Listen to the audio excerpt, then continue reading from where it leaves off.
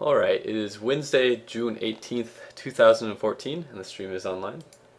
Let me actually just make sure that the stream is in fact online, or that I'm streaming to the correct channel.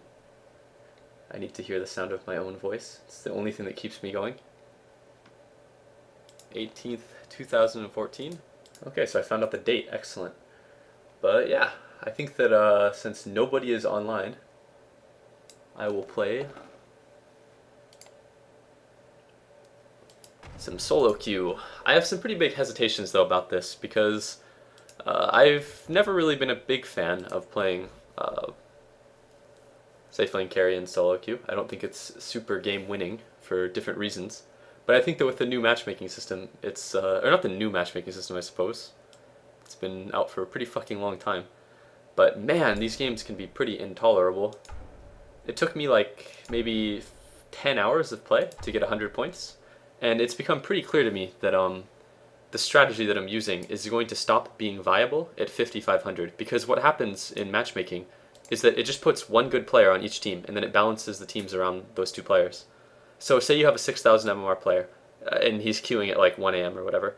It's not going to, like, matchmaking isn't going to be able to find another 6,000 MMR player. It might find a 5,200 MMR player. And then it'll split the difference between the MMR of the two players that it's basically balancing the game around, which in this case would be 800. And then it'll just give one player a bunch of 4,200 MMR players on their team, and one person a bunch of 4,500 MMR players. And I had this really, really demoralizing moment the other day, where I was looking through my friends list at all of the people that I think are really good players that I respect, including safe lane carry players like Fear. And I was looking at their game history, and it hit me. Look at this. These aren't fucking safe lane carry heroes. Tinker, that's a mid hero. Tiny mid, Pudge mid, Quap mid, Ember mid, Bloodseeker mid, Pudge mid, Tinker mid, Queen of Pain mid, Morphling mid. These are mid heroes, played by a carry player. Look, a bunch of mid heroes. And then you have other people like Eternal Envy also takes carry heroes mid. Nobody plays safe lane carry that is a 6k MMR player.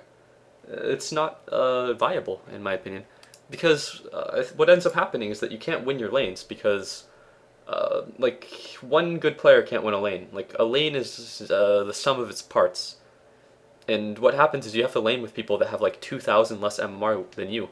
And people are really, really bad at like optimizing what they do in like dual lanes or tri lanes or whatever. I think I'm going to become an off-lane player for solo queue. But then I looked at like the leaderboards. I looked at like, what, 35 people maybe on my friends list? No, closer to like 25 to be honest, that were 5,500 plus MMR. And the only two players that play safe lane carry at all are Sleazel and Supercell. And both of those guys obviously really like playing safe lane carry. And yet they only play at like 1/6 of their games. And Supercell just randoms every single game. There are three types of people that have good MMR. People that pick mid heroes, people that pick offlane heroes, and people that random, I think. And it's for obvious reasons. Basically how matchmaking works is that, like, again, there's like one high MMR player on each team. And then if you pick a really low impact role, then you're just going to lose. Because you'll have like a 6k MMR player that just feeds off of your 3k MMR support player or something. Or you get like a mid player with a huge MMR that wins his mid lane and then snowballs his advantage as a middle carry. But the funny thing though is that I think that if you play mid, you can't pick a mid hero like a puck. You have to pick a carry and go mid, because what ends up happening is your carry player is really bad, so you can't trust him to carry the game, so you have to go mid as a carry and then win your lane. It's pretty questionable, but as a whole, I've streamed some of these games on a different channel, the Terrorblade games, and it's so incredibly demoralizing because every single fucking game follows the same formula. My team loses every single lane, and then I have to win the game or whatever. And I get to win like Pacific Islanders that pick Crystal Maiden, go mid, and go 0-9. I get to win those guys Dota, get those wins that they don't really deserve. Here, I'll quote Lumden on this one. One of the biggest reasons why the carry struggles in matchmaking is that you're picking a high priority role that, as you stated, has absolutely no control over any lane. So if you're the higher MMR player, you're guaranteeing that all of the high impact roles will be lower MMR players, so you are already just kind of conceding everything everywhere. Very well said. So say you have a fucking retarded ass carry and a support. They won't feed. Now this is actually really funny. If the carry and the support are really bad, they'll just stay near one another and keep one another alive. And the carry will just hit the creeps like the useless fuck he is. And they'll both mindlessly stare off in the distance, always protecting one another. Whereas a good offlane player can easily exploit a weaker player as can a middle player. Yeah, I think that makes sense. But as a whole, I think I have a different strategy, a different approach, so to say, that I'm going to take. But I'm going to start off playing the role that I enjoy, because the only fucking role that I enjoy in Dota is safe lane carry or whatever. Not even necessarily safe lane carry. Just I like playing the highest farm priority hero. But I don't think I can, I don't know. Like, I'll play some games on this channel so that people that didn't watch these games on the TerraDude account can actually see the, like, the general pace that these games tend to follow, so to say. You'll see. You guys will see. There's no point in me sitting here complaining. I think I've played enough of these incredibly suffering games that I have a pretty good idea of what to expect. 99% of these games are exactly the same. Or not really 99, I'd say 95% of these games are exactly the same. So rather than just sit there and complain about it, I'll let you guys see. And it was really, really hard at first to enjoy these games, or to play them without constantly bitching or whining. But I think that I've trained myself to suffer through it now. So I'll try to provide some sort of insightful commentary that isn't just me complaining the entire game, even if there's really nothing to be happy about. But as soon as I lose a game, I'm just going to completely abandon what I'm doing now. Because the thing about playing Terrorblade safe lane is that he has 3 attributes that make him a winnable safe lane hero, and the majority of carries don't possess any of these 3 attributes. 1, Terrorblade can lose his lane, and he can always find farm anywhere on the map. Terrorblade is a hero that can farm the fucking Ancients at level 2 and get really good farm. And then his second quality is that even if he's behind, Terrorblade can still farm and take towers and stuff, which is useful because you can give your team gold. And then the third is that you have to buy the right items to beat Terrorblade. Terrorblade is like PL when PL was good, in that sense, that it has like this cancerous effect where if you build the wrong items, you just cannot fight the Terrorblade. You can't win. Also, yeah, there's a sub emote in now, thanks to Deadly Snowcone.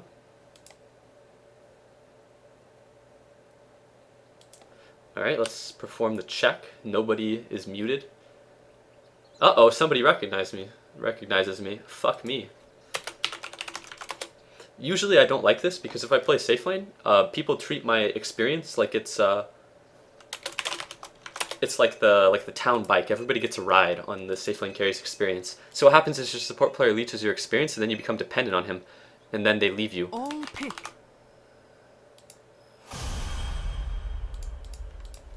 I like friendly Dota player. This guy seems like a nice guy.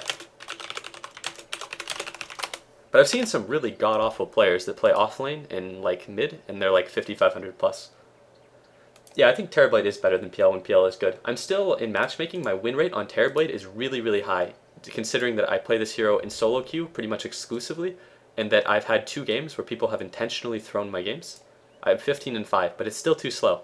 It's not fast enough, because I feel like I play very, very well in the majority of my Terrorblade games, and yet I lose some of them. I don't think that that would happen if I played a different role. And then another thing too that really, really gets me and really, really bothers me is that like I can't impact the game positively at the start of the game. Like I have no contribution or no ability to contribute to the game in the first 10 minutes. It's not very fun. The games tend to follow the same formula, but I really, really like Terrorblade because he is by far the best safe lane carry that I've ever fucking played. I've never had a Terrorblade game with a competent player that has even been remotely difficult if there's just one other good player on my team. But I think this hero is pretty decent because it requires that the enemy team either has 2 good players to win, or yeah.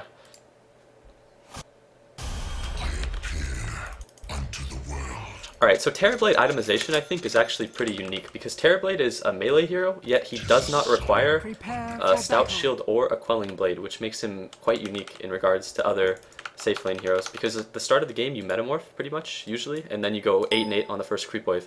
So you're not even really, you also have higher than average base regen and really, really fucking high armor, so you don't need a Stout Shield really, and you don't particularly need a Quelling Blade either. I don't know what Sand King is doing. I think he wants me to protect his jungle for him, but like if an enemy wants to come and place a ward in the woods, they're gonna come and they're gonna fucking place a ward in the woods. My foot falls. 30 seconds to battle. What's the point of having alternate channel? I feel like with this channel, I tend to have some sort of self-consciousness in regards to quality control. Okay, this is not a good itemization. This is why I don't like going to the safe lane, because I have to lane with people that start the game with recipes and tangos, 2 tangos or whatever. But yeah, Terrorblade itemization is really, really, really unique, I think, compared to other heroes. Battle begins. I really wish I would have just blocked the creep instead of trying to protect the pull. Looks like there's a Lich coming. A boost first something. I don't remember what that hero actually was. But I can't actually block my range creep up. It doesn't really matter though because the enemies have a Lich, which means that it's going to be impossible for me to keep both of the enemies at level 1. I would argue that Lich is probably pretty decent against Terrorblade in the laning phase, just because Lich is really, really good at just winning lanes by merit of denying a creep every single wave. 'Tis a long road. The Alchemist is going to inadvertently block neutrals. This Alchemist won't be very useful to me in the lane though, so I'm kind of concerned. But that's just the nature of his hero. My blade whitens you. Shriek when you see me. Okay, Alchemist is actually dying, which is decidedly not useful to me, because that creates a pretty big disadvantage that I have to help him with. What the fuck are you doing, dude? Oh my god, like... But yeah, that actually hurts me pretty bad, because he's basically not contributed meaningfully to my lane, yet but he's given the enemy's first blood, which means that he's already creating a disadvantage that I have to deal with, which helps to kind of exemplify the point that I'm trying to make, which is that it's... How the fuck do I know that nigga Juck? It's alright, dude, just play to win. We can, there's no disadvantage that we can't come back from that is created at the 1 minute mark. We're fine. Okay, if people keep dying, we're actually not fine. I don't think this guy, you should not do that. I would just back away. We're probably going to have to play passively because we're not going to be able to win this lane, but as long as we don't die, we can still recover. The only thing that loses me games on Terrorblade is people giving up and people infighting. When people fight amongst themselves, it really, really hurts my odds of winning. It makes the games a lot less fun. I just want to play the fucking game and have a good chance of winning. But at this point, I wish I was solo because the Alchemist is literally contributing nothing except giving the enemy his first blood. However, just because I don't think he's playing particularly well, doesn't mean that I'm going to insult him or whatever, because that's just going to make him play worse. It's not going to help me to win. I wish that he were not here because his inventory consists of 3 branches and a fucking recipe, which is quite unuseful, to say the least.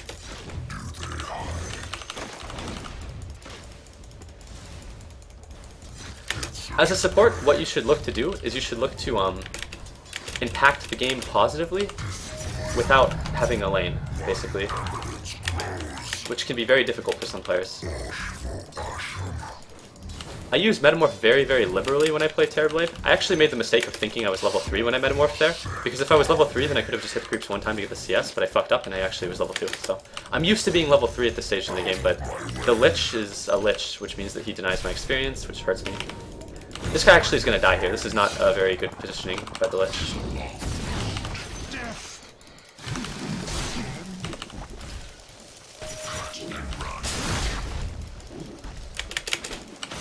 I cancel my attack there because my supports aren't really helping me tremendously, so I need to get the kill shot in order to continue to accelerate in power.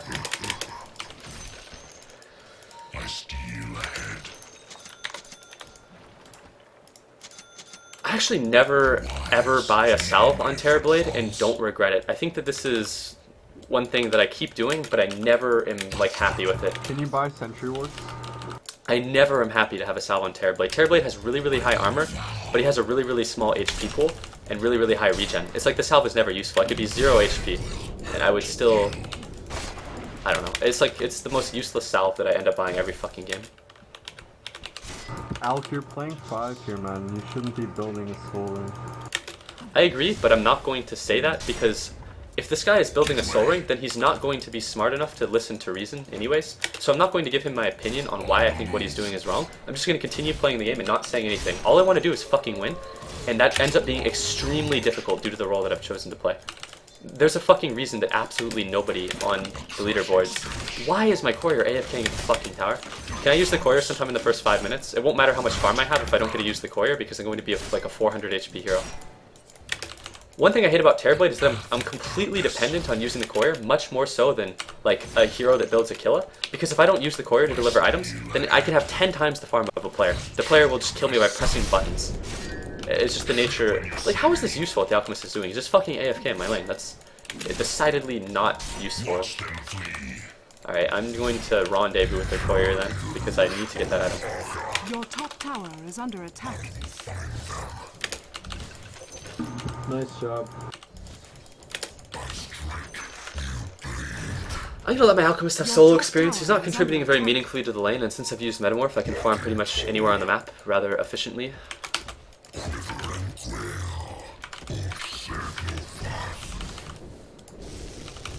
Radiant's courier has been How did killed. our courier die? Oh. What? What? This Alchemist seems like kind of an asshole, to be honest. Like, he's BMing people, which is not very fun when people do that. Yeah, this is a 5100 Your middle MMR game, tower guys. is under attack. Hitting my stride. Fear comes for you. 'Tis a long road. Your middle tower is under attack. My Sand King doesn't seem to be reacting very hard to Stride. the position that the Wraith King is in. Alright, Wraith King just gave me a stun for the road. Looks like Alchemist may be fuckerinoed though.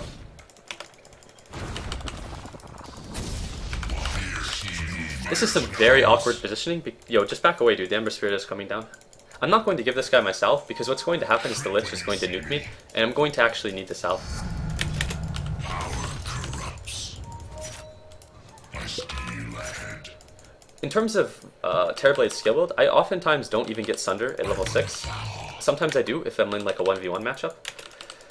But I almost never get more than level 2 Metamorph. I use Metamorph so liberally, and getting extra points in your Conjure Image is so important to getting farm. Watch them flee. It's like...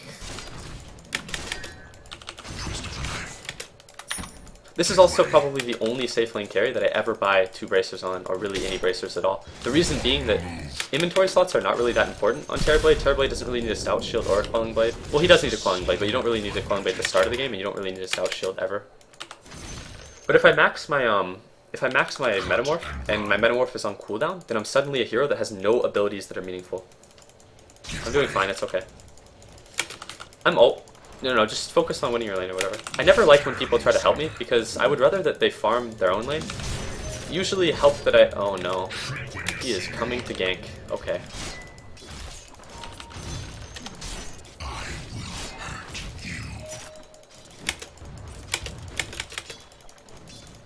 This is exactly what I did not want.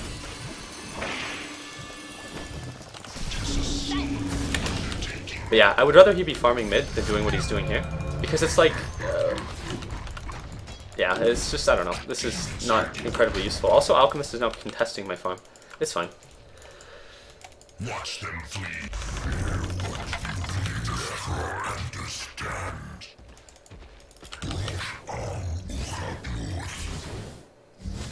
His mind easiest from corpses. I think this Alchemist is pretty overt in the fact that he wants to farm, which is annoying to me because the only role that I actually enjoy playing in Dota is the highest farm priority role. Yo, don't fight amongst one another, guys. We're in good shape. Just chill. But it's annoying to me because I like playing the highest farm priority role, and when I play a hero like Terrorblade, I'm not very strong if I don't have items, so I would prefer that people concede me whatever room I actually need. But my Alchemist is autistic as fuck and wants to hit the creeps with no points in Grievel's Greed or whatever. So... yeah.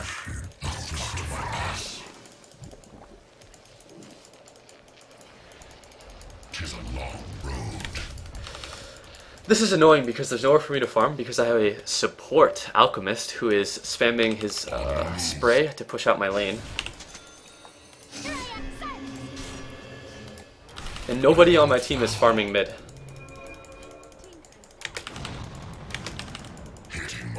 I'm not going to try to help the puck because by the time I get there, he's either going to be dead or he's not going to need my help. Alchemist, on the other hand, not really wise to that.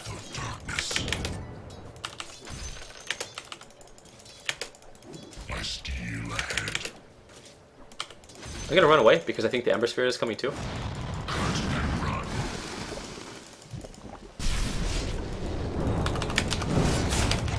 There's nothing I could have done there. There was no Sunder target available, but I didn't back away completely there, which I should have. I also didn't spend my gold before I died.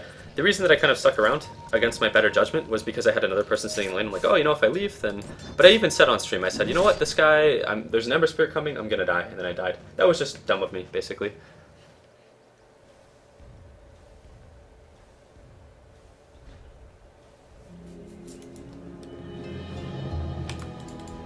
can you let me have the farm priority in the bottom lane? I think I really, really need to have items in order to be strong on this hero. A crushing skirmish.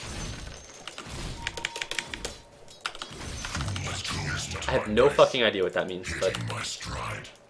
yeah, there's actually, I don't know, there's no real good excuse for dying there. Like, I knew that the enemy was coming, but I decided to stay anyways.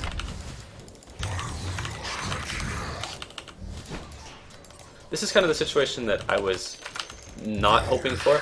Like, I think that my puck was actually winning mid, to be honest, and he is no longer. This guy needs to get level 6, otherwise he's gonna just die.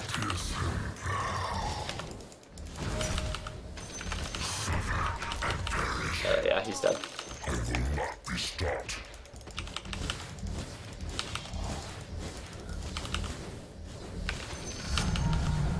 By my increase shall my enemies know death.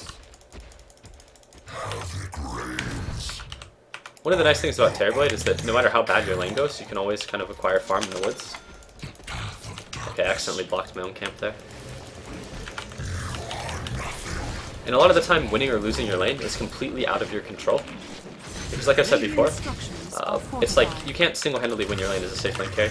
Like, the lane is the sum of its parts. If you have like a 2k support player and he dies a bunch, then you can just lose your lane and there's nothing that you can do about it sometimes. I steal ahead. I've been rotating into the jungle a lot to give this alchemist room to farm, because he's like hitting the creeps. But I think that now I'm just going to place a higher priority on getting my own farm. Tempt my blade, why don't you?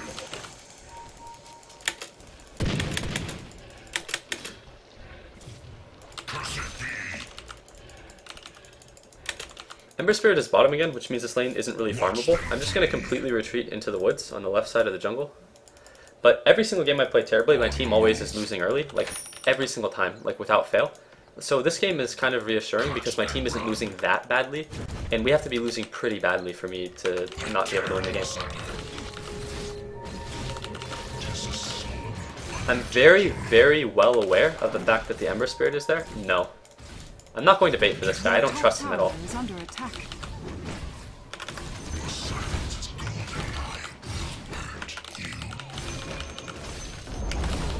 Your top tower has fallen. As expected, the Invoker went to Midas. Common, exort, Invoker item.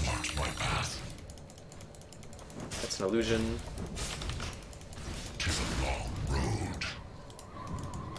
Support, oh, I guess that's a core Wraith King that rushed Blink. I don't know how I feel about that. Probably not very good.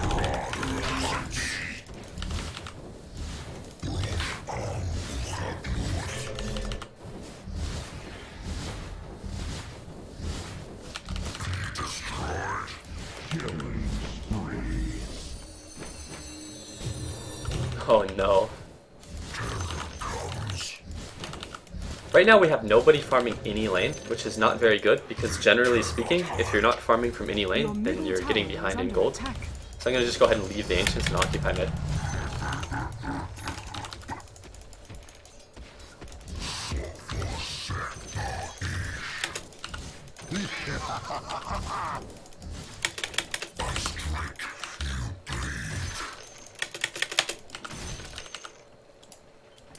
My farm this game is actually really fucking bad relative to what it usually is. I usually have this much CS at like 8 or 9 minutes, but the lane was completely shit, and then I rotated into the jungle a lot to give Alchemist space to farm. I kind of regret it though, because Alchemist doesn't have much item progression. Cut and run, strike a nerve.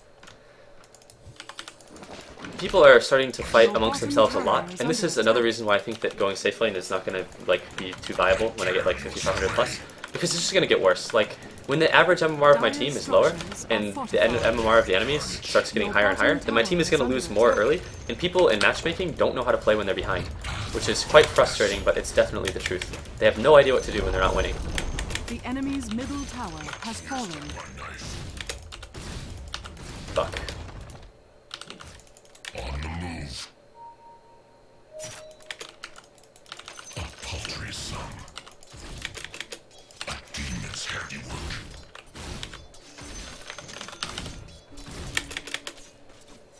Tempt my blade, why don't you? Fuck. I'm a huge fan of Boots of Travel on Terrorblade for a bunch of different reasons. Pretty much the easiest way to describe it would be that Terrorblade itemization in terms of like boots is similar to a Phantom Lancer, Naga Siren, or a Lycan. Sure, treads will give you like the most man fighting power or whatever, but like the hero is basically a split pushing hero. Your illusions get a lot out of movement speed. Like there's like a huge list of reasons why boots of travel are like the optimal boots for this hero. Hitting my stride. Harsh Sovo's growth. A twist of my knife. Why don't I go Wraith Bands? I used to go the Wraith Bands because I was just kind of mindlessly copying somebody. Or not really mindlessly copying. I never just mindlessly copy anything. I always try to consider why somebody is doing what they do. And I just don't think that the... like, when you stack Wraith Bands, you're not doing it for the agility. You're doing it for the strength. It's kind of, I don't think, very good to get multiple Wraith Bands anymore. Fear he who fears nothing. Hope Orange doesn't die. I have very, very little faith in him to stay alive, because he's done a very, very poor job of staying alive. The path of darkness. Give way. I didn't sack that, which is bad, but whatever. Wise fleet now follows the It is 7 to 11 out of my favor, but I'm almost certain that this should be a quite easy game because I have two heroes that have Blink Daggers, which means that even if they're not really particularly farmed, they're at least going to be somewhat useful to me. Or they're going to be stronger than useless, which is really all they need to be. I don't need them to carry a tremendous amount of weight. I just need them to be... I just don't need them to do anything, really. I just need them to not give up. I'll just be frank. Like, I have no required contribution for them. And it's getting to the stage of the game where I can actually like contribute meaningfully to my team. twist of a knife. Tempt my blade, why don't you? Athwart my path. Strike a nerve. Watch them flee. Is that real? That's real because he's microing it, right? Nobody micros images, On the move. right? Right, guys? Twist of my knife. Who the fuck micros their illusions? Nobody. Cut and run. Yeah, this should be a win. Anyone that has watched me play Terrorblade games on the other channel knows that this is like probably one of the most tame games I've ever played in regards to like how winnable this is and like how calming this game is compared to some of the other ones that I've won.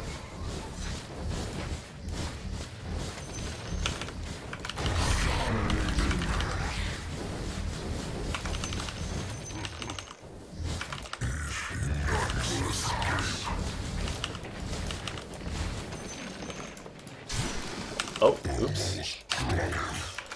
That's not good. That means I'm not going to get the bottom 2 on tower. Okay, Tinker, you're not RTZ. Your top tower is under attack. Radiant structures are fortified. Oh no, am I dead? Your top tower Nah, is we're under good here. attack. The forest is mine. I can't really access the Ancients though. The enemies are positioned around it in a way that makes it really, really dangerous to go on a farm. Your top tower is under attack. Fucking up that Boots of Travel is huge though. It means I don't get the bottom tower. Which is important because if my team stagnates in item progression, like what they're doing, then they need the tower gold in order to stay relevant. All I need is for my team to not feed, but they're not going to be able to not feed if they don't have gold. I'm still pretty confident in this game. Fears nothing. Your bottom tower is under attack. I steal ahead. Slunge in Your bottom tower is under attack. Your bottom tower has fallen. Look guys, just don't give up, seriously. I know it looks like we're behind, but the scoreboard doesn't accurately reflect the state of the game. Just continue trying to play to win, and we can win this game, okay? Stop fighting amongst one another, that's not going to help us win. You sound like you're a goddamn robot, man. Jesus. I am, man. They call me the play-to-win bot or some shit, okay? I play Dota, I don't like to lose the points. I'm trying my best here, guys, and we can definitely win this game. I've come back from way worse than this. In fact, I'd go so far as to say that we're winning. Another thing that sucks about this hero is, like, the scoreboard never reflects the actual state of the game. So when you get people that give up, it makes it really, really miserable. I can't really help you.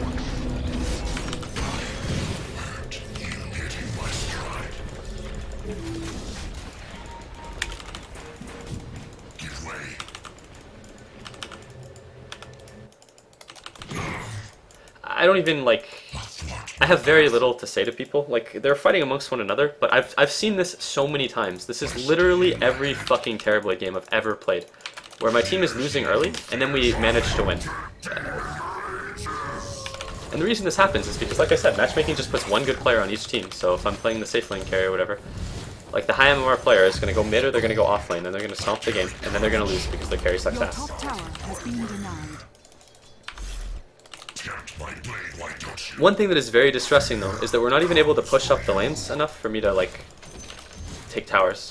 And if I can't take towers, then my team is going to have a way harder time than they would if I could take towers.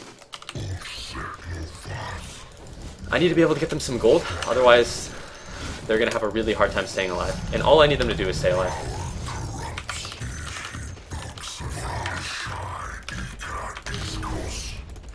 Be really careful in their woods. We don't even need to find kills. If this game goes on to like 30 minutes, we just win. The enemy's top tower has fallen.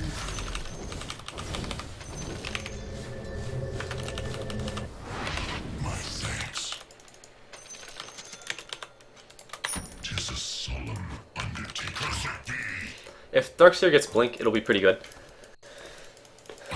Just because we'll have 3 heroes that have Blink Daggers, so even if they don't really have items that make them strong and right-clicking, they don't actually need to. I think this game also demonstrates why you shouldn't you shouldn't bend over backwards to really gank as a mid hero, because Puck was actually winning his lane, I think, pretty decisively, but then he tried to gank bottom, and then at that point he just slowly lost his advantage.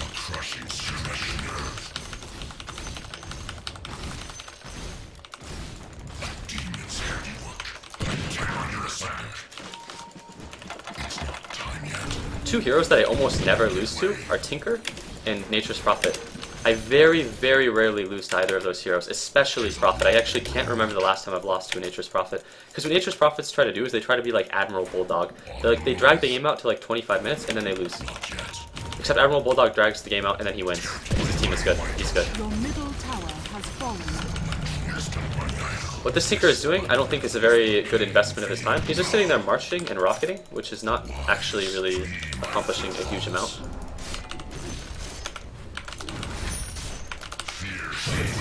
This is why I ran, because there are lots of enemies afoot. I'm not ready. Athwart my path. I usually have like 2,000 more gold though at this stage of the game. A large part of this is that I conceded farm to the Alchemist in the laning stage, which I don't think I'm ever going to do again. Uh-oh. We might be able to fight mid if you guys want to fight. Pussy team, guys.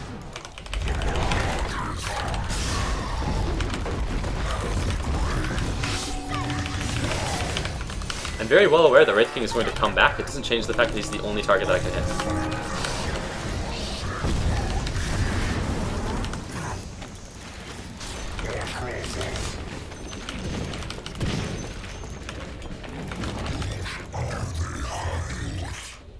We are still actually in very, very good shape. But this game is like, at first when I started playing games like this, it really got to me. Like, I didn't think that the games were very fun to play. I think I was being really, really whiny while I played the games, at least to this stream.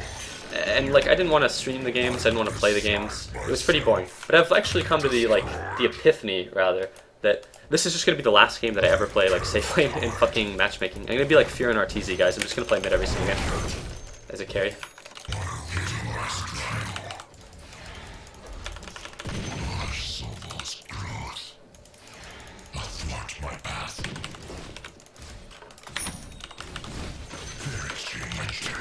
Alright, that's actually pretty annoying that the Tinker cleared out all the illusions that are pushing bottom. Your bottom tower is under attack.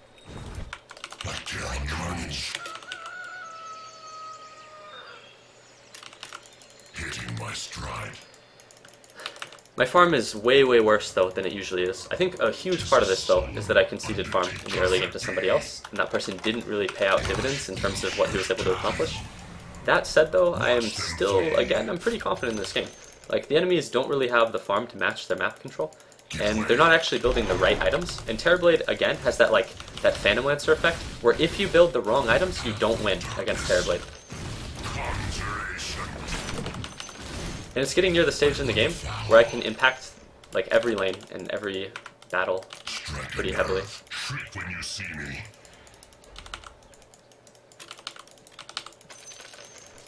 Where am I going? Scotty. A lot of people think that Sange and Yasha and Manta style is like a redundant item combination, but that's not the case at all. That's... I'll just leave it at that, I guess. Is this guy serious? Is he gonna try to kill me?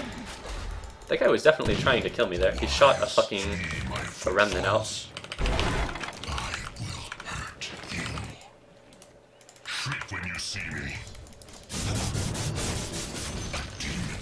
Until he actually gets a battle fury, the Ember Spirit's not going to be too annoying. But the Tinker is just doing that thing that really questionable Tinkers do, where they just like march lanes indefinitely.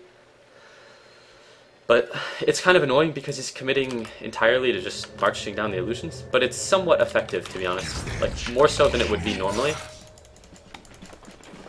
Your middle tower Can we kill this guy? attack. Or at least kill his Observer Ward?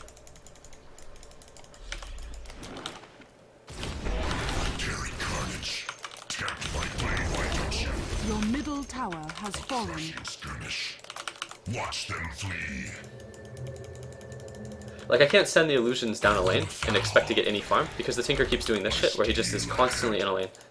And he just shoots rockets at my illusions and shit. I haven't had to deal with this before, but I still don't think it's going to be particularly game-winning, because his team isn't really making use of whatever space he's able to create. I'm not even going to send an illusion into the pit, because my illusions have been so ineffective at acquiring farm, that I'm going to just use them to farm, because I know the enemies are roshing. Fallen to the down.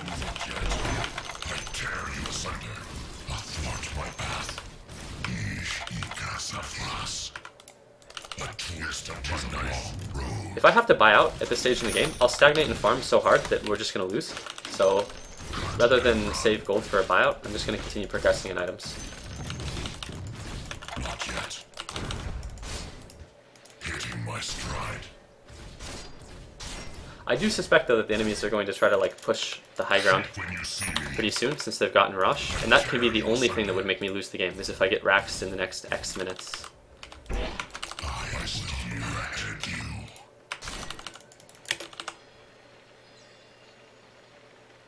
Your bottom tower is under attack. Easiest from corpses. I wish I could boots of travel top, but I think that the enemies are going to... Yo, don't defend that tower, guys. Just defend the tier 3. You're not going to win a fight when they have an Aegis and the farm advantage. But we can win the fight if they try to push the tier 3. Watch them flee. Your bottom tower is Alright, this guy...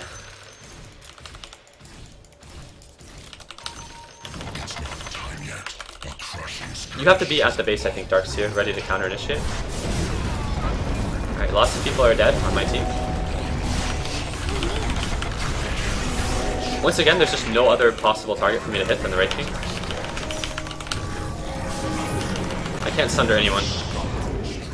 There's no sunder target here. I think that that was kind of shitty, because one person got killed outside of the base, the Alchemist, and it was just like a really bad death because he was down the ramp. Radiant structures are fortified. I think the reason that I'm going to lose this game is the same reason that I think the reason that I'm going to lose this game is the same reason that like you like lose games like when you're like a 6k MR player to like a Doom, because Doombringer can be a really shitty player and he can just doom you and all of a sudden he takes you out of the game. It's the same thing with the Tinker. The Tinker is just constantly marching down my illusions, so he doesn't actually have to do anything in order to contribute really. But if we defend the Rax here, I think we're going to win. Like I think there's almost no way that we can actually lose this game if we don't get Rax here. Like, I think that the enemy's just lost right there on that push. I think that that's, like, game ending for them. Triple kill.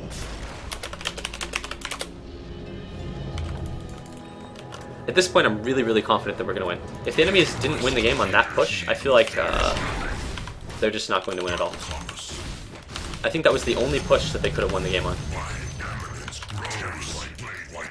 That was a really, really good use of abilities from the heroes that had Blink Daggers there. I think that my team used their abilities really good on the second initiation there.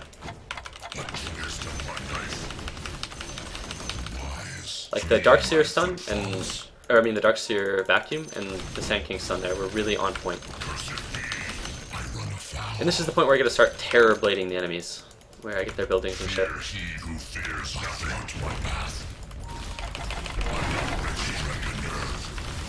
Dire structures are fortified.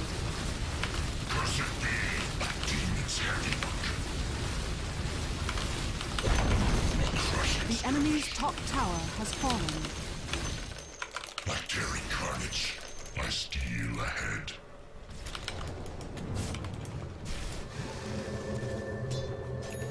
I will hurt you.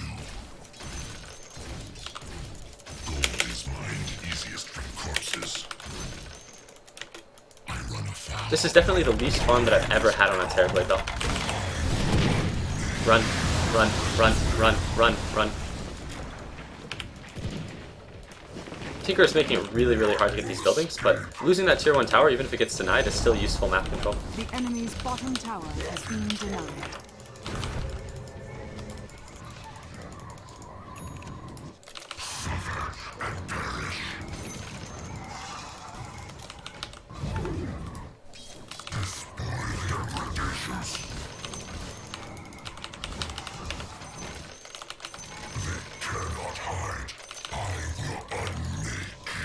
Oh my god, lag? Lag?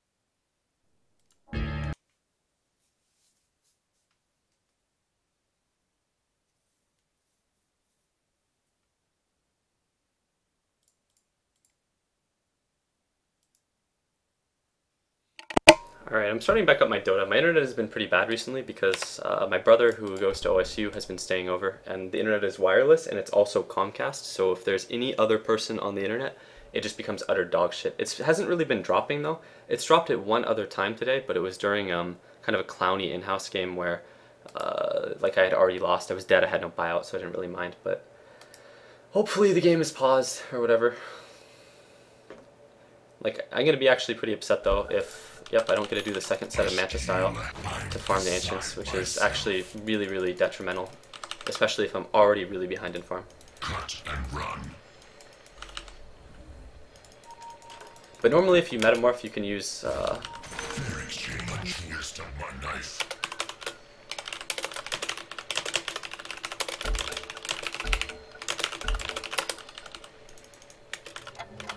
I have no idea where the enemies are too, because I was disconnected, which means that instead of pushing out a lane, I have to just kind of AFK in the base, which is not good.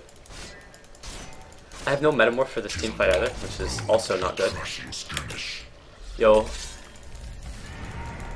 We need someone to go like now. You have to go now, you have to go now, you have to go now, you have to go now, you have to go now, you have to go now.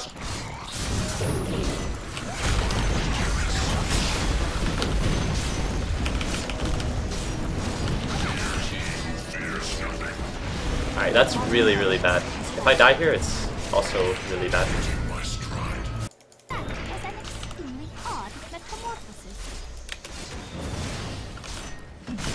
One set of racks is actually not that big a deal. But that disconnect really fucked me because I wasn't prepared to defend the racks to do it.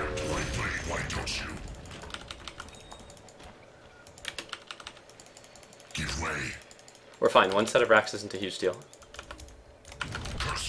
Watch them flee. We have to run at them now. We have to run at them on mid before they go high ground on us. Never mind, they're backing off, it's okay. One set of racks is definitely something we can come back from.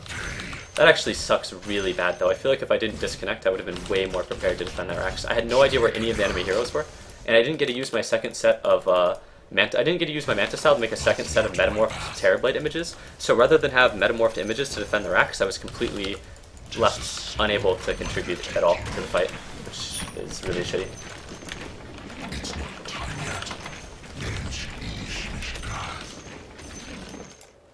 But at this point I will actually have a buyout, because if the enemies try to push into us and they lose the fight, Watch them flee. they're going to lose the game.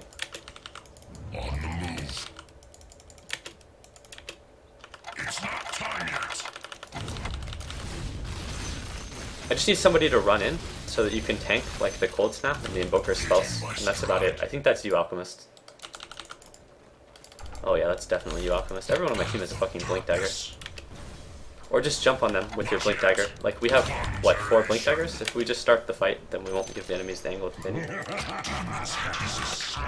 This kid plays only TB. I will hurt you. A crushing skirmish athwart my path. 'Tis a long road. I don't even remember when they Roshed. I don't have the Rosh timer either because I disconnected. My internet dropped, so I don't have the chat log. Wise, flee my footfalls.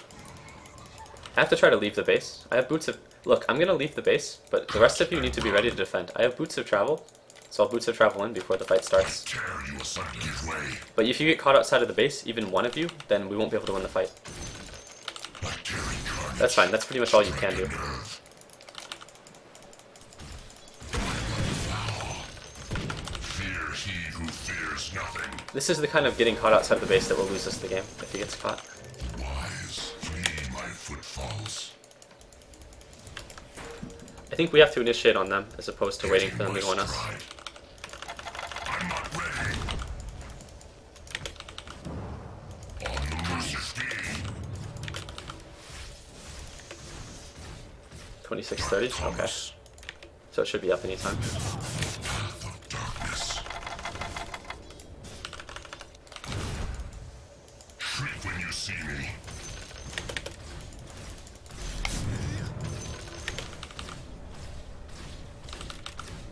Watch them flee. I'm not ready. Not yet. Ish ikasaflas. I steal ahead. Give way. A twist of my knife. Unfortunately, I don't have enough reliable gold for buyout, so I have to buy out with unreliable gold. It would be really, really convenient if I had more reliable gold, because then I could just buy items using my unreliable gold and I would always have a buyout. But that isn't the case, so... Strike a nerve. 'Tis a long road. Harsh Sovos growth. The enemies are probably rushing, I would imagine that it's up, but that... Roshan Yeah, has there we go. fallen to the dire. Eternal. Your silence is golden. 'Tis a solemn undertaking of vow.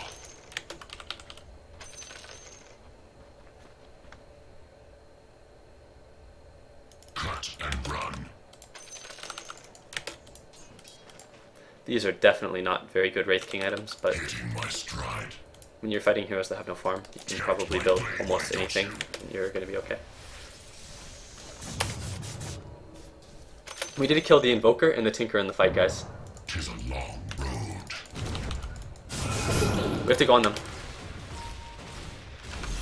Give way.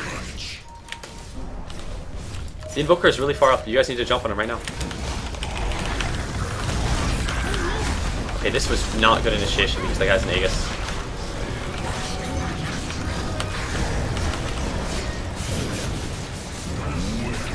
There's nothing to sunder yet again, which is terrible for me, because if I die, then it's really bad. I have buyout, but this is not a good hero for buyout.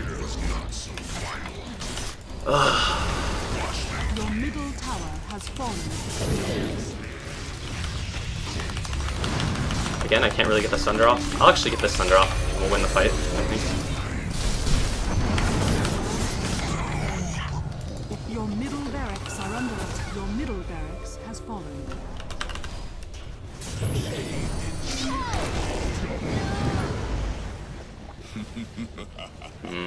I think we'll lose now, unfortunately, but...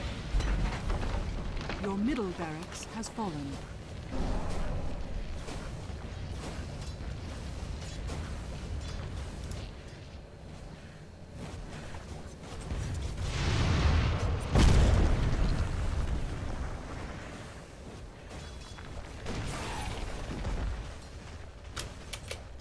Your middle tower is under attack.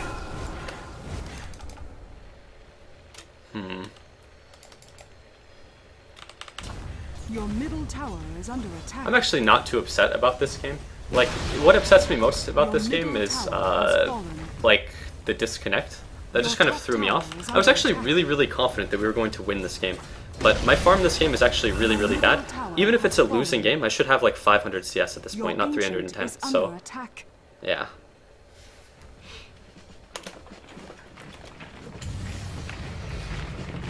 Your ancient is The Tinker ended up being quite annoying though, just because he was marching out whenever I would try to push up a tower, so I wasn't able to get the outer towers and stuff. Victory. But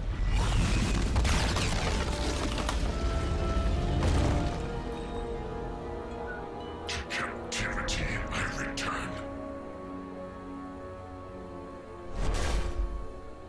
I'm actually really not that upset with that game, to be honest. Like, honestly, every single other Terrorblade game that I've played has been infinitely worse a game than that, so that was actually not bad, I'll be honest. The only thing that really fucking annoyed me that game was the disconnect, because that threw me off pretty bad. My internet has been really inconsistent lately, but it hasn't been really disconnecting, at least. But that disconnect sucked, because, like, I couldn't get off the second set of Metamorph illusions, and not being able to get off the second set of Metamorph Manta illusions meant that I wasn't able to contribute anything to the team fight on the bottom racks, because I was just a Terrorblade with no Metamorph. But hopefully the next game will be better. Thank you for the subscribe. I like free money. I'll make sure to bathe myself in gold using your money.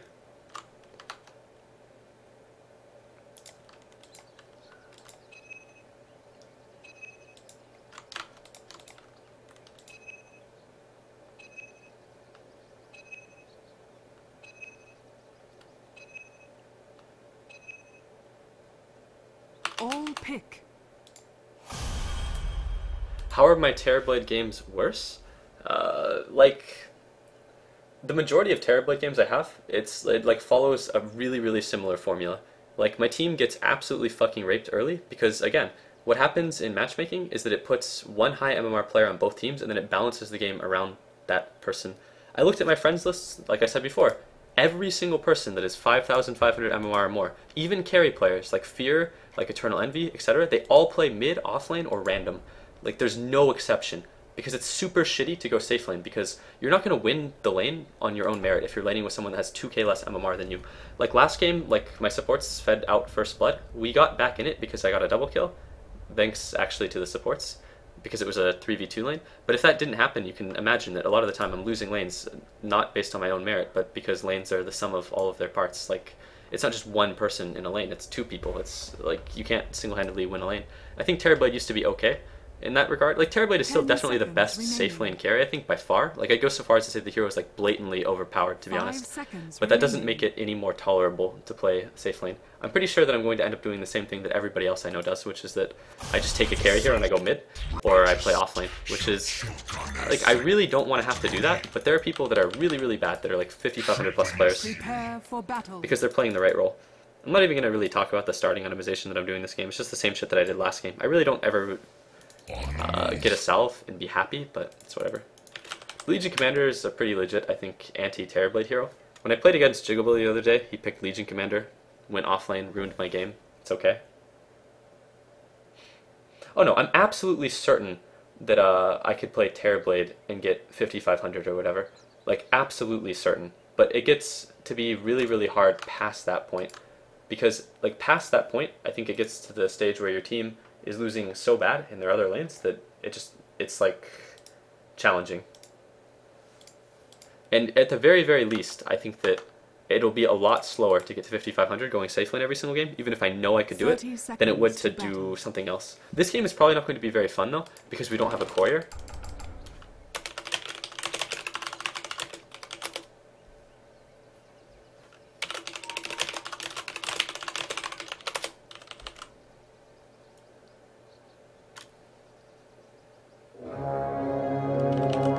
Watch them flee.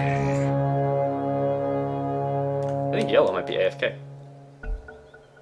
Hey Yellow, are you AFK, dude?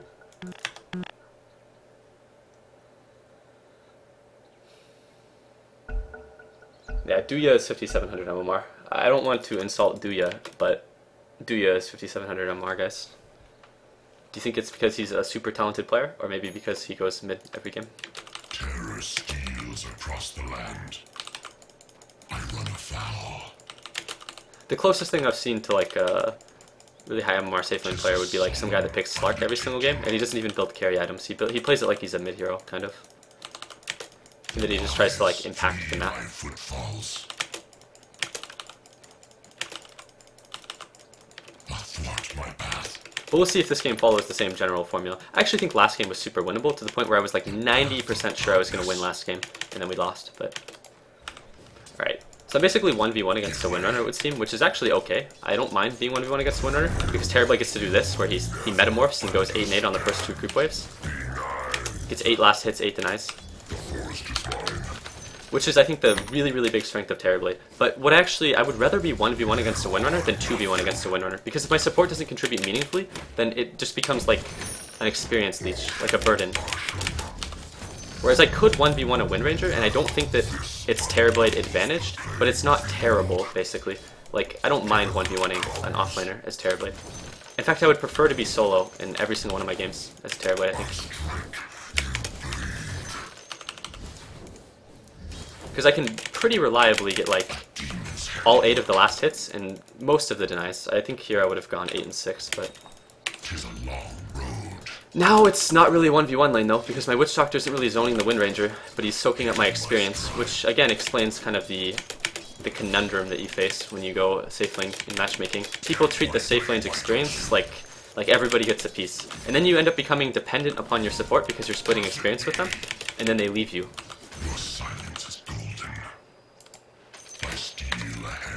Because now the Windranger is going to outlevel me, I think, right? If she gets level 3 when these creeps die, I'm going to be pretty upset. The fact that I got 4 denies though, yeah, so she's level 3, so she already has an experience advantage on me. Which sucks because I don't think this lane is going to play out any differently due to the presence of the Witch Doctor, except that my experience is going to be reduced. Which means that there's going to come a point where the Windranger becomes stronger than me in a lane where I could have, I think, won this lane 1v1. Footfalls. Shriek when you see me. But it's okay. Somebody has to play this alright. Alright, that was bad. That was an easy CS. Even if it isn't... Like, you can't claim that you're going to get every single CS in a lane like this, because it's playing out kind of like a 1v1 lane would, except not a 1v1 lane. Because it's like a very, very contested lane, is the best way to put it. The Windranger is at the creep line 100% of this lane, so if she plays her hand correctly, she's going to be able to inhibit my farming. Looks like they tried to 3-man dive Ember Spirit, but he survived, which is good. I think Ember Spirit's starting items are not very good. This is kind of indicative of not a very good mid player to have those items. Your middle tower is under attack. Oops. Oh no, what have I done? Holy shit, I fucked up there. Really bad.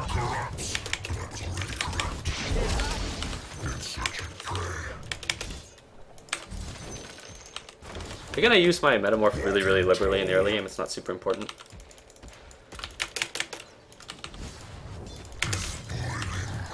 Oh, that was really bad. Your middle tower is under attack. I'm actually playing this pretty poorly, I think.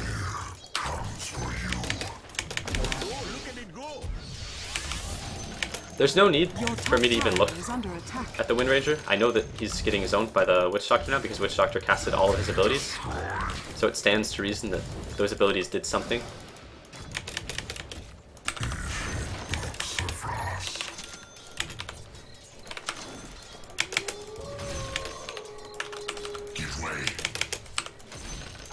Okay, normally I wouldn't use the courier before my mid could get his bottle, but my mid, it's 4 minutes in the game and he hasn't farmed a bottle. Okay, whatever. I'll let him use it, but I really, really like using the courier in sometime in the first 5 minutes of the game when I play Terrorblade. Like, sometimes I play heroes like Gyrocopter, and it's like, I would prefer to use the courier for an Aquila, but I don't actually need to, even if it helps me tremendously. But on Terrorblade, I absolutely need to use the courier in the first 5 minutes of the game, because if I don't, then it doesn't matter how much farm I have, I'll just die to spells because I have no HP. Again, the game seems to be following the same general trend that every single Terrorblade game I play is, which is where my team isn't really winning in the other lanes. Like, my mid farmed a 4-minute bottle and my offlane fed first blood, But again, this is the kind of shit that used to bother me, I guess. But I've become so accustomed to it after playing maybe 20 Terrorblade games that I'm not even surprised. Like, this is simply the way of things, I suppose. Like, as long as, like, I'm actually pleasantly surprised that only one person has died in the first 5 minutes. Does she have phase boots? No, she has Basilius. Okay. Coin of the realm. The twist of my knife. Alright, you want to get Q pressed on you? There we go. I have really nothing to spend my mana on anyways, so. This game, if there's something I learned from the Alchemist game, one thing I could take away from it, rather, it's that I shouldn't place too much, I don't want to say too much faith in people. Oh no, what have I done? I pressed the wrong button. Okay. Whatever. This is workable, but I'm not going to concede space to someone, is the best way I should put it. There's no guarantee that if I let somebody occupy a lot of room on the map that they're going to contribute meaningfully. So I'd rather just use the courier when I need to use the courier and farm the shit that I need to farm. This guy's actually dead. There's very little way this guy can live here, even with that good shackle. Your middle tower is under attack.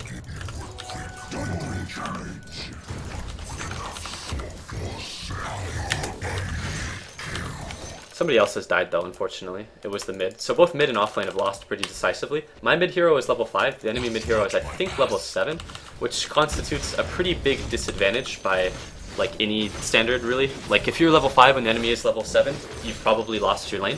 I think that it's actually just safe to say that if you ever die in a 1v1 matchup, it doesn't even matter if you have more CS, you've lost the lane. The only thing that makes me really concerned about this, though, is that I think that the Legion Commander might be the enemy team's high MMR player, which means that, like, she's a hero that's innately very, very good against my hero, I think. Which is concerning to me because she's also playing a role that is, I think, also innately more impactful than my role. So this could end up being an issue if she decides to just, like, run to my lane and duel me. But if she doesn't, then it's whatever. Like, congrats, you won the lane, you're gonna lose the game. At the very least, this game is close enough that I'm not concerned. I knew that that would hit me, but I let it. Gotta use that salve sometime, right guys? I run afoul. So once again, I'm just going to occupy whatever space I feel that I need to in order to win. This is actually concerning though. If we have maybe 4 deaths by the 7-minute mark, that's actually a lot of deaths, to the point where the game becomes a lot harder for me to do what I have to do. Because if you think about it, it's like, it's possible to kind of get so far behind that you can't recover easily before a carry can even really carry.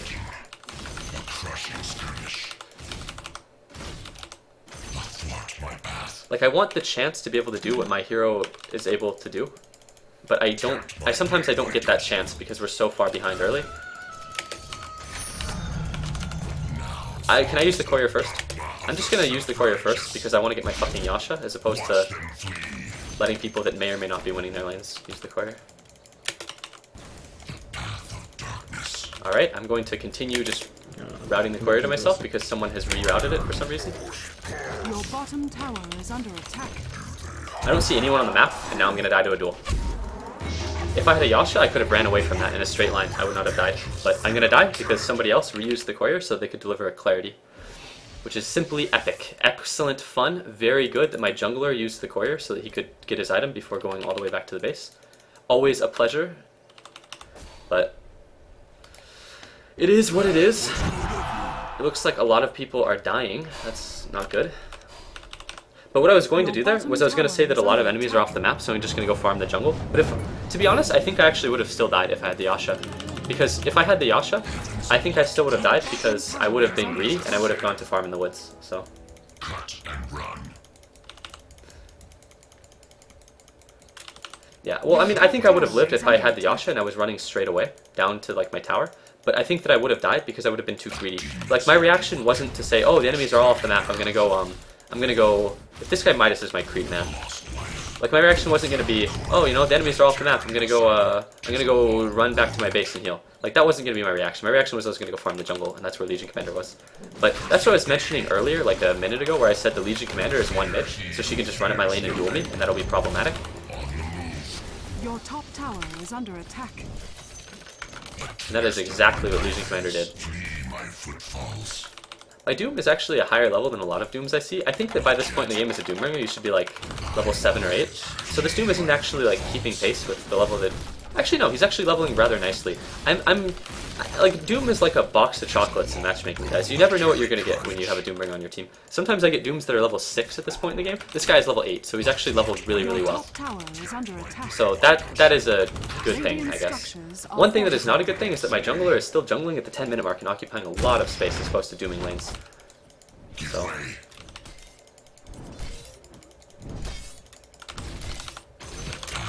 Like, I was going to comment on how the Doom should be level 8, and then I clicked him and he was like, just about level 8, and I was like, wow, holy fuck, that is pleasantly surprising. I don't see this every day. I'm not going to try to farm bottom because there are a lot of heroes in that lane, so I'm just going to die if I do. What I'll do is I'll let the Doom farm this camp because the Doom has no intention of ever leaving the woods, and then I'm going to go farm the Ancients. Value at my jungle! I steal it in my stride. I don't think Poor Man's Shield is actually that important on Terrorblade.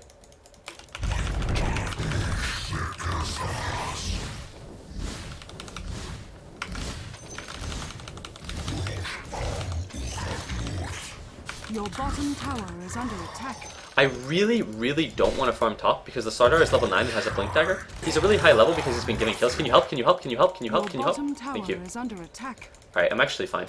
But I have absolutely nowhere to farm because my heroes are farming, like my allies are farming from every single lane, and there are too many enemies bottom for that to be safe. I can't defend the tower, I can't farm the lane. My level best. Out of my way. We're behind now, but to a manageable degree. That said, the Slaughter has a Blink Dagger, so I can't actually farm this lane either because he can do this. Am I dead? Am I dead? Am I dead, guys? I'm not dead. Okay. But yeah, there's actually nowhere for me to farm, but I can go back bottom now, because now bottom is farmable because the enemies took the tier 1 tower, so they'll... I assume that they're going to kind of fuck off. The Enchantress's build is god-awful. This is one of the worst Enchantress builds I've ever seen, which is reassuring, because if the enemies go bad items, then my odds of winning are increased. Cut and run. Your bottom tower is under attack.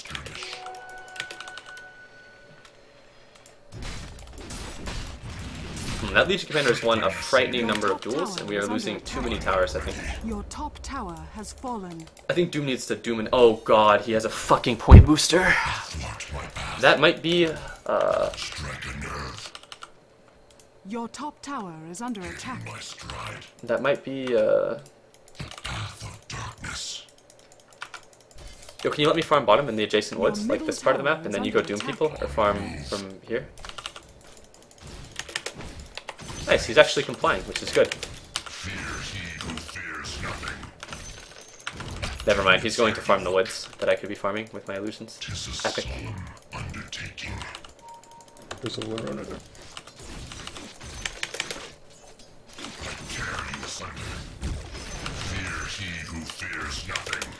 This is gonna suck though, because now I'm gonna push up the lane, I'm gonna have absolutely nothing to farm. Because the entire jungle is going to be cleared. Watch them flee. Your middle tower is under attack. You would think that a Doom that values Aghanims this highly would value casting his ultimate in the first 13 minutes of the game more highly. Your middle tower is under attack.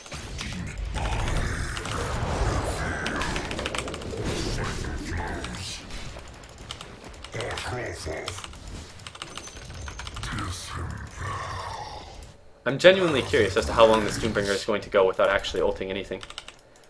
That said, he's a Doombringer with a Midas, which means he's actually going to get items, so even if he doesn't buy the right items, he's going to have farm. This is where I farm this camp, and then I just kind of TP away before the enemies kill me. I can't even really blame the Witch Doctor for dying there, because it's like, we have no vision.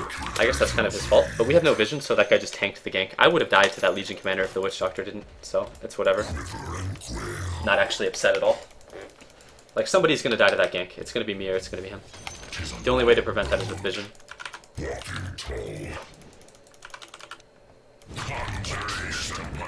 One thing that is really, really concerning, though, is that,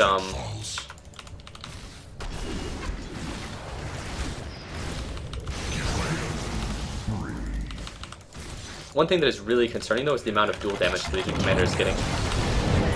Your middle tower has fallen. There's so little I can do in this fight, except maybe kill the Slardar on the back end of it. Slaughter can just crush and I won't be able to kill him. Never mind. He didn't crush. Maybe he didn't have mana. I don't know. So the Legion Commander has a double damage and she's 150 dual damage at this point, which is actually just like a huge amount of dual damage for her to have. I can mop up some heroes here, but I can't really get a ton of heroes killed here. Like, the Legion Commander is still pretty threatening. Like, Legion Commander is innately, I think, pretty decent against Terrorblade, so...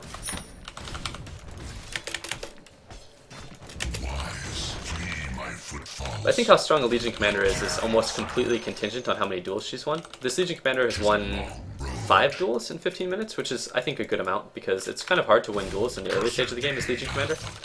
As the game goes on, I think it becomes progressively easier to 100 to 0 support heroes within the duration of your ultimate, but...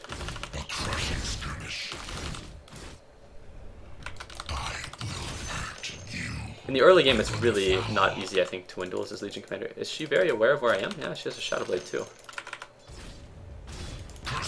Watch them flee. I'm beside myself. Tidehunter has died again. That's not good. Strike a nerve. This is a winnable game, but it's going to be a tough one. Normally I would look at a game that's 6-10 when I'm playing a Terrorblade and I would say there's almost no fucking way that I could lose this game. Like, but this game I have a very good chance of losing because Doombringer has a lot of farm, but he's not really building the right items, I think. And the Legion Commander has a lot of dual damage, so the scoreboard is somewhat deceptive. Also, I haven't been able to push up the lanes and take any kind of tower because Legion Commander punishes split pushing so fucking hard when she has a Shadow Blade. If I go up to try to split push the bottom tower, I'm just going to get like dueled on by a Legion Commander, and it's going to be very, very unfun, and I'll look like an idiot. But...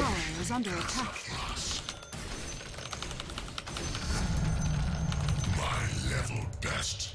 if we lose every single tower without getting any kind of trade, then it's also like pretty game losing. So despite the fact that I know it's actually too dangerous for what I'm doing to be the correct decision, I'm forced to do it. I have to continue pushing this tower.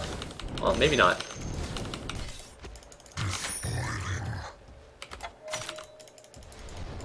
You should be careful. You don't know where Legion Commander is and she has a Shadow Blade. Alright, I think this guy's gonna die. Dire's structures are fortified.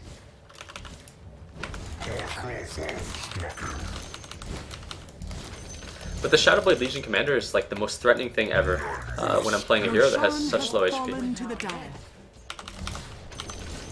So I should assume the Legion Commander has some sort of lifesteal if she just soloed the Rosh. Last time I checked her, she only had phase boots and a Shadow Blade, but she has so many kills that it stands to reason that she can pretty much buy whatever the fuck she wants. No, she just soloed Rosh without any kind of lifesteal. Jim just takes my creeps, awesome. His creeps, guys.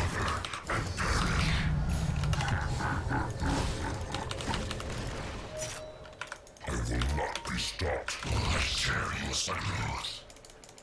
Legion Commander is top, which means I have to completely back away from this part of the map, which is unfortunate because if I have to completely back out of every single area of the map that I'm trying to farm, I'm just going to completely like stagnate in the farm. I won't get items, and if I don't get items, I won't win the game. But I think I have to start being a little bit riskier here in regards to pushing the tier 1 towers, even if there's a Shadow Blade Legion Commander, because I'm just going to slowly lose. I wouldn't have to do this if people weren't dying, but if people are dying, then there's no point in playing super conservatively if the rest of my team is not.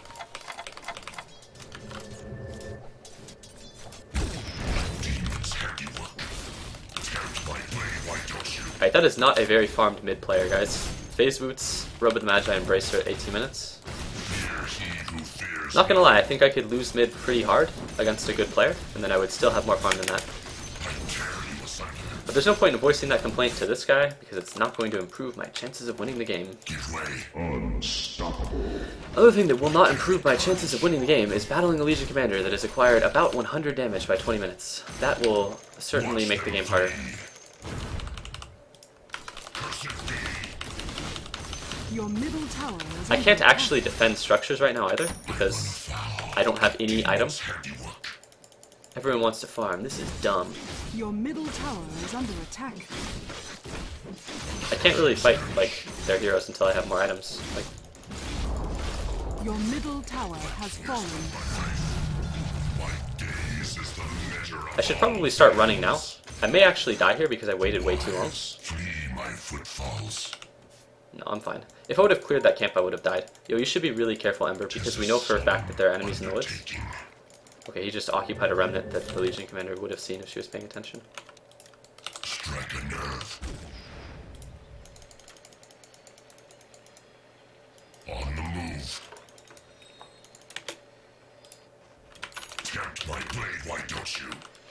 This game will be winnable, but it won't be an easy win.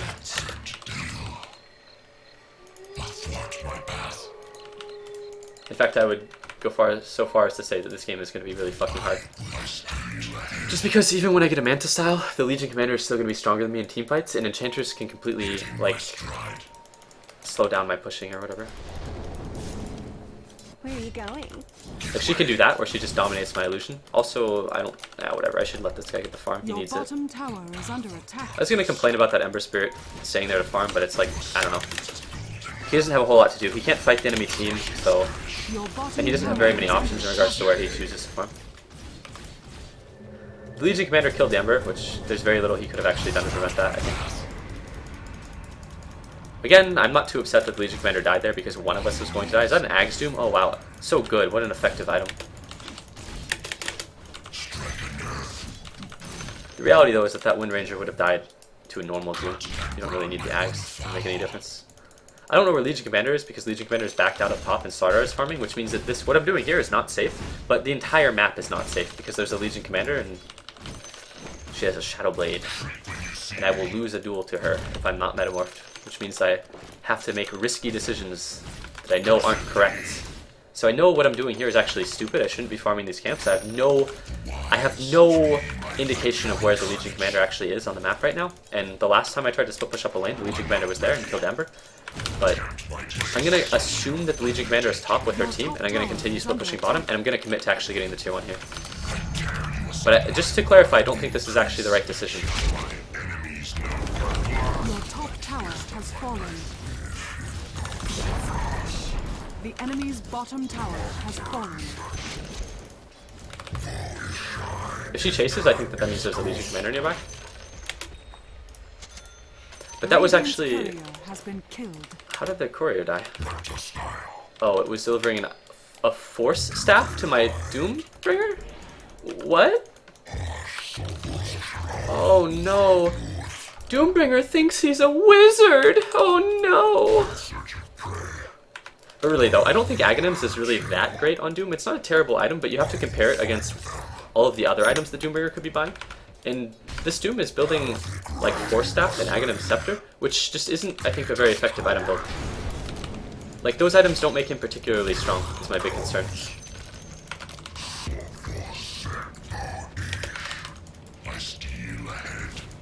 Dire's structures are fortified. Like, this game I think would be really fucking easy to win if people built the right items, even if they don't have mini items. The enemy's top tower has fallen.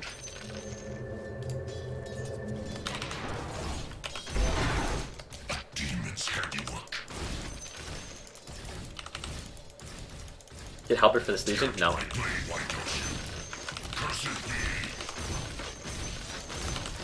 The way I'm going to deal with the Legion Commander is I'm just going to get enough items that she can't win a duel against me if I'm full HP, and even if I'm not Metamorph. But the issue is that she has so much duel damage that it's going to be... Like, the S and Y isn't going to give me enough power to actually not lose a duel.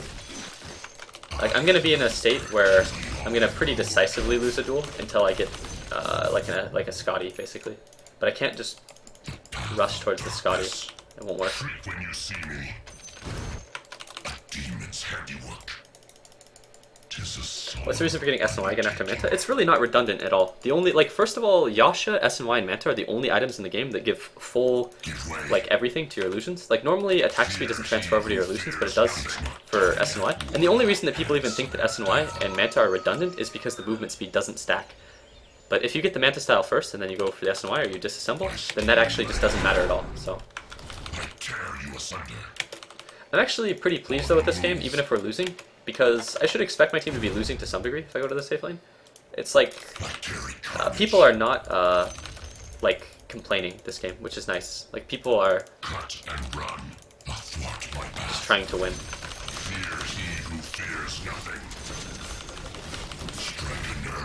Well, that's right, the fucking courier is dead. I guess I'll just run all the way back to the base since I've barely left it, even though this isn't a very efficient use of time. Carnage, hitting my stride. Yeah, I agree. Twitch chat is usually pretty questionable. in terms of like the opinions that people have. People that don't know a lot tend to have very, very strong opinions about things that they know like absolutely nothing about. So I just like I stopped valuing the opinions that I would read in Twitch chat like years and years ago. Like nobody actually knows anything, so.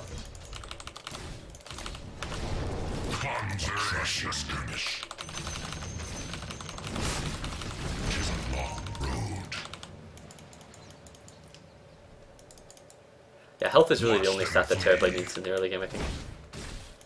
Like, you certainly don't need the extra agility, because that's not this hero's issue in the early stages of the game. I am pretty decently confident in this game, though, because, like, we're not so far behind that... I would basically look at Terrorblade as, like, a stronger version of the old Phantom Lancer in some regards. So it's like, in a game like this, I still feel confident that we're going to win, even if the Legion Commander has a shitload of dual damage. Like, we're not so far behind the game is unwinnable.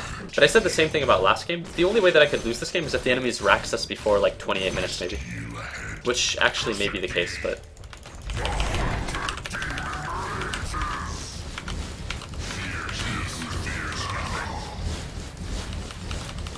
You guys need to be able to stall. You guys have to stall. I don't know if we can. If I have to buy out here, we're going to lose the game. Terrorblade is just not a very good buyout hero, so rather than have a buyout, I'm just going to buy an Ultimate Orb. Because if we get... Like, if we lose this fight, we're going to lose. Oh my god, he didn't get his Ravage off. Okay, he did.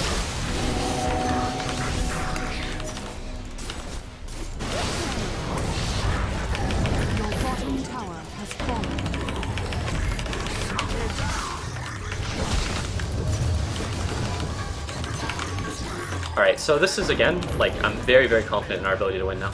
Does this bitch not have her fucking passive leveled? No, she does. Okay, but that's really, really bad for the enemies. Also, I didn't Manta correctly there. I could have gotten a second set of Metamorph images, but I forgot.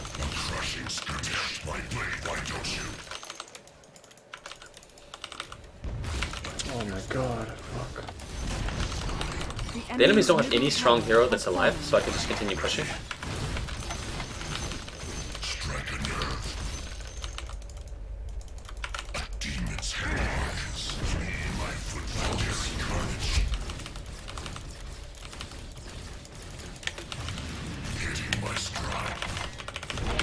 Even if this tower gets denied, I don't really care.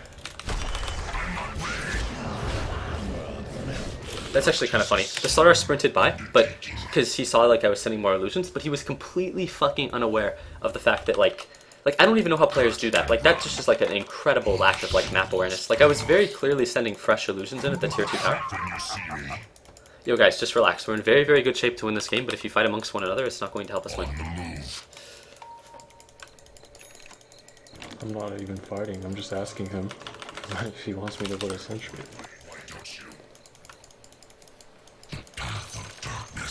Roshan has Why did I go drums? I don't go drums because I don't think drums is a very good carry item in general.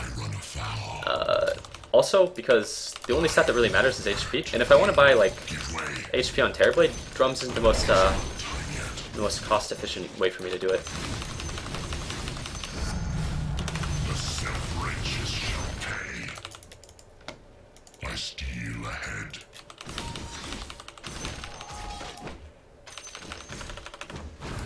That Enchantress does not have max untouchable, by the way, which means that she either has leveled a lot of stats or she's gone.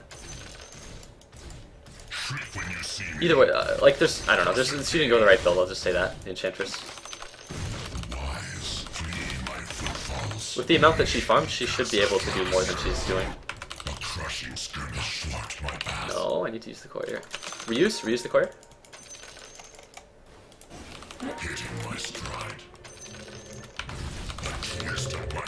I'm not ready. Bacteria carnage. 'Tis a solemn undertaking. Thoughts on that build? I don't think that's a very good build. I think Terrorblade Adaptation is actually like pretty straightforward, to be honest. In the early game, the only thing that you need is actually just HP. And like the only item that you really need on Terrorblade is like Yasha and Quelling Blade when you become strong enough that you're not going to die.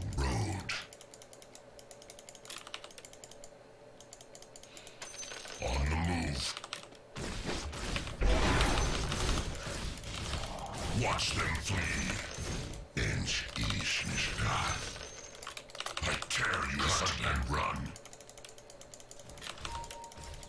Be careful.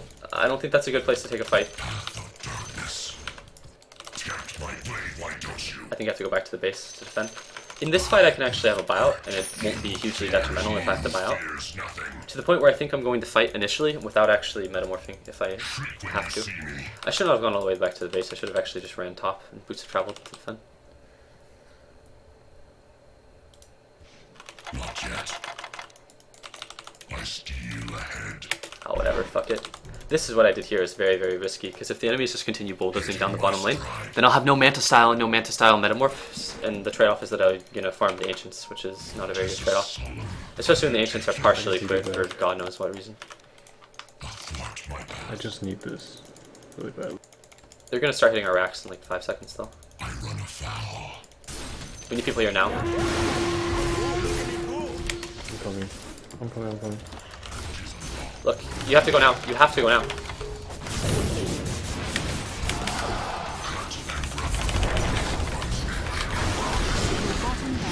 I need help. I need help. Ravage, you fucking idiot! Holy shit, we just lost. Oh my god, he didn't Ravage during the duel, so I couldn't Sunder. If he would have Ravaged, I would have been able to Sunder. Now we can't win, I don't think.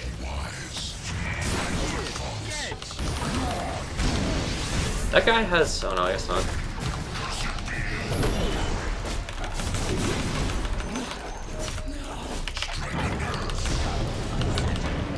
I got a Shadowblade Enchantress, guys. I just sundered a hero that had higher HP than me. But that is super shitty though, what happened there. If he would have Ravaged, I could have gotten a Sunder that was meaningful. But that was really, really shitty. But still, that wasn't actually a very good trade for the enemies, I think. But it's like, we didn't doom the Legion Commander initially, and we didn't Ravage the Legion Commander or anything, so it's like, whatever. Shriek when you see me.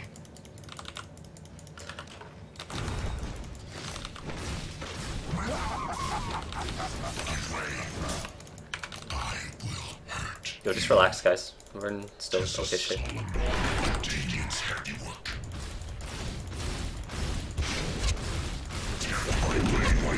The enemy's middle tower has fallen. I think you guys should back away. Legion Commander is going to respawn, and it's really obvious that she's just going to Shadowblade and run at one of you and try to duel you. So if only one of you is still pushing a tower, then you're going to die.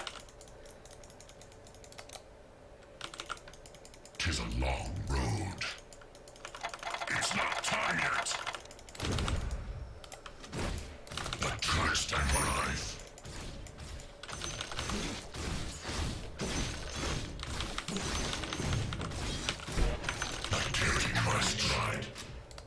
Still though, I don't think that losing 1 Rax is like game ending by any stretch of imagination. In like that fight, we actually should have won that fight. Which means that the next fight I think we're actually going to be in pretty decent shape.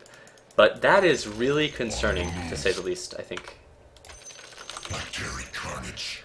It's concerning because it's just not a very good use of spells. But we have a lot of items on Doom now. Holy shit, Titus had a fucking hard game. You, the wise, flee my footfalls.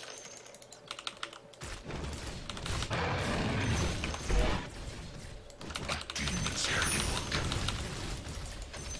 I'm not ready. A twist of my knife, the wise, flee my footfalls.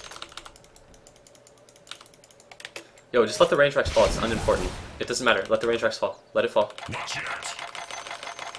Not yet. Your bottom barracks has fallen. Fear he who fears direction. One of the worst things that we could do is die defending our range Rex. It's the most insignificant shit in the game at like 34 minutes. It just doesn't matter at all. It has no impact like whatsoever on like the pace of the game really. Oh no, now the lane that already has mega melee creeps is going to have mega range creeps too. Oh god, what do we do? Athwart my path. Careful, just defend at the tier 3. We can actually win this fight I think really, really easily if we get the jump on them. I'm not actually going to go in this fight until the Ravage comes out, just because I have no fucking faith at all in the Ravage. I have no buyout, so I may as well just get the Talisman of Evasion for that coming fight. Hitting I actually don't know if dual disables evasion though. I really should, but I don't, so whatever. Cursed be. It's not time yet. Strike a nerve. I'll see if I can kill that Alpha Wolf with illusions. It's not a huge deal, but if it stays alive during the fight, it does provide some damage for them, I suppose. Okay, Tide, your positioning here is very, very bad. I need one of you guys to initiate. I can't initiate the fight. Give way.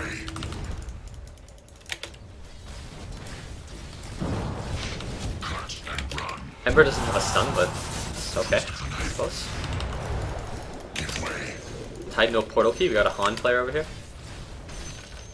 I'm not ready. I run afoul the path of darkness. The funny thing here is that the Enchantress enchant is actually going to, like, really, really fuck with me here, because the enemies can kind of just siege down our building using my own illusions. Tempt my blade, why don't you? 'Tis a long road. I'm gonna kind of scout the adjacent woods. I'm also gonna use my Manta Style to farm the Ancients, which is incredibly risky at this stage in the game. Watch them flee. It's not time yet. The wise flee my footfalls. Alright, there are no Ancients. The enemies cleared them as they were backing away, I assume. Cut and run. It's not time yet. Athwart my path. On the move. Cursed be. Shriek when you see me. Not yet. I'm not ready. I dare my stride. Be careful, if you guys get caught outside of the base, it's gonna make defending really, really hard if you don't have buyouts. Strike a nerve. Not a big fan of this smoke. A demon's handiwork. We're certainly not in a position where we can afford to smoke out of the base. Look, I'm going to, like, I have Boots of Travel so I can join the fight, but I'm not going to, like, sit out in the front and then get dueled before the fight even begins, because I still don't have buyout for a few seconds. Undertaking.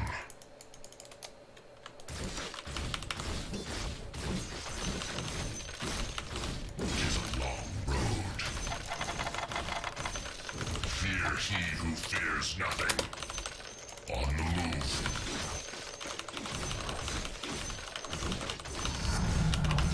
Now falls the dogma of the self-righteous. We're okay, they can't really do anything there. Give way.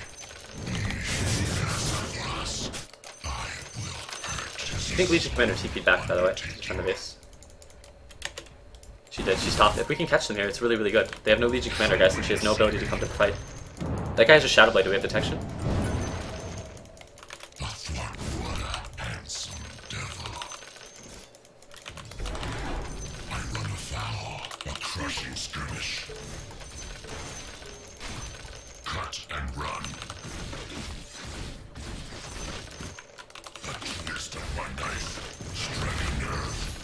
The longer the game goes on, the more impactful the safe lane carry becomes relative to the other roles, Invisibility. which is good for me. I tear you asunder darkness. It's not time yet. A crushing skirmish. I really missed the Twitch chat theory craft. That was one of it's always interesting to hear the insight of Commerce. Conversation.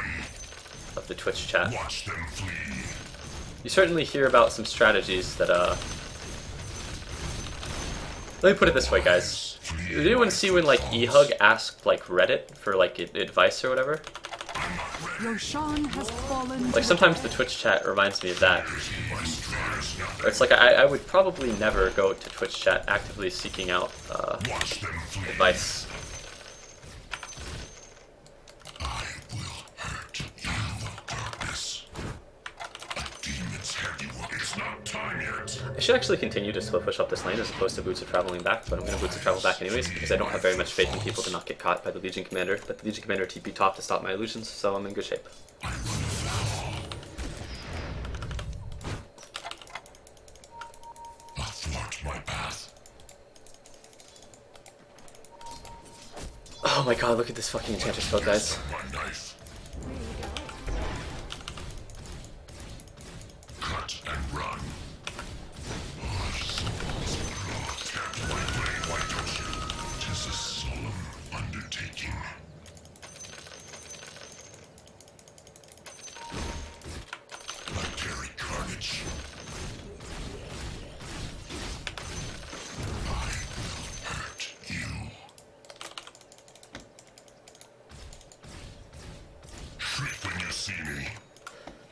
At this point, basically the Legion Commander is trying to push up top all the way so that I can't split push down that lane, make it tough for them to just 5-man down a lane. So I have to try to push up bottom, which is kind of difficult because bottom has, I don't know what you call them, super creeps, mega creeps, you know, it has strong creeps.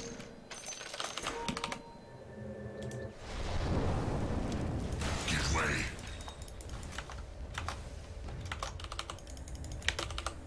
Hitting my stride. I steal ahead. On the move. Can we initiate on them? Even if she has Aegis, I think this is still the correct target.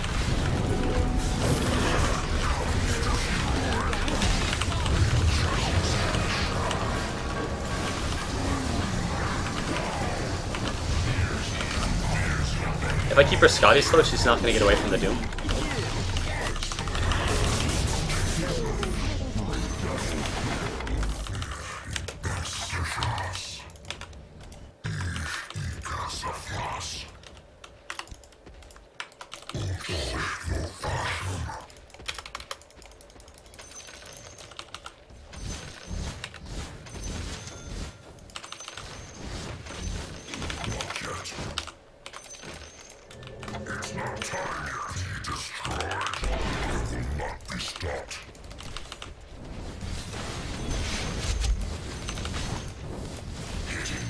We won that fight. I didn't think there was much chance that we'd actually lose that fight.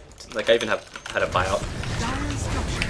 But if the Legion Commander doesn't have a buyout of her own, then she's actually going to lose a lot here. Oh, you guys should get that. Yeah, get out, Legion get out. Commander's up.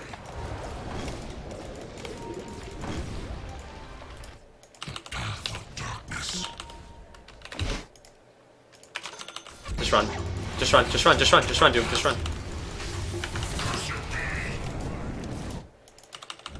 As long as I don't get dueled, Butterfly is not really the wrong item here, I think. But I don't think the Legion Commander is too keen on dueling me. That said, I really hope my team has buyouts, because we're losing a lot of heroes in their retreat here. Do you guys have buyouts? If people don't have buyouts, this is going to be really bad. Do we have buyouts, guys? 20 gold, okay. It's not the end of the world to lose another Rax, but this is very bad because the enemies just team wiped my team because we didn't have buyouts and they did. We have to fight. We have to fight. You guys have to go now.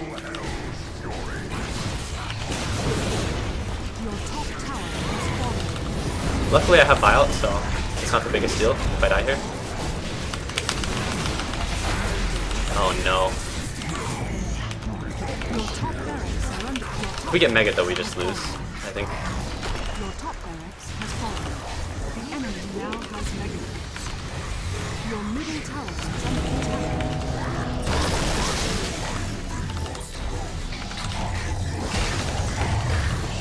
Your middle tower is under attack. We could recover from being quite a few racks down, but in this scenario we actually can't win if the enemies are smart. Your middle tower is under attack. We have to push mid right now, guys. Your middle tower. The mega creeps are gonna win the game if we don't. Yeah. I died really, really fast there, unfortunately.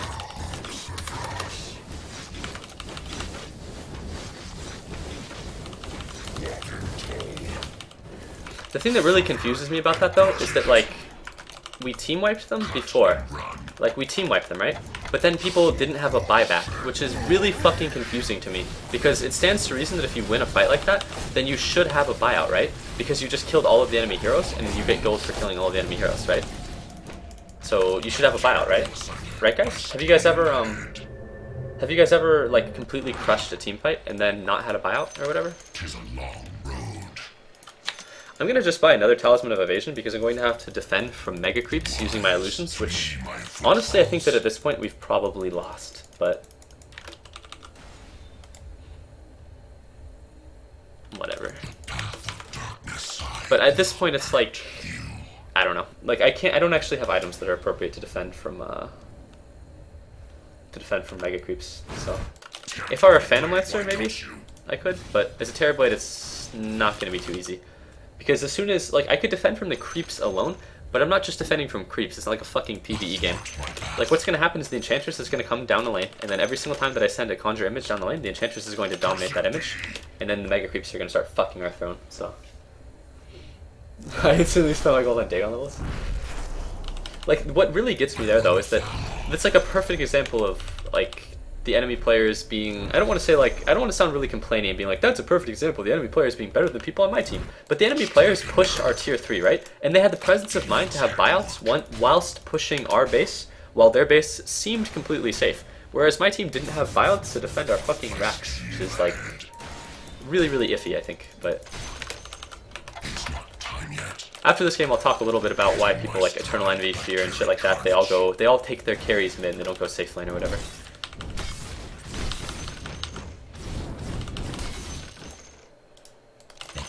Can someone buy a Vlad? Like, you may as well... I know this sounds like asking a lot, Yellow, but if you sell your point booster and buy a Vlad, we can actually defend from the Megas until the heroes come. Or something, I don't know.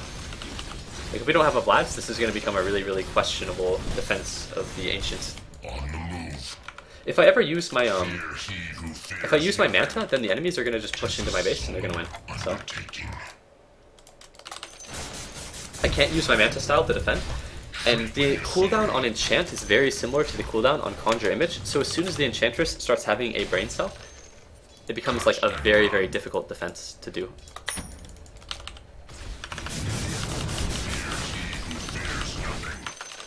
This sounds really, really clowny, but at this stage in the game, if it comes down to it, I would just buy another Talisman of Evasion so that my creeps became immune to Mega Creeps, or so my illusions did.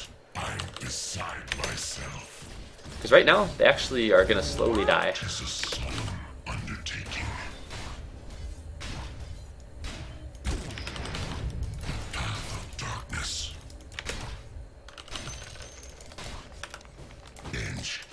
But after this game, I'll just provide you guys an honest... I'll look through my friends list, I'll show you guys like Fear's game history and shit, and I'll provide you guys with an honest analysis of why I don't think that playing safe lane and matchmaking is very game winning.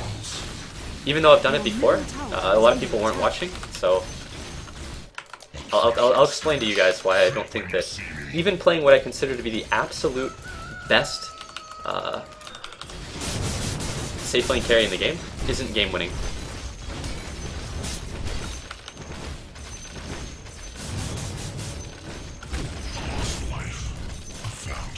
At this stage of the game, I pretty much just AFK in my tier 4 tower and send illusions down lanes. I can never use my Manta style because if the enemy heroes push my base when the Manta style is down, basically the way that we lose this game is that the Enchantress understands that she is now the most important player on her team, and she just uses her enchant every single time that I send a Conjure image down the lane. And that's how we lose this game, basically. Roshan has fallen to the dire. Immortality!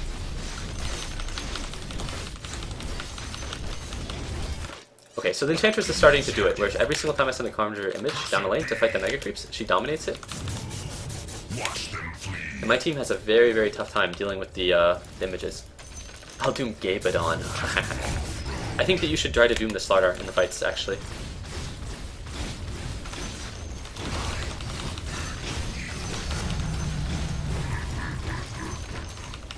Alright, so this is really game losing, but I just pop my Manta because the enemy creeps are pushing in on every single lane. And if the enemies attack us right now, then we just lose, I think.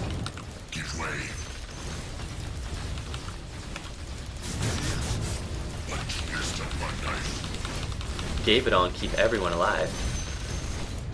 Yes, doom the support hero that is 1 in 5 with no actual item progression of meaningfulness. That is how you win the game. Yo, look, we need to actually fight them, because we're not actually defending from the Megas very well.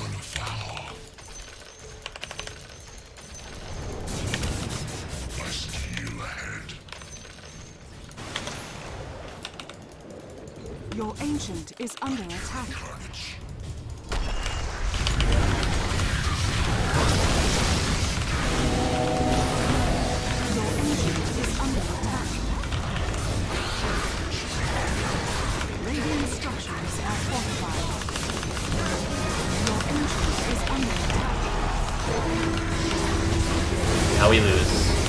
Oh no, no, we don't lose. Holy shit, we win. We won the game. Your ancient Just kidding. is We're actually under still gonna... we'll see.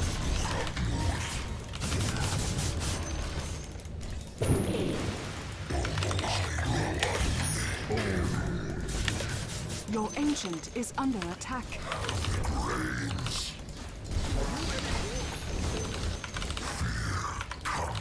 Can you guys go walk down mid? Can you guys all go walk down mid? Just walk down mid. I'll defend the throne. You guys have to push, because if the enemies do that again, do the exact same thing, we just lose. So you have to push now. Just walk down mid. It's 4. I'll defend the throne. Your ancient is under You guys go walk down attack. mid. I'll draw it on the map so they know.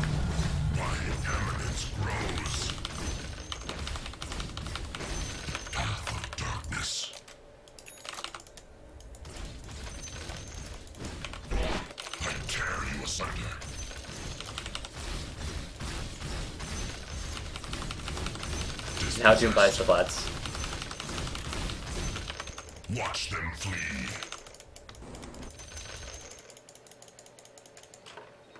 Tis a long road.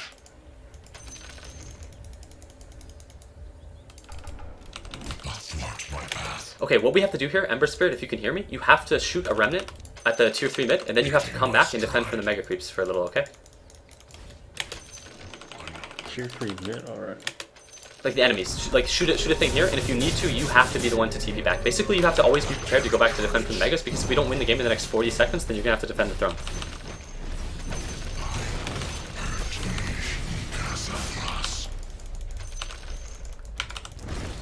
We have to push now, no turning back. Come on. The enemy's middle tower has fallen. Alright, we're gonna lose because we have no one defending the throne.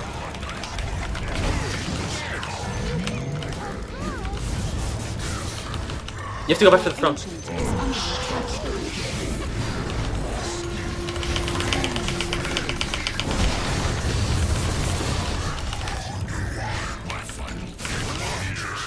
Fears nothing. I run afoul. Tis a solemn. That's not too good. We won't really get that opportunity. Yo, look, we have no fortify, so we have to fight the enemies before they get into our base, okay? We have to go run at them. Flee my footfalls. Even if it's a 3v5, we have to run at them. Give way.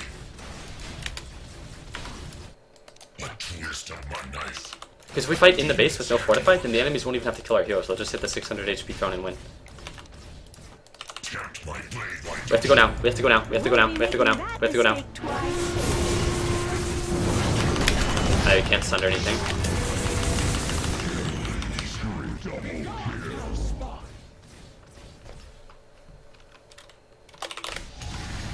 Your ancient is under attack. Oh, that pause. Lag. That was actually pretty well timed. The throne has 4 HP. I have to give this guy some credit.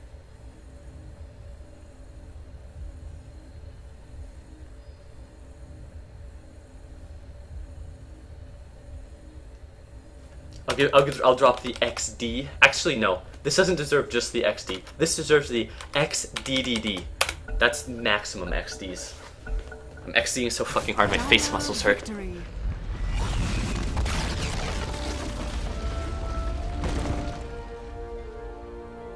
to captivity I return.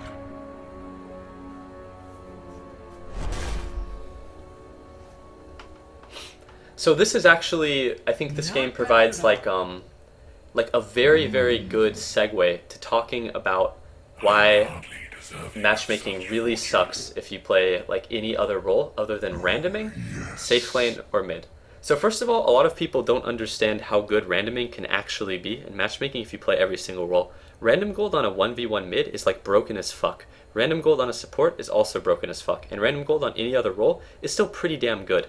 How matchmaking works, like I've said before, is that it just puts one good player on every single team. Like it doesn't really like seek to balance the games. Because if you're a 6,000 MMR player and you're queuing on US West at 3 AM, then it's very, very unlikely that it's going to find like another 6,000 MMR player to match you up against. So what happens is that it finds like, it just balances the game around the highest MMR players is what it does. So like this guy is 6,000 MMR. Like So what it does is it finds the next highest MMR that's queuing, and then it splits the difference. So basically, the Legion Commander is 6,000 MMR, which means that everyone on his team is going to be 4,300 MMR, whereas everyone on my team is going to be on average like 4,500 or 4,600 MMR. And the reason that this really, really sucks if you play like other roles is that if you play like a mid or an offlane, then what you can do is you can bully like 4K MMR support players, or you can like lane up against like a 4K MMR mid player, and you can win your lane based on your own merit, and then you can like from there you can snowball the victory and you can impact the game at all stages of the game. It really, really sucks if you play a safe lane carry or some shit, because you can't win or lose the game based upon your own merit, because like I've said like 5 times tonight, the lane isn't just one player. If it's a dual lane, it's the sum of its parts. So it's like, that's why you get players like Fear and Eternal Envy. And if you look at these are safe lane carry players. That's the role that they play when they play competitively. And yet when they play matchmaking, all they fucking play is mid. It's the only role they play when they play matchmaking. Like, who's another player that has really, really high MMR? Or like decent MMR, right? Let's see, like Wagamama only plays mid, but I think he's a mid player. The closest thing to somebody that actually plays safe lane, I think, is like Sleazel, who's 6K MMR.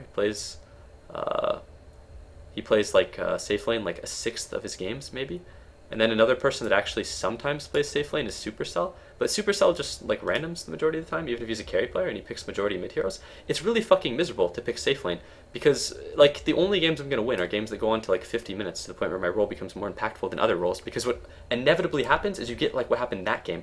The reason that that game was so difficult is because there was a 6,000 MMR Legion Commander that went mid and had like fucking like 80 duel damage at like the 15-minute mark. That's really, really fucking hard to win against. Because that Legion Commander just went mid, and it's a 6K MMR player that just crushes a 4K MMR player in the middle lane. The 4K MMR player has nothing in his inventory or whatever. The 6K MMR player gets a bunch of items, gets a bunch of dual damage, snowballs, and wins the game. Like, it just becomes really, really hard to win. So I think that what I'm going to do from now on is I'm just going to go like off lane. Because at this point, I have so many friends that have just like, it's like they don't even play the game. They like, they play the system. Like Salen. Salen got 6,000 MMR playing offlane Faceless Void. The reason is because if you go offlane Faceless Void, like his expected contribution to the game as an offlane hero is rather low. You can just like or you can just chrono support heroes and shit like that. I don't know, and you can just bully like lesser supports. Basically, I don't know. Like, I think that the worst roles to play in matchmaking are support, and like safe lane carry is actually not that bad. It only gets bad when you get to the point where you get a certain MMR where you're like 100% of the time the highest MMR on your team. That's when it becomes like really shitty, I think. Because if you're the highest MMR player on your team every single time, then it's like think about that Legion Commander. Do you guys think that Legion Commander would have had as easy a time winning the game if the Legion Commander would have picked like a support hero or whatever? Or like if the Legion Commander would have been like in a safe lane position and then lost in the safe lane? Probably not, right? Because the Legion Commander had a good chance of actually losing. Like, if the Legion Commander was paired up with like a 3K MMR player or whatever, the Legion Commander might not have actually won his lane. Whereas if he goes mid, then he can win based on having better like 1v1 mechanics, and then he can transfer that victory into the other lanes. But after playing a bunch of these Terrorblade games, I feel like I lose games where it's like I shouldn't lose or whatever. Like, the grind has been really, really slow, even if I feel like I win the majority of my Terrorblade games. It's like, I don't know. It's not very good. And if I were to play like safe lane carry more in matchmaking, I would pick heroes that were like impactful in the mid game, like a Slark or something. I don't know. Why do I think support? Support actually isn't that terrible, because if you think about it in matchmaking, a lot of the time the worst players will like pick. I don't want to say the worst players pick support, because that's not true at all. Like, it's not as though bad players pick support, or that all supports are bad players. That's definitely not true. In fact, I would argue that playing support correctly is extremely difficult and one of like the most difficult roles. But the fact of the matter is that like, you can put a pretty questionable player on support and you can still win, but if you put a really, really questionable player in like any other role, then it becomes a lot harder to win. And if you pick support, it's just the very nature of the role that you are the lowest impact hero. And it's very, very simple. If you consider yourself to be the best player in the game that you're playing, then you need to pick the highest impact role so that you have the greatest chance of winning the game. If you pick a 0 impact role in matchmaking, and your entire team is like 4,200 MMR, and the entire enemy team is 4,800 MMR, and you can't impact the game in any way, then it stands to reason that you're going to lose, because the team of 4,800 MMR players is going to beat the team of 4,200 MMR players. I think that same concept can apply to other lanes too. But literally every single player I know that is 5,500 plus MMR picks either mid every single game, or they pick they pick off lane every single game. But this is an example of a player I think is quite good. Not a lot of people know who Dragon Fist is, but I think he's a very, very good player. But do you guys think that Dragon Fist is infinitely better than RTZ or someone like that just because he has like a better MMR or like the same MMR? Probably not. But I think that Dragon Fist's MMR is inevitably influenced by the fact that he picks a Storm Spirit or Templar Assassin in 100% of his games. So he gets to impact the game very, very highly. That said, I think if you play mid in matchmaking, you have to actually pick like a carry or a hero that can like scale well into the late game. Like you can't pick like a Death Prophet or something. And if you pick Queen of Pain, then you need to build like Necrobook, I think. Because you have to pick, you have to bear in mind that it's likely that your other lanes are going to lose if you go mid. So you have to pick a hero that can kind of, I don't want to say snowball, but you have to pick a hero that scales, really. Like you have to pick a carry if you go mid, I think, if you're like 5,500 plus or whatever. But a lot of the things that I'm saying now don't really apply to like me right now because the MMR on this account is only 50, 60, which is not a very good MMR. This is rather low. But I think that I could play Terrorblade and I could get 5,500. It would just take me like a lot longer than it would if I were playing like offlane or mid. But at the same time, if I think that like what I'm doing wouldn't work past 5,500. I don't think I could play safe lane at all past 5,500. But I think I could play it up to that. It would just be slow. It'd be slow grinding.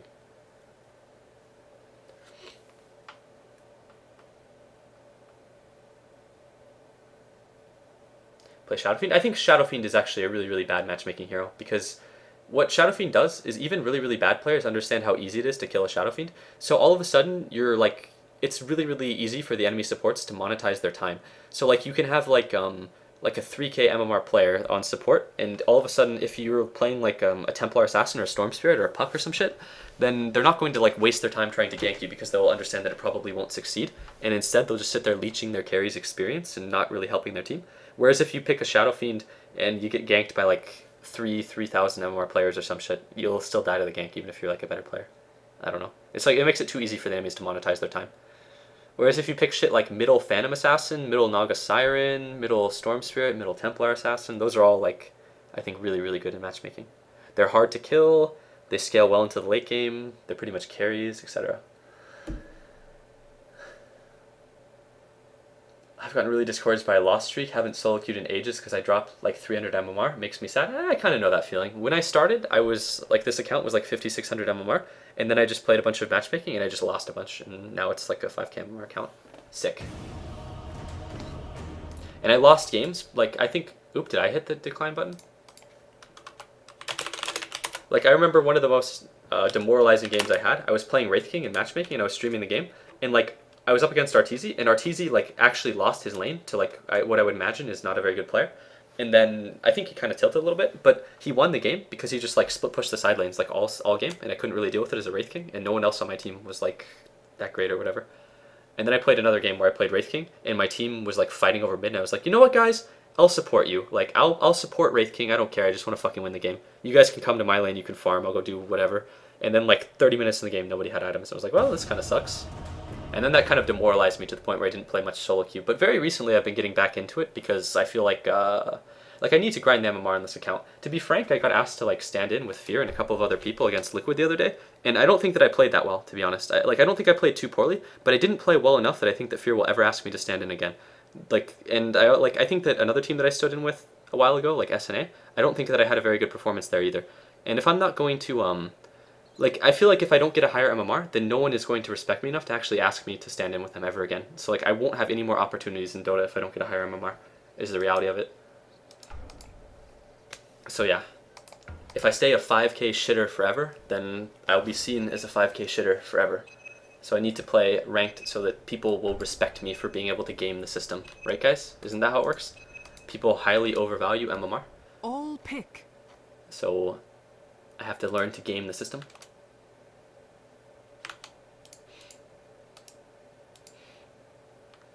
No, it was just like a scrim. Like, Fear is a really, really good player, and he's like, I don't have any idea what is going on with his Dota or whatever. I don't want to speculate either. Like, I just say it for the purpose of, like, I couldn't just be like, I stood in with some people that were really good at the game, and I don't think that I played as well as everybody else. So I didn't look very good. But, like, it's important to actually be frank about it, I suppose. I don't know. But it's pretty it was really, I don't know, it was kind of demoralizing. I don't think I'll ever stand in for people if I don't think I'm going to win, because you don't really get anything out of it if you don't win, you know? Like, if you stand in for people and you lose, you just end up looking kind of bad. Or it's not even that you necessarily look bad, but it's just that you don't get anything out of the experience, right? Like, you stand in for a group of players, you lose, and then, like, then what, right? If anything, you'd be like a scapegoat or something. But I think that, I'm not going to say the people I was playing with, aside from Fear, but I think that all the people that I was playing with were very, very good, and that all of them were very, very reasonable as well. No one actually blamed me for the loss, but I think that if I would have played it very, very well, then our odds of winning would have been much higher. Mason, the best Dota. I actually like Mason a lot. I think Mason, or I don't really like Mason a lot, that's not true at all. In fact, I think Mason is one of the most toxic players I've ever seen. But I think that Mason is very, very good. I was saying like months ago, I was saying like, when I first played C9DLs, when I was first getting into Dota 2, I said that I think the best 3 players that I had seen in North America are Mason, RTZ, and Broodstar. But I don't actually know if Broodstar still plays Dota. And if he does, he uses AKAs. And I don't think that many people in Twitch chat know who Broodstar is, but that's actually a very, very good player, I think.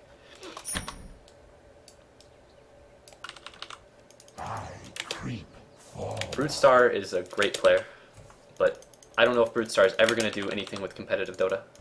So he's going to stay that guy that Twitch chat never knows about. 30 seconds. Toxic? Yeah, Mason is the most, like, one of the most toxic players that I've ever seen.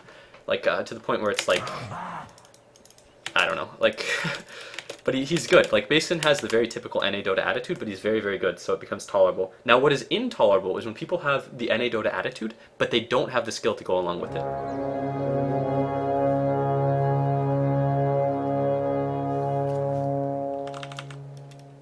The battle begins. Illusion. I like Lifestealer, but I think that Lifestealer is a pretty dog shit hero now in matchmaking, because so many heroes that are like really, really good in matchmaking are really, really good against Lifestealer. But I don't know, I'm playing with people that are actually pretty decent this game, like Fear and Fact Fiction, who are both pretty damn good players. So I just want to play a hero that I enjoy, and Lifestealer is my second favorite hero. My favorite hero is probably Gyro. Lifestealer used to be my favorite hero, but I only like good heroes, I think. And I don't think Lifestealer is a bad hero, but I don't think he's very good in the current version of the game. Lifestealer is decent in organized games, and he's good with like drafts that cater to him. But if you just generically pick Lifestealer every single game, some of the most popular heroes in matchmaking are super fucking good against Lifestealer. I think Terrorblade is actually just the best hero. Like, Terrorblade is probably the best safe lane hero in the game, I think. And Terrorblade is literally the best hero in the game against Lifestealer, I think, because the heroes that do, like, well against Lifestealer are heroes that have low HP pools, high armor, and, like, can kite you around. And Terrorblade is exactly that. He has super low HP, super high armor. He's basically a ranged hero. He can kite you around.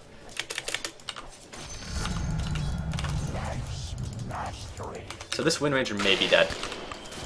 Oh yeah, she's dead. She ran the wrong way. I don't know what her plan here is. First blood. I'll have your skull for my satchel. Who the fuck calls GG when their offlaner dies? If anything, that's like by far the most likely role to give out first blood, and the reason the Wind Ranger died is because she got really stupid about trying to get experience. If you're good at staticking the lane and your support is good, you can keep an offlaner like level 1 for an extremely fucking long time. And like, you have to be a complete fucking asshole to claim like GG just because your offlaners died. There's no disadvantage that can be created in the first 1 minute of the game that is too steep for you to come back in the next like 10 minutes. I hate when people do that. It's like, okay, your offlaner died, whatever, dude, it's your fucking offlaner. Like, I agree she did something that was beyond fucking retarded, but like, you're kind of a cunt. Oh no, am I gonna miss that? No. But like, yeah, you're a huge cunt if you do that. But Lumin is not a shit player, so we're gonna keep the Wind Ranger level 1 for a really long time, and then she's gonna go jungle or some shit, or she's gonna feed again. It'll depend on how good she is at the game.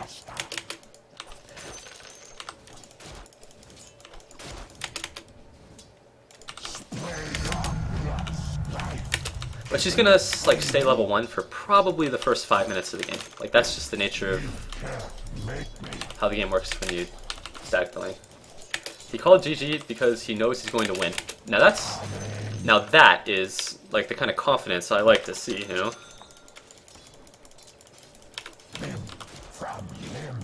GG, my offlane died, guys. GG.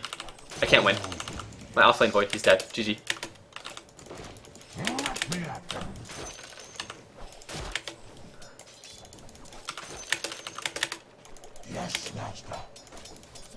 Did I fuck up here, guys? Nah. So what's going to happen here, though, is that the Wind Ranger is going to get level 2 at like the 6 or 7 minute mark, probably, because if you want to keep the Wind Ranger level 1 when the Siege Creep comes out because of Siege Creep aggro properties, you need to like, really, really stack up the enemy range creeps. And the creep equilibrium is in the enemy's favor, but not enough so that I'm going to be able to keep her level 1 for a long time. Also, Lumden just TP top to protect the Faceless Void during a dive, which means if the Wind Ranger has any brain cell at all, she's going to approach the creep line, she's going to get level 2. So everything I've said is just completely invalid. But yeah, she would have stayed level 1 for an incredibly long time if Lumden didn't leave. But Lumden left, and it was the right decision because he's helping top, because they're diving our offlaner. So what Lumden's doing is smart. Lumden's not making a mistake, it's just that he's making the right play, but the right play just involves the Wind Ranger getting some levels or whatever. Okay, this Wind Ranger is really annoying. She's doing that thing where she right-clicks me a lot, guys. I'm gonna get Phase Boots, gonna get an Orb of Venom, then I'm gonna run at her. And then I'm gonna be the one that is annoying.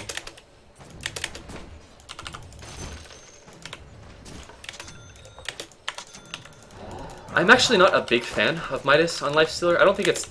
I don't know. I like getting like a faster Phase Boots and Armlet just because of the way this hero plays, I think. Wind Run! Wind Run! There we go. Get the fuck out of my lane.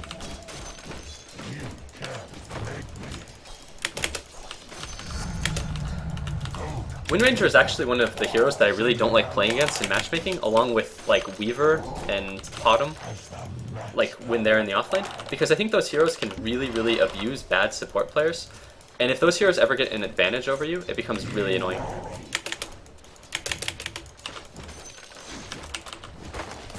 Like even this Wind Ranger that has no items is actually pretty annoying, because she just right-clicks me a lot.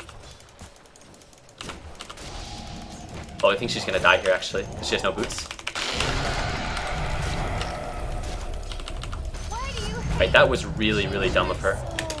I think a lot of offlane players are like really over-aggressive, and what the Wind Ranger did there was very, very stupid. She had no boots, so she had no right to continue right-clicking me like some kind of Mongoloid, but she did it anyways, so she just dies. The worst part was that when she wind ran, she didn't actually like... She didn't run, she like... Okay, do you want to die too?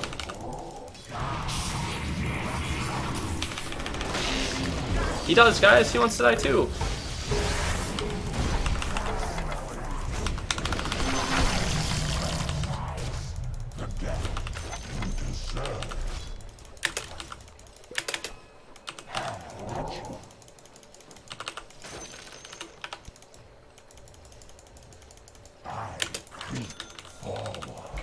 I'm gonna get my retard helmet so that I can handle all of the battery that the Wind Ranger is hitting me with. I lost my wheelchair somewhere in the Radiant Woods with Enigma, so gotta get my helmet. Nice! Level 6 support at 6 minutes into the game, because he's received experience for 4 kills.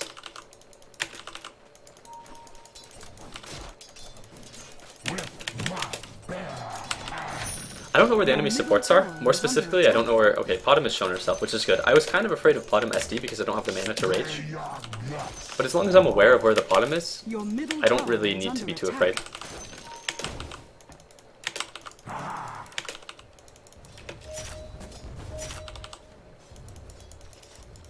Lives to steal.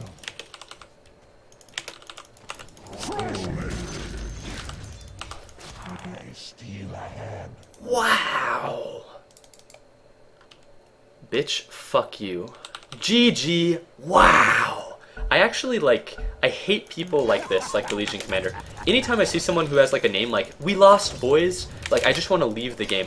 This guy's name is 1432 easy in all caps, and lo and behold, he's a fucking asshole. Who would have thought?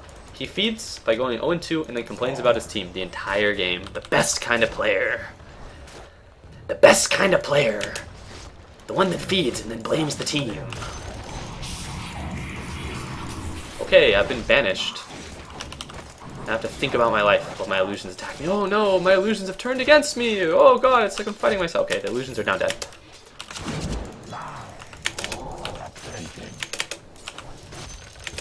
Did Dota 1 have a pause feature, guys? I never played Dota 1. I played Heroes of Newerth, the superior game, because I really liked S2's heroes.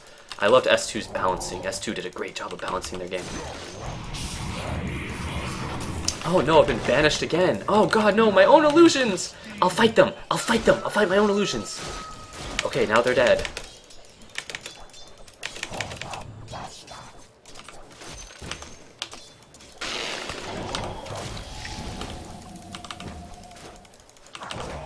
I'm not actually gonna kill anyone there, but it's like...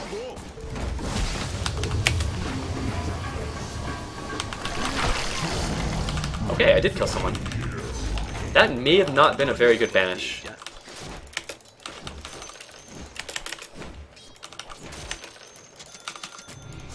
Usually I think the timing for Phase Boots Armlet on Lifestealer is like 9, maybe 10 minutes, but this game, with this build, I'm getting the items a lot faster because the enemies are dying a lot more.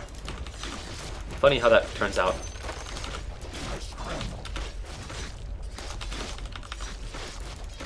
Uh-oh, it's the level 8 Legion Commander. I better run. I better get out of here. I wouldn't want to fight her. Her entire treads from the middle lane. Lumden, I wish you would not have done that. Now the tower is going to get deniable if we continue. Run, Lumden. She's going to duel us. Run! We can't win this battle. We have to flee. Continue running, Lumden. She's going to duel us. She's a mid player. Enemy's middle tower Get out of here. has fallen.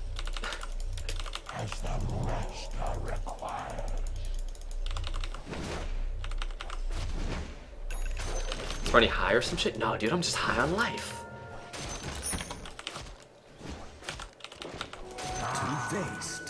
Alright, Pudge, let's do this, dude. I believe in you, okay? Show us your inner Dendi. Here, let me scare the enemies away by running at them. That way your gank has 0 chance of succeeding.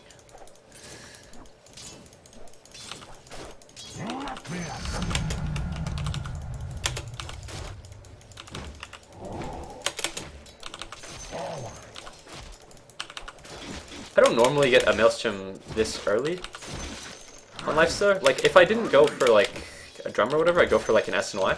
But I think that we're going to be winning this game so hard that I'm going to have infinite space. And Maelstrom is a very, very good farming item, like for space occupancy and such. It's okay, guys. We'll just dive them under the tower, okay, Pudge? The enemy's top tower has fallen. There we go, Pudge. Run at him! Run at him! Get that bitch! That's right, you scared the fuck out of him. They're probably so afraid right now, but the guy shit himself. Your middle tower is under attack.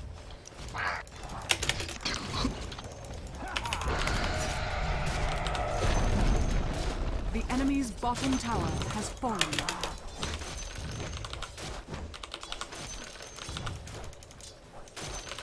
Not yet. Yes. Go to your next incarnation. No chains can. I have a great idea, Void. When your Chrono comes back up, I'll hop inside of you, you'll leap in, you'll drop the Chronosphere, and then I'll pop out of you and be AFK because I'm inside of your Chronosphere. Yes, master. The perfect gank.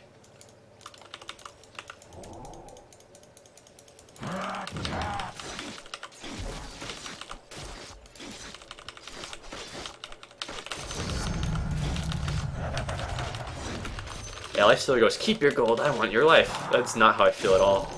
I'm like, you know what, keep your life, I want the gold. You do you.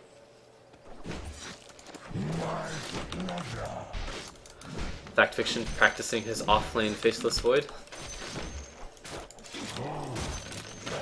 A Salen approved 6,000 MMR hero. When I play Lifestealer though, I don't really sit there and farm too much. I get like a Phase Boots Armlet and then I just run at people. Like the opposite of an Animage in that regard.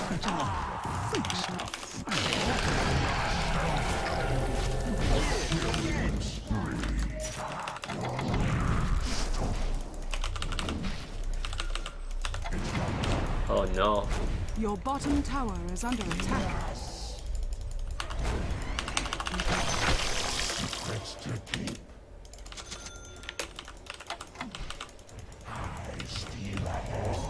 What's the point of maxing Infest before Feast? I use the damage on like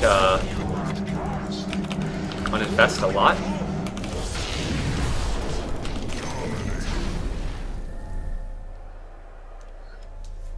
Holy shit, looks Why are people that name themselves asshole names always asshole players, guys? 1432 Easy is an asshole. Kiddo is an asshole. It's like there's a fucking pattern here, guys.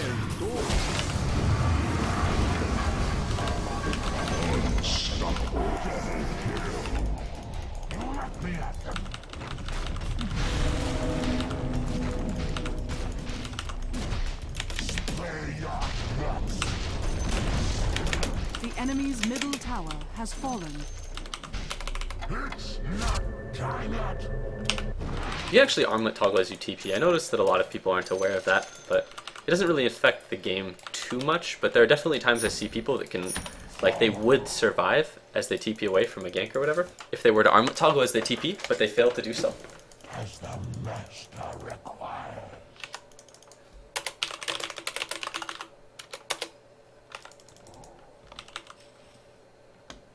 Finally. Yeah, it would seem that people having an asshole name, it would seem that that is indeed a good sign of asshole. Alright, so here's something that also a lot of people don't know. Like, a lot of people are like, oh, you know, the armlet changes, armlet dog shot him or whatever. Armlet actually got improved tremendously as a farming item, because there's no cooldown on the toggle, and the way that Dota 2 measures damage is that it measures your damage at the start of a swing, not when it connects. So if you're farming with armlet, what you do is you turn it on, then you turn it off immediately, but you turn it on, and then it... Like, you turn it on before the swing, and then you turn it off during the swing, basically, and you can farm like that, and you will get the bonus. You won't get, like, the bonus damage that you get from the strength, but you'll get the, like, the bonus damage that you get from the bonus damage or whatever. Alright, I'm gonna see if I can kill 1, 4, 3, 2 easy.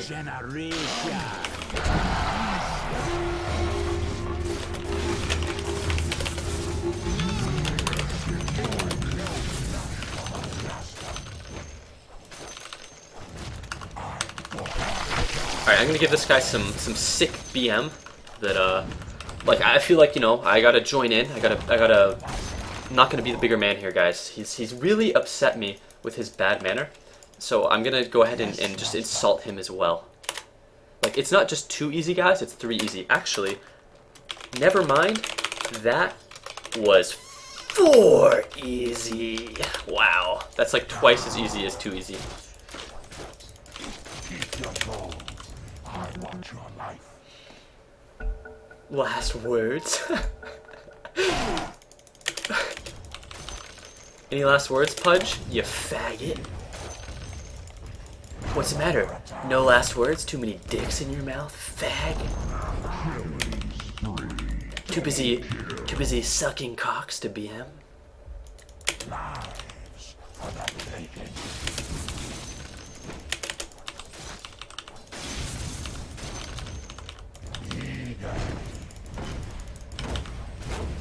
Fuck breaking tower aggro, guys. I'll tank the tower the whole time, right? Yes, master.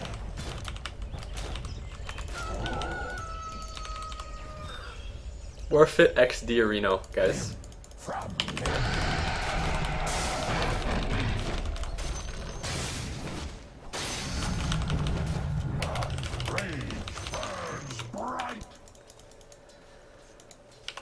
Alright, let's see if Wind Ranger's the fucking retard. Okay, so I call this the Kool-Aid Man play, where you bust down the tree and then you run at them. lives to steal. Alright, Void. What we're gonna do here is I'm gonna infest into you, and then you're gonna drop the Chronosphere, I'm gonna pop out of you, and then we're gonna watch Lumen die like a retard.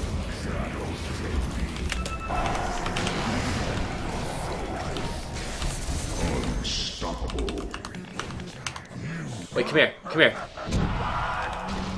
Uh-oh, Lumen, it appears that you're dead. Wait, come here, come here. Alright, so you drop the Chrono Man, and then I pop out of you, and then I steal your kill.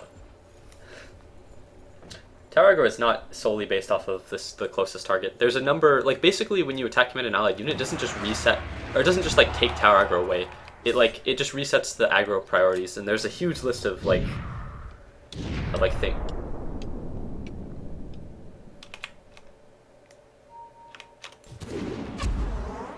I'm not popping out of you.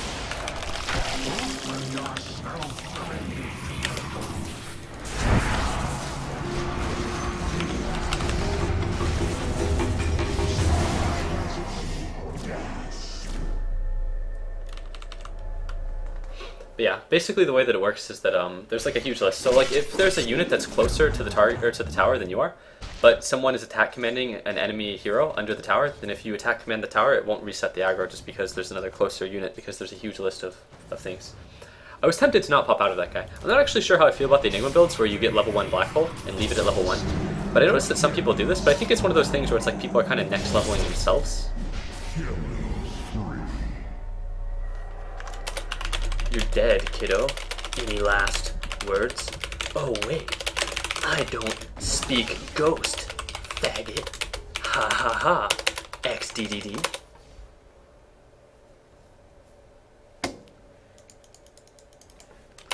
Fuck you. Reported, faggot. There we go. Free to rage again.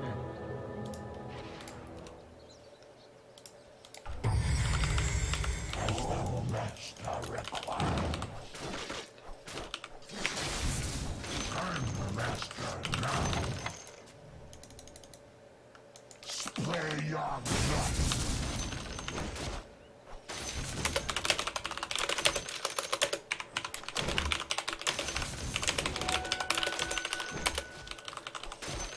That's actually I just completely made that up. I didn't really play very much League of Legends at all, and I didn't also play Garen either. I played League of Legends for a really, really short time, like when Heroes of Newerth became a really shitty game. I played maybe like 100 League of Legends games with people that I know in real life, because everybody that at the place that I used to work is a filthy fucking casual that played League of Legends. That said, they were actually pretty good at League of Legends. Like, 2 of those people are actually Challenger rank now, but the only hero I played was Gangplank, and I did my own special build that I called the Jew Plank.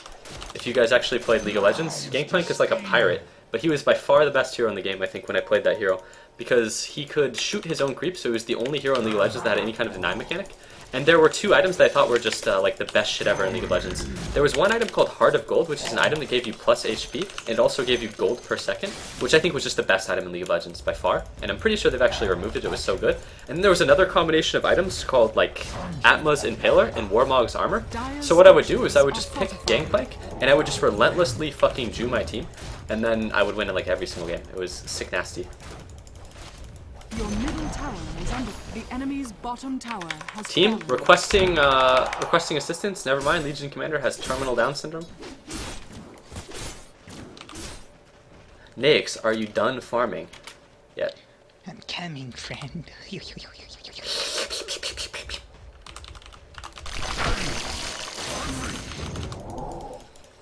I remember when I first played League of Legends, though, for the very first time, I was like, you know what? There's no fucking way this game is ever going to succeed. It just looks like shit. And then, like, a year later, I was like, you know what? I really should have played League of Legends, guys.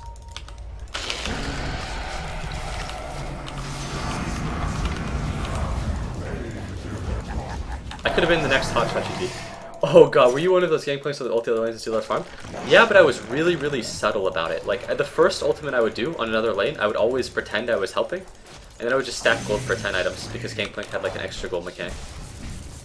According to sources that are sending me private messages, they've removed almost everything about my Gangplank from League of Legends, which just means that I'm such a fucking innovator that it would, like, what I was doing was confirmed overpowered, guys. Confirmed. I scramble. I don't think it was actually bad, to be honest. Like, my win rate in solo queue in League of Legends was like 70%. Like 70% solo queue win rate or something. Which is incredible because League of Legends, it's way harder to single-handedly carry your team. Like, every single role has a pretty similar level of impact, I think, in League of Legends. So it's not like the mid-hero is the most impactful hero or whatever. Like, I think the game was... I'm gonna be honest, I think League of Legends is a pretty shitty game. Like, I don't really like the game, that's why I don't play League of Legends, and that's why I only played it for a really brief time. Like, I'm not really like a League of Legends player, guys. I know how much, you know, everyone hates League of Legends. I played Heroes of Newerth since the beta, I played Dota 2 since the beta. There was just a stage of the game where anyone that played Han, I think, can agree with this. There was a stage of Heroes of Newerth where Heroes of Newerth was a worse game than League of Legends. That's how bad Heroes of Newerth got to be as a game. But, like, I don't know. I think that the shit I was doing on Gangplank was actually pretty fucking good. Like, Heart of Gold was just the best item I'd ever seen. I actually don't think that there's any reason for, like, there to be any hero in League of Legends that didn't buy Heart of Gold. It was an item that gave you health and gold. Oh god, I'm fucking dead.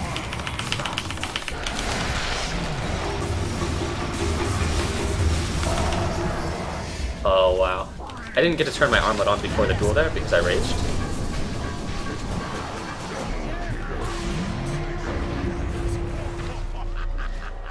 I prioritized using Rage and Open Wounds over turning the Armlet on, but they're all pretty much instant casts, so I could have actually done it.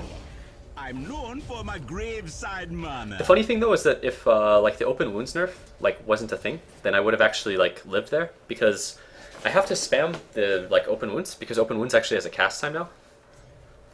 And I valued getting the Open Wounds off because I thought it would make me win the duel.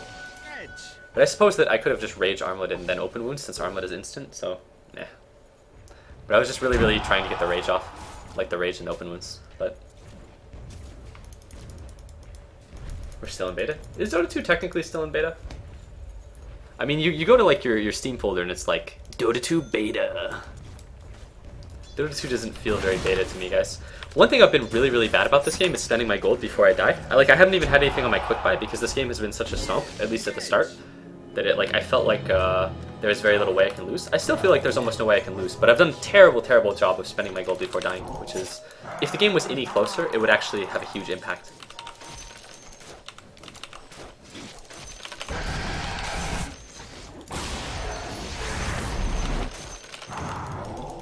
Unstoppable. Oh god. Oh dear, guys. Suck it, monkeys.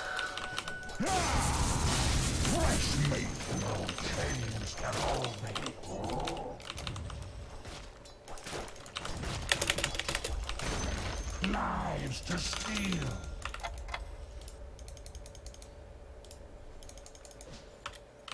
Finally. This fucking A Legion Commander is annoying.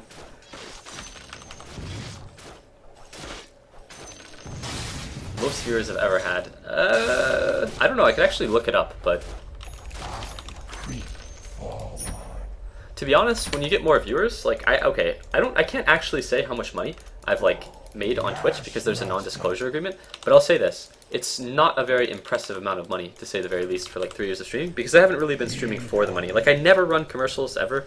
Like, etc, etc. But honestly, when more viewers, it's like the quality of the chat declines so noticeably that it honestly makes it like less fun. And if you're streaming for fun, it's like not necessarily a good thing.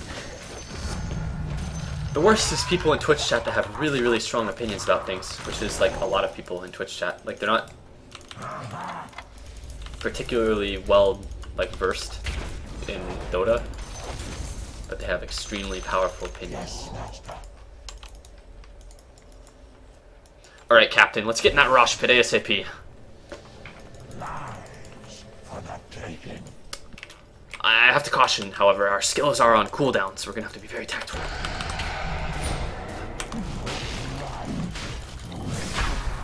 Guys, I think the enemies are aware that we're Roshing. It stands to reason that they're... Yeah, wow. Guys, Lumden is feeding.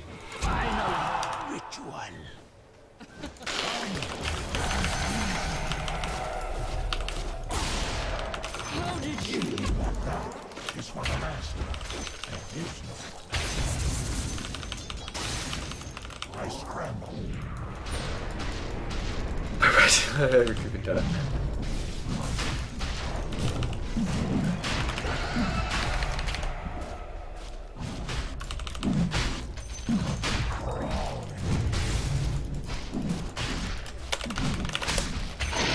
Your Shan has fallen to the Radiant.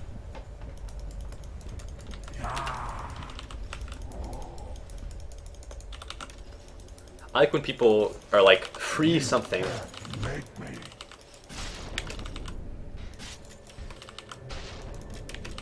It's like Ember Spirit gets a free pipe and a free radiance. Wow, what a strong hero. Free fucking everything, guys. Lifestealer gets a free Morbid Mask, a free BKB, a free Eidos, a free Yules, Your top tower a free is stun. under attack. Alright, YOLO. Your top tower has fallen.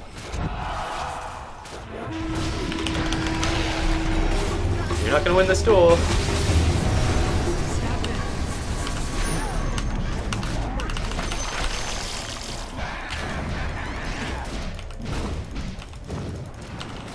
Your top tower is under attack. Oh wow, that was a really fucking good hole.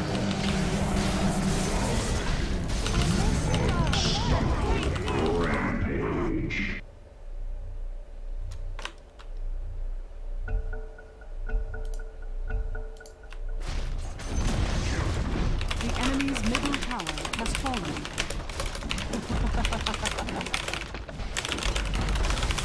The enemy's middle barracks has fallen. The enemy's middle barracks has fallen.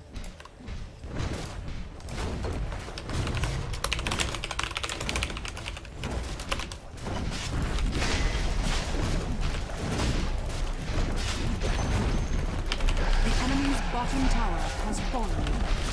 Free rampage. The enemy's bottom barracks has fallen.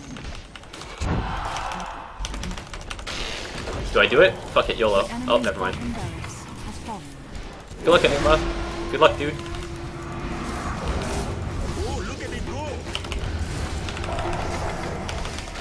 Holy shit, guys, this Pudge may or may not be Dendi.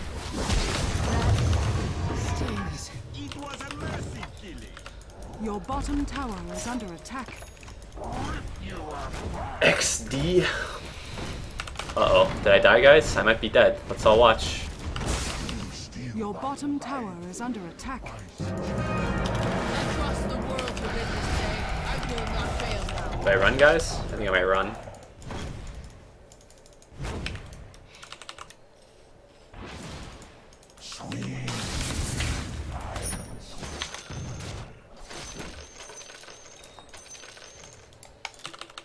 Lives to steal.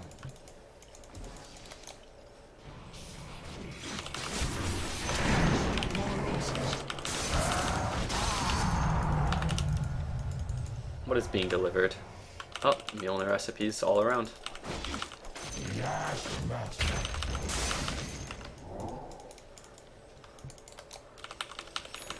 I mean, we all may or may not be Dendi. Yeah, we got a little bit of Dendi in all of us. I've played enough matchmaking, guys, to realize that everyone is actually like an RTZ.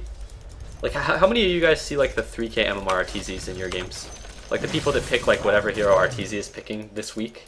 Like people are like, oh, RTZ is picking Tinker. I guess I better show off my Tinker. I'm pretty good at the Tinker if I do say so myself. Wow, RTZ picks Phantom Assassin. What do you know? I'm a Phantom Assassin player.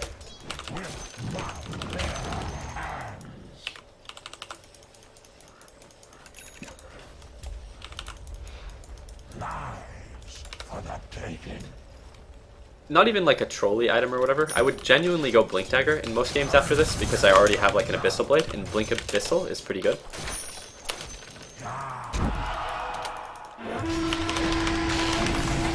I should have let her duel me so I could win the duel, but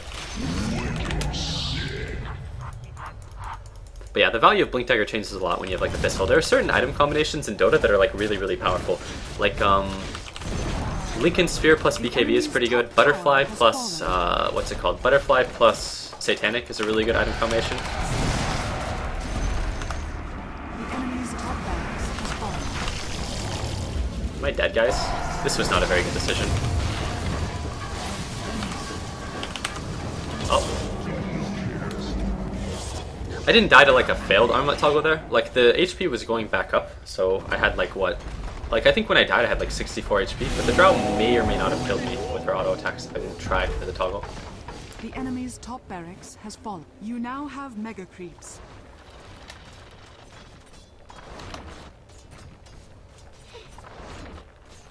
Yeah, I agree. I don't really like playing with Tinkers or against Tinkers. I feel like I just saw his Tinker and his CS was so fucking good I had to imitate it. Easy 500 MMR. Yeah, I feel the same way. Every single time I watch a stream, I just mindlessly imitate what the streamer does. Like, there's a reason that they're streaming on Twitch TV, and you guys are just some lonely nerds masturbating while watching a video game player. Like, there's a reason that they're video game professionals, and you guys are all nobodies, right? Like, I bet RTZ fucks Samantha from Chemistry every single day after he streams. Like, the only way you're going to get good at Dota is by watching players do things and then not thinking about why they do them and just mindlessly imitating them. The enemy's middle tower has fallen.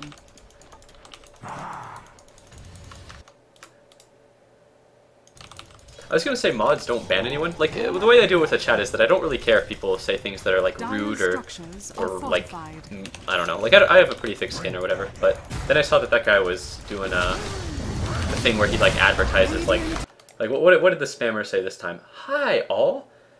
Oh, this is my favorite because you know it's not an English person behind the spam bot. Hi all. I'm distribute all my inventory on CS:GO. Add me fast. And then Steam RN community. So like they do the Steam community thing, but it's not actually Steam community because the URL is different because they sneak an R and an N in there. And the reason that they use R and N is because Steam with 2 M's is also a scamming thing. But they put in the R and the N so that you think it's Steam because R and N, when they're put next to each other, look kind of like an M. So that way you'll mistaken it for like R, for like a thing, and then you'll put in your Steam information and then you'll get, you know, you'll get all your shit jacked. It's sick. What a nasty scamming maneuver. Okay, yeah. The only one guy that I actually did get banned or whatever was like some guy that I was just getting a bunch of like I'll actually read some of the messages because they were kind of funny.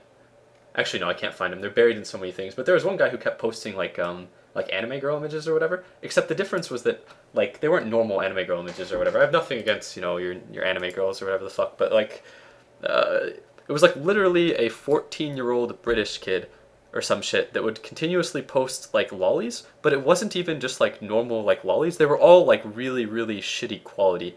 Like if you're gonna post like lolly anime porn or whatever in the chat, at least pick images that are done like reasonably well. Like I don't know, like like the art quality was just very low as well. So it was like the wombo combo of like ultra shit taste. Wasn't he 12 or 13? I don't know. He was definitely 14 or younger. It was Toad Marty. We all miss him. Yeah, we all miss Toad. Rip. What's up, Bobflay? I see Bobflay posting the Stern Community .potato. Bobflay, I remember from a really long time ago, actually. He's like, Bobflay, I think, used to play with Doibs, and yeah, so I don't forget you, Bobflay. I remember you. You're a sick dude. Rip Toad.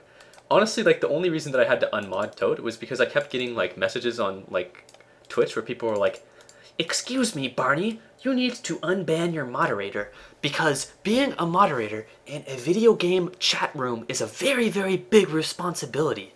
And Badaptoad is really letting down your Twitch TV community by posting child pornography in the form of Japanimation. I would really appreciate if you unmodded him, otherwise you are a pedophile. Sincerely, shit-eating Twitch viewer." And then at some point I got like 10 of those messages, and it was like, I was like, you know what, I can't fucking, like this is actually bothering people. Like I have to tell them to stop. Like, okay, I signed up for everything. When do I get my CSGO inventory? You're probably too late, Ordo119. I would assume that guy has already given everything away, you know? Maybe if you put in your Steam info in more websites.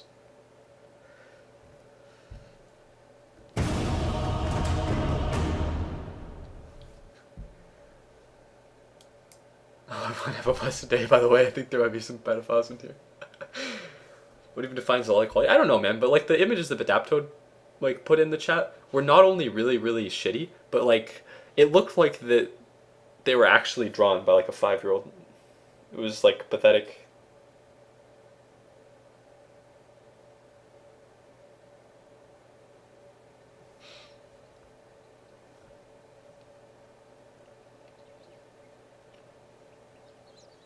Oh, it's Friendly Dota Player! I fucking love this guy because he's really friendly.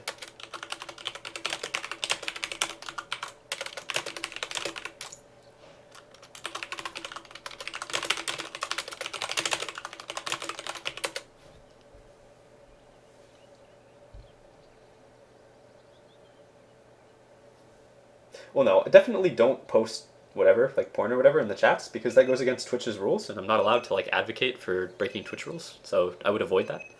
Because you'll get, even if you don't get banned by like a mod or whatever, you're gonna get banned by like a Twitch admin or some shit. All pick. Farming top. Greetings, friends. I'm absolutely thrilled to play this Dota game with you all. Let's have a fun, amazing, and memorable game. God, I fucking love this guy. He's like the best. He's the greatest motherfucker I've ever seen.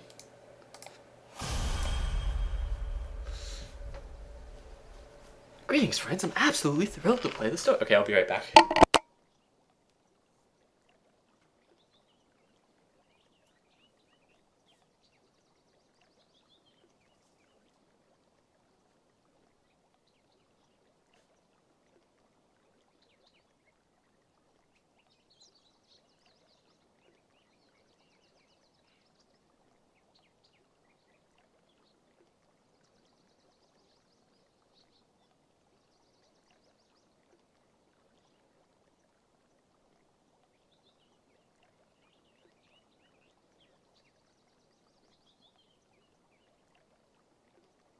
Ten seconds remaining.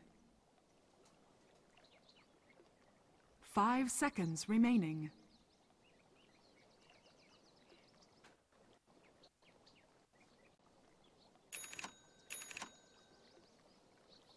Alright, I'm back. Holy shit, look at how accommodating Friendly Bro is. He looks like he's absolutely Prepare thrilled to for play this battle. game, so I'm hoping that I can make this game fun, amazing, and memorable for him.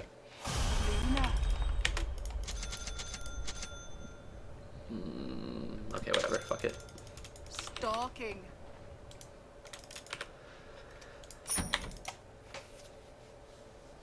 We could go tell him to kill himself? Oh no, dude. If everyone in the Dota community was a Friendly Bro, Dota community would just be such a better place for us all.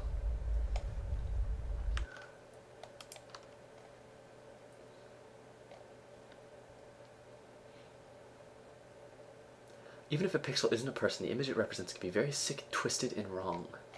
I agree. Like, every single time I see someone post a scantily clad anime girl, I cringe at the thought of a child being raped in a third world country. Just like my violent video games, every single time someone jacks a car in Grand Theft Auto, I think, would you download a car? The battle begins. That's on S. I don't know, dude. Absolutely. The dark moon comes. I don't actually watch anime, guys. You guys think I'm fucking autistic? Please. Why would you watch Japanese cartoons when you could be out, like, fucking girls and stuff? Right, guys? Just kidding. Yes. But in all seriousness, I don't really watch any anime. I probably have shit taste anyways, right? Ox mid. Come, Nova. I would download a car too. I think that that's like one of the least compelling things ever, where people are like, you wouldn't download a car. It's like, the fuck I would, man. Cars are expensive. What the shuttle flies. This is actually kind of spooky because it's an enemy duel lane that has like really, really overt kill potential. And like Luna tends to outfarm pretty much anyone, like in the laning stage at least, because she has such high base damage, it's pretty hard to contest her. But the thing that always spooks me as a Luna is when the enemies can kill me. They will fear me. One might say that the hard counter to farming is being dead. Very difficult to farm when you're a spooky ghost. So I'm going to just pull the creeps back and push up the lane by auto-attacking and turning the Basilius on. That way Limden can pull safely. On the prowl. In fact, I'm tempted to get a stick, but I think that these guys are only going to cast spells when they kill me. So there's no point in even having a stick because, yeah. Hearing someone else's voice. Holy shit, dude. That's like the most, I'm not gonna like be a dick or whatever, but that's like such a narcissistic way to like compliment someone. Barney, your fucking boss kind of feels like I'm listening to my own thoughts but being read in someone else's voice. It's like you're complimenting yourself and me at the same time. I fucking love it, dude. Alright, that was bad. That was bad too. I could have actually gotten both of those CS, but I fucked up really bad. And my mercy wins. I was reading the chat, guys. That's my excuse. I'm not used to having that extra 8 damage from Drower. I didn't know what to do. I have no real excuse. I could have gotten all of those CS, but I fucked up. But this is not really a lane where I'm gonna get like optimal farm because the enemies are both two spooky heroes that can kill me. That said, Lumden is doing a pretty good job of denying the enemy's experience while also letting me get solo experience. He can't really do anything in this lane, so it's like, if Lumden just pulls, then he creates an experience advantage for me by allowing me to get solo experience while also denying the enemy's farm. Omnidite has a really, really like weak laning presence, I think. So what Lumden is doing is really, really nice. That said, when Lumsey gets some more experience, what he should start doing is just occasionally coming to my lane to heal me or repel me, and that would be like pretty much optimal play, I would say. Try to run. So this is why this lane is terrifying, because if I don't like position so far back and they do that to me, they can barrel strike me, and then it doesn't matter if I have 10 times their farm, they can kill me. On the prowl. I've been having a stick. Yeah. If I get a magic stick, then it's like that was the only spell they cast in the entire laning phase. And what I'm afraid of is that they cast that spell, and then they cast Burrow Strike, and then I become a dead Luna. Yes. So I have to position really, really far back. This is not a lane where I'm gonna get like tons of farm, but By starlight. I wouldn't even go for it, dude. Like we're gonna win this lane so hard without even doing anything. We ride. The only way we can fuck this up Let's go. is by dying. I accept this honor on behalf of storms everywhere. We can actually kill the Witch Doctor now, though, if you want. I'm gonna be level 5 in a second, and then we can go. The night sees all. Yes. Beautiful. Okay, so one thing I have is I bind like 50 of the 70. Fuck. I bind 50 of the 70 chat wheel features or so. Like the only ones I don't have bound to, fucking Christ, are the super defeatist ones. Like game is hard and shit like that, or that just happened. I don't bind those because I don't see any reason to actually do that. And I find that everybody speaks chat wheel. Like Peruvians speak like quality chat wheel. Oh no. Yeah, Peruvians speak chat wheel, Chinese people speak chat wheel, everybody understands the chat wheel, right? But unfortunately with my numlock key, like there's one feature of my chat wheel that I can't always use. I don't even know why, it just sometimes doesn't work. Like, it's the stack and pull please, and stack neutrals, which are actually two chat wheel features that I would use a lot if I had the opportunity. Is this guy dead? I think he's actually dead. I think he just made a big oopsie. Alright. Let's go. Yeah, that guy fucked up pretty bad. The night sees He basically all. let me just run at him and kill him. I've been playing really, really passively for the entire laning phase, but when he's left alone, I have a huge advantage, so there's no point in like not leveraging it. Quickly now. But sometimes I find that when you like play really, really passively, people think that you're going to continue to do so no matter what. Yeah, I know the chat wheel is auto-translated to other languages. I think that's like part of the fucking glory, like the glory of the chat wheel. I actually really fucking love the chat wheel. Like, Smite actually has a really good chat wheel too. My favorite thing about the Smite chat wheel is that there's one feature on it that goes, "I'm the greatest!" And I just wish that the Dota chat wheel had that, so you could like go to gank someone's lane, and it could be like, "Nice, well played," and then you could be like, "I'm the greatest! I'm the greatest! I'm the greatest!" I don't know. Also, the Smite chat wheel has like an announcer that reads everything, but that's actually not very good because it doesn't translate very well to other languages. Clockwork can actually kill me even if I significantly outfarm him, but I do have Eclipse, which is really threatening. Oh, I was here. Dead.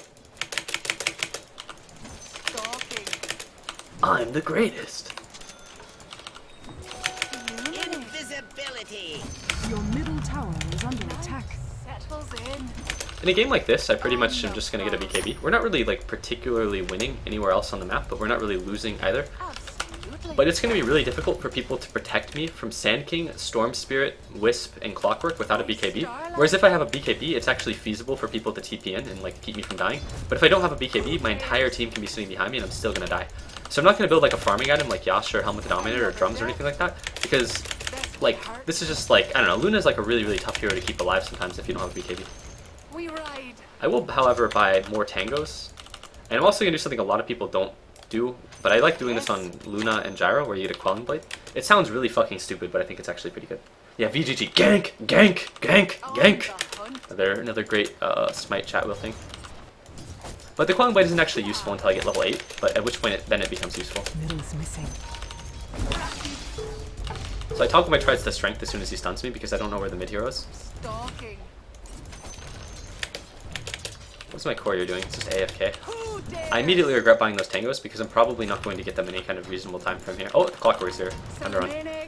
The Clockwork probably doesn't realize that I've spotted him with my night vision, so I'm just going to go rotate through the jungle. Yeah, I'm just going to go rotate through the jungle because Clock is top, which means that there are 2 to 3 heroes, so This means I start farming your camps, Linden. Far the night. I wonder how long the Clockwork is going to sit top waiting to gank me.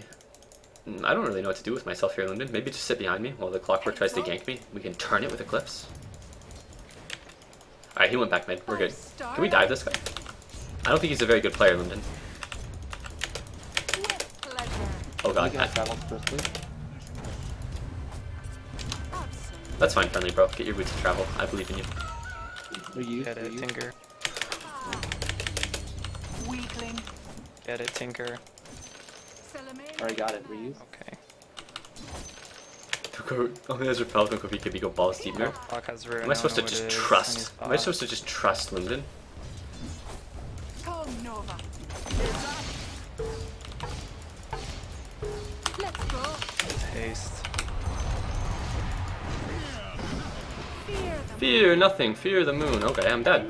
Am I dead? Goodbye, Linden. Under attack. Yes.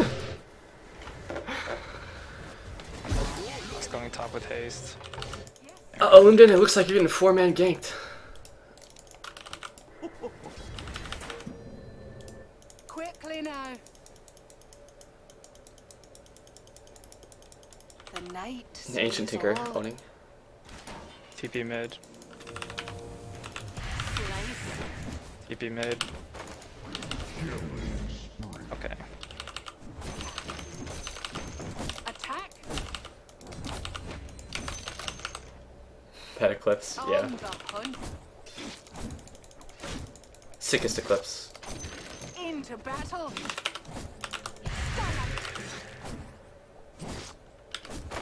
You don't actually need like tangos or any kind of sustain to farm on Luna at all, but Good plan.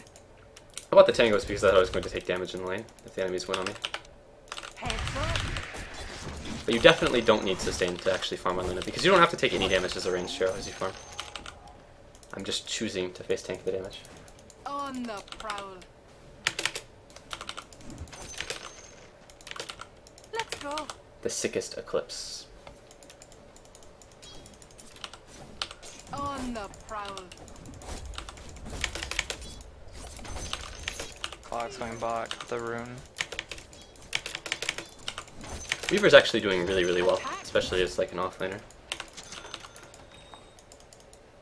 Far the night. Oops, I quelling bladed the wrong tree, guys. It's not time yet. Quickly now. You're getting Westported on mid. He's definitely not aware. The worst part is you can actually see that not only on the mini map, but like on the actual game map, you could see that, and he like still ran forward. The night sees all. Lumden may be able to keep him alive though. Okay, Lumden has killed the Wisp with the Drow. So Lumden and Drow are just doing work. Luna. Is this me, guys? Am I supposed to kill this guy? Let me come get experience. I'm just kidding, I'm not gonna get any experience. I'm also gonna fail to pull this now because I just kind of ran through the camp a little bit. Whatever. Let's go. By starlight. Holy shit. Well. Didn't know he had blink. He doesn't need streams on Twitch. There are actually times where like no beam build is actually pretty Radiant decent. structures If I was gonna go no fortified. beam, I would definitely get like a Mask of Madness or something though. Like if I was gonna commit that hard to a build that wasn't good for fighting, but was really good for farming, then I would make sure that my item build reflected it. Like I wouldn't do a skill build that was dog shit at fighting heroes, and then do an item build like Treads BKB. Come Nova. Into battle. Am I dead? All missing. For dark moon. The I didn't get the tower last hit, but I tower scared the has Clockwork. fallen. The from enemy's TP. bottom tower has fallen.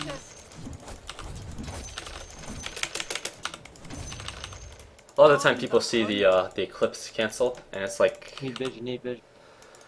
they get scared because they think that you're gonna drop that big fucking Eclipse on them. Oh, am I dead anyways? I might be. I mean, I might be in some shit here, guys. Yes.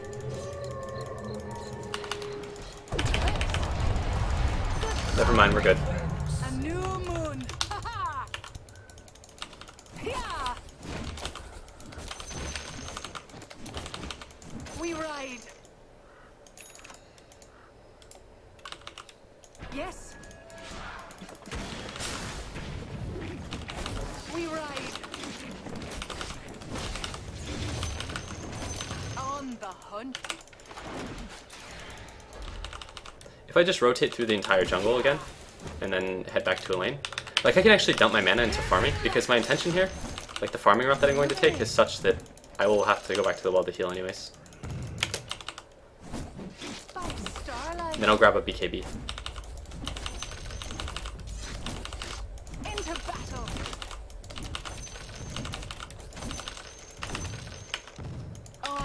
Okay, that was a pretty failed try toggle there, but okay, I fucking hate you, Lundin. Good plan. I was thirsty for my BKB gold, so I wouldn't have to rely on the Holy Light or the Omniscience, and you took my money, you son of a bitch. Yes. You know what, that's fair, Lundin. Go kill yourself, though. Black King Bar. Salamene commands. You were too subtle, Lundin. I didn't understand the, I'm thirsty for the Holy Light. I didn't get where you were going. I didn't catch his drift. It would have been pretty sick if that actually saved you though, Drow. Like pushing him out of his cogs. I bet pre-buff you would have been 100% dead no matter what. Yeah, the Ags Luna is actually dog shit. It's like probably... Like, it's not only just that the Ags upgrade is not that good, but it's also the fact that like other items on Luna are okay. I've actually tried like Ags Refresher Luna. It's one of the worst like things I've ever seen. It's like a really, really bad build, I think. People BKB and then it doesn't work, or people run away from you. That said, Ags Refresher Luna looks really fucking cool, because when you do an eclipse, there's like a little aura around you of like a lighting effect or some shit.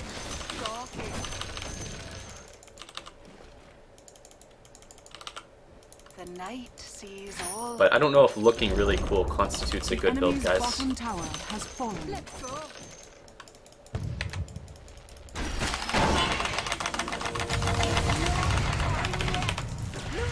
I really wish I had my Eclipse, but it's not up for 4 seconds.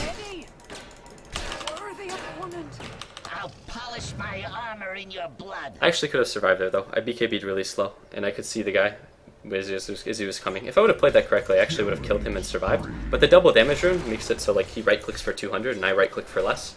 Maybe not. Maybe even if I BKB'd at the appropriate time, he would have killed me. But still, I was like seconds away from being able to actually just completely turn that around. But I might have actually survived there and killed him if I would have BKB'd before the hookshot hit. Oh my god, is this guy gonna get 2 kills with this DD? Stun, or not stun rather, but... Okay. Yeah, I could see that guy coming, so that was a very, very bad death, I think.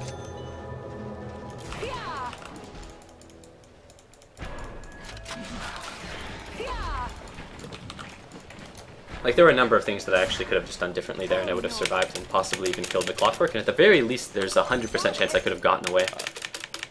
Because I could have just BKB'd, hit the cogs, and then ran. Or I could have just BKB'd and TP'd. Like, I could have just BKB TP'd away, since he already hit me with his hookshot and his things. So yeah, I fucked up. That's the reason I died. I'd rather kill the cog so I can leave.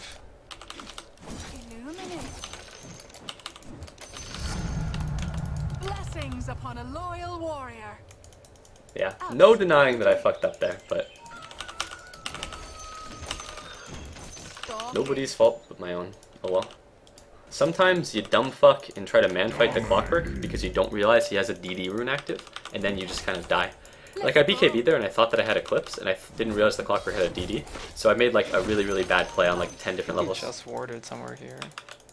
Which doctor? I think there.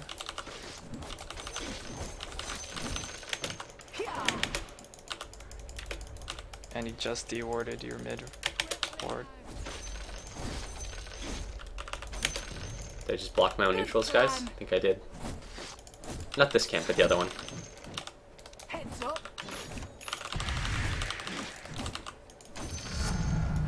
The moon smiles upon me. Far the night.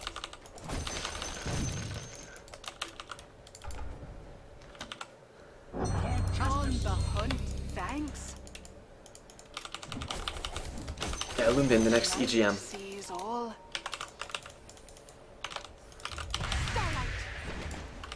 Oh my god, that's a Midas Storm Spirit, guys. That doesn't seem like a very good Storm Spirit build. We ride. What a turn. Game no sick. Yeah, I know. I agree. I always play perfectly. I always pick Pudge, and it's my team's fault that I died. I'm gonna get fucking arenoed here, guys. Let's go. I think this is where I walk into the woods and hope to God that the clockwork isn't still here. Is he gonna go on me? No, he's gonna go on my tinker. I don't know if that's a very good decision, clockwork man. Oh, these fucking neutral creeps. Are you kidding me? We ride. Guys, I think that he might come back.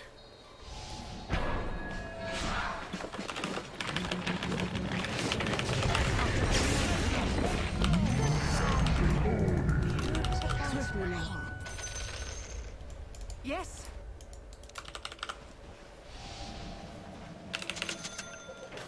Come, Nova.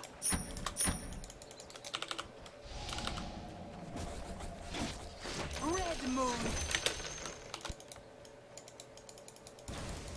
This will hurt. Radiant structures are fortified. Am I dead, guys? You're a coward. Yes.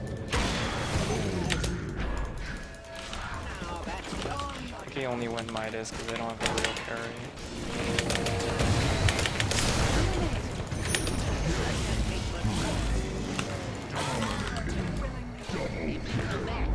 I'll kill you again.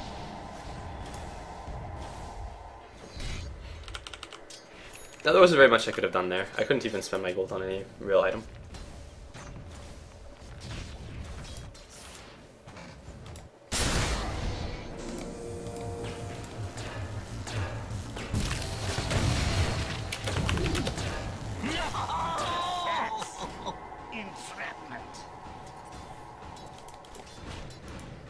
I don't think it's very good usually to get Arcane Boots before you get a Blink Dagger on Sand King. It's like the only thing you're going to be spending your mana on is Burrow Strike anyways, because Sandstorm doesn't really take up very much mana.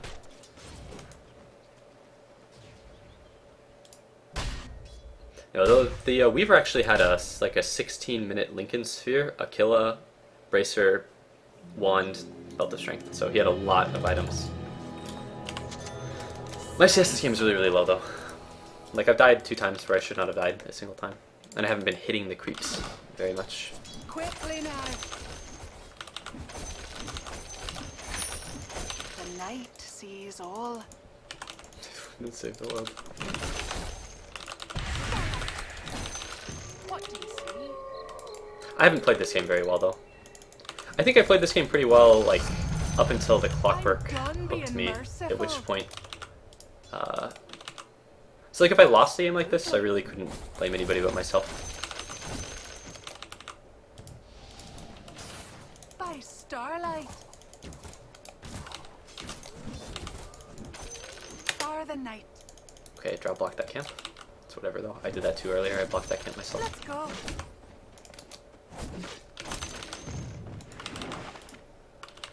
Let's go. I don't understand how that even happens. Weaver killed Storm Spirit, but like, Storm Spirit's a Storm Spirit, he can just ball lightning and TP away. On the hunt. Absolutely. I actually think that Heads up. that the Tinker's item build is better than, like, you might give it credit for. Blessed be the night. Oh boy. Oh my god, he's playing Wisp, guys. What do we do? Regeneration. Let's go. Do I do this? Is this a good idea? Oh. No, it wasn't. Quickly now. If I would have beamed that, I actually would have killed him, I think. But I didn't want to beam him and then fall out of range of the Eclipse. The Wisp has actually done a pretty good job at saving people from the Eclipse or whatever. Dire structures are fortified. Pretty legit Wisp, guys. My steel. Not gonna lie. Like, that's the second time he's done that. Star the night. That said, I don't think that the Wisp is going to win, because I don't think that the people that are playing the carries on the Wisp's team are particularly good at what they're doing. Yeah. And even if my farm is pretty bad this game, it's still better than everybody on the enemy team. Let's go. So even if I think I'm playing this game quite poorly, I think that the enemies are playing it even worse. Good eclipse count 0. Yeah, more or less.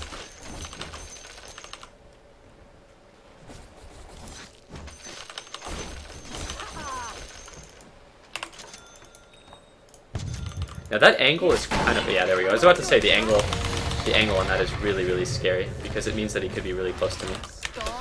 So I do the BKB, I TP away, and I live. Instead of trying to man fight him and dying like a fucking retard, like I did the last time. Because the only stun that they have that actually goes through BKB is Clockwork Hook, so if he uses the Clockwork Hook to initiate, then yeah. But it's always funny when I'm like, you know, the angle on that is pretty frightening, I bet he's pretty close by, and then I get hook shot. Why did you stop playing Mirana? No, I stopped playing Mirana because I only played that hero like I played Mirana way back before they gave her like arrow damage buff. And like, I played her because I would duo queue with people that liked to play the cores, and then I would just basically play kind of like support Mirana. Your top tower is under attack. And then I would transition into a core. Who dares? Two reps are better than Barney Eclipse. Yeah, they really are. Run them down. Absolutely. But I think that the version that I played Potem in, she was actually worse than she is like now, like significantly so. But I really, really liked the hero because I would go duo offlane with like 616 or F4L, and then I would like we would do like Weaver Potem offlane. Radiant structures are fortified. All right, good eclipse count. We're up to 2. Fear me. Die. Manta style. Let's go. Death approaches. So the last time I faked that guy out when I did the eclipse, and then he canceled his TP, but that time he decided to man the fuck up and try to kill me, and it did not work out. Are you using quick cast? Yeah, I use quick cast. I think it's like objectively better than being a slow casting peasant. Let's go. Quickly now. There's really no reason to not use quick cast. It's just so much better in every single way. Like the only argument that people make against it is like, oh, quick cast, that's a League of Legends thing. It's like, okay, maybe. Like maybe League of Legends and Heroes of New Earth did quick casting before Dota, but it's still like way better. Like the best way to describe it is that I can look, like I think if you play Jakiro or Lina, if you don't use quick cast, you're like a fucking retard. Like if I can ever look at the way that your hero is moving and I can determine like what your setup is, then I'll know like it's not good or whatever. Like if I can look at you and be like, you know what, you're not using quick cast, then there's like a serious issue with your control scheme.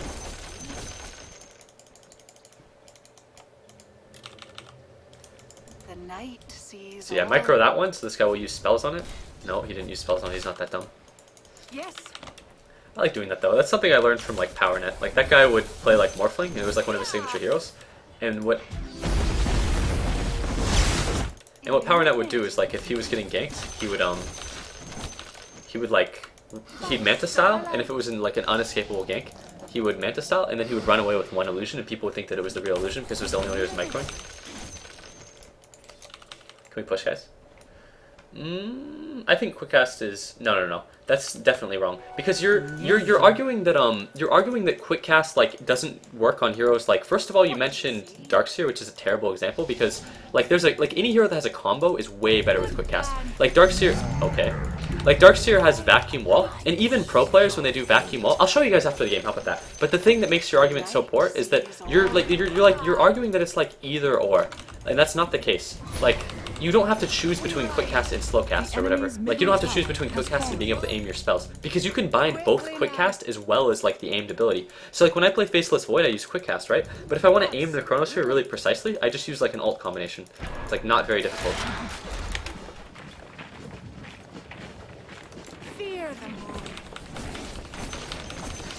Yeah, quick cast is basically just strictly superior if you use it correctly. But what quick cast is, if for those of you who are unaware, is that you don't have to issue a mouse click, which is really, really important on heroes like Lina, because you can be like, the people that are like, oh, but Barney, I'm so good at with Lina, I don't need to use my, like, I don't need to use quick cast because I can drop the combo correctly. It's like just as fucking stupid as when people are like, but Barney, I don't need to use hotkeys, I can just use my mouse to click the button. Like, no, shut the fuck up. Like, your control scheme definitely matters. Like, and if I can ever look at you're like Lina or Jakiro play, I can always look at a Lina or Jakiro and 100% know whether or not they use quick cast or not. And if that's the case, like if it has a noticeable effect on the way that you're controlling your hero, then it definitely matters. Do you fear nothing, Lumen? Do you fear nothing? Does the Holy Light guide you? Lunar Light. Omniscience.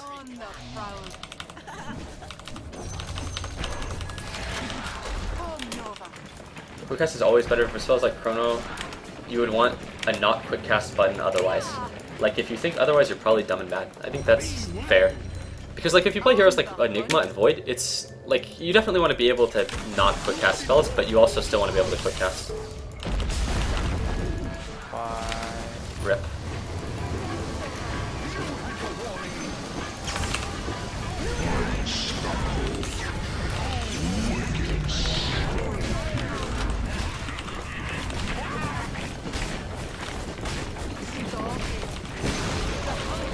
Enemy's middle tower has fallen. No Fear, EG 2014. Oh god, that's awful. Fear is definitely my favorite competitive player, and I'm not playing it TI4 is pretty disappointing. That said, I'm not like a particular fan of anyone. I don't know. I don't really look at players and I'm like, you know, I'm a big fan of player X or whatever. Like, I respect Fear because I think he's like really, really good at the game, and I think that his attitude is really good. That's simple. Like, when I first got into the genre, I remember it was in the Heroes of New Earth beta, and I would watch Angry, Testy, and Shu because they were the best Heroes of New Earth players at the time. But it's not like I idolized those players just because I watched them to learn the game or whatever. Normally I would get like lifesteal before a butterfly, like almost 100% of the time I would get some form of lifesteal before a butterfly on a Luna, but this game I don't think I need it because the enemies have exactly 0 right click sources of damage. Like 100% of their damage is magic, so it's not like I need lifesteal to win a man fight.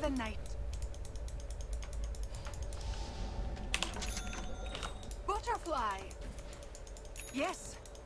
Chu is back. I don't know if Chu is like that good at Dota yet though, but Chu is definitely someone that's not bad at video games, to say the very least, so.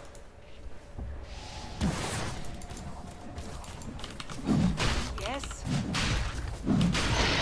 Roshan has fallen to the dire. Plan. There we go. By starlight. Don't lie, like he's a dirty wrestler as well. I think that I'm a dirty wrestler because I learned the game by watching Angry, Testy, and Chu that are both fucking filthy ricers or whatever. But it's like, it's undeniable that the farming patterns that people like Angry, Testy, and Chu did, like way back in early Heroes of New Earth, were like way better than anyone else. Like Angry, Testy, and Chu did things that no one else did. And if you look at Dota replays from like Dota 1, like 5 years ago, everyone was so fucking terrible at the game.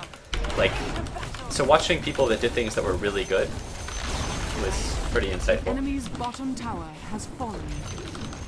The enemy's bottom barracks.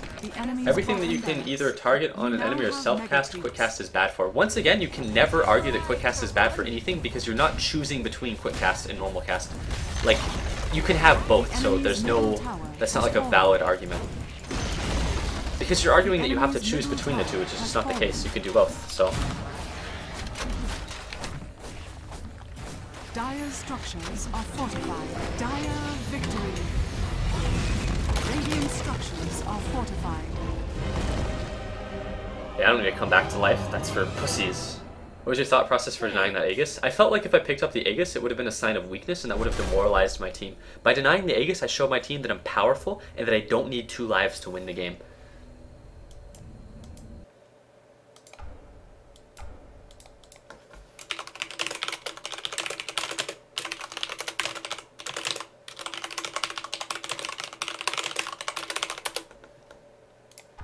Alright, so I'm going to demonstrate a point, which is like heroes that quick cast is actually really, really fucking important on. Oh fuck, did I not turn on cheats? Am I a retard, guys? I don't think I turned on cheats, so now I have to do this again. All pick.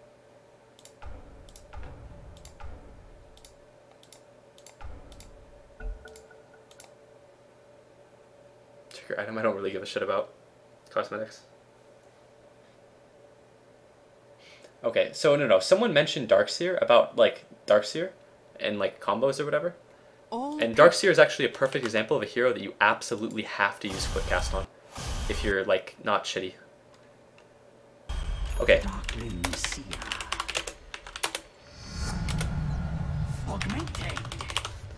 Prepare for battle.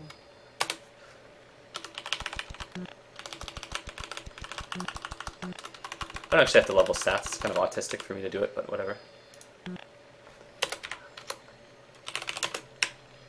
This is demonstrating a point. Oh, fuck me. I'm so bad at cheating in Dota, guys. But yeah. So normally what people do, even like pro players do this when they play Darkseer. There are two types of Darkseer players. And oh, actually there are three. And no one is the third.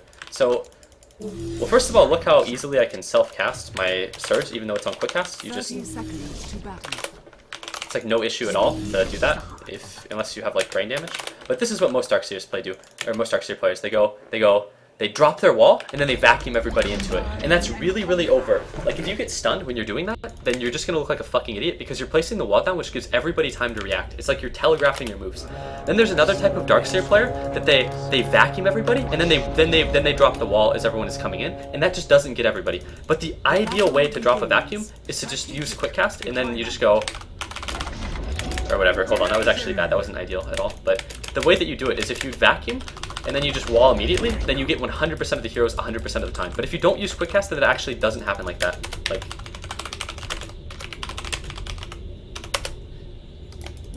okay, this is actually really fucking stupid of me. I decided to do bots or whatever, so there are a bunch of bots in the game, which means I can't actually do what I was looking to do there. But that gets 100% of the heroes that you get in the vacuum every single time. Another example would be like Lina. Like Lina combo just looks different when you quick cast it. Like same with Jakiro. But that was actually a really, really bad demonstration of a point though, because I didn't like, what I should have done is I should have created a lobby and then created 5 like bots that were not controlled by AI, so I could demonstrate the point. If you don't use quick cast, again, there are 3 types of Darkseer players. There are the people that drop the wall and then vacuum everybody in, which gets 100% of the heroes into the wall, but it gives people time to react. The second type of Darkseer player is the type of Darkseer player that vacuums and then drops the wall, and if you don't use quick cast, then you're not going to get every single person. You're going to get like 70% of the people. But if you use quick cast, then you're going to get 100% of the people 100% of the time, and it's really, really noticeable the impact it has on the game. The other hero that quick cast is really relevant on is like Lina. Because Lina combo just looks different when you... This is a very good Lina skill build, by the way. Never do this Lina skill build unless you have fucking brain damage, but whatever. But you stun, and then you blast, and it's very, very quick, as opposed to being like... Which is noticeably slower. There's like a noticeable... There's like a noticeable difference. Like if you look at the animations, you could actually you can see. Look at how slow that is compared to... Like if you look, whereas if I quick cast it, it's like one fluid movement. It's very, very different. I can always tell whether or not like a Lina player or something has quick cast on. It's like, it has a noticeable impact on the way they control the hero. I realized that I could use what the fuck, guys. Like, I'm very, very aware of that. But if I was going to continue to actually autistically play against the bots, then I would not want what the fuck on, because then the bots could permanently stun me because it applies to bots as well. I don't know what I want to do now. Ayo, BB girl, you won some fuck? Okay, that's Lampercat, which is a pretty disturbing name when you're 15 to use. I think I've been ditched, actually, by the people that I was playing with, so now I'm all alone. You're biased? I'm definitely biased, but I wouldn't it's fractionally different. It's different, but it's noticeable if you look for it, I suppose. Yeah, I'm definitely biased because I think that quick cast is way better, but I wouldn't be biased in favor of using quick cast if I didn't think it was just way better. Isn't it like canceling the vax mandate? Kind of. I think you have a very good understanding of the condition. You're right. I'm totally insensitive. Should we quick cast, please? That was really helpful. I definitely think that that's sarcasm, but I don't think I did a very good job of demonstrating it, but quick cast is bad on Ember. I think any hero that has a combo, so to say, quick cast is very, very good on. Like, quick cast is good for combos, and it's not good for self-casting spells, and it's not good for aiming spells, which is why you bind the normal cast to a separate hotkey. But the majority of people will never use quick cast for the exact same reason the majority of people will continue using legacy keys and like playing certain heroes with certain control schemes. Like, there are just certain heroes you should change your control schemes for. For instance, when I play Phantom Lancer, I turn on auto attack and I turn off auto select summon units. Like, if you play with auto select summon units on when you play like a Broodmother or a Phantom Lancer, you're like fucking retarded, because like every single time that your illusions replicate or your spiders create like a smaller spider rate, it'll just vector towards where you are, which will just give away your position. And then even if you're really, really good at microing, auto attack on is really, really good on like a Phantom Lancer, so that your illusions don't just AFK after they propagate.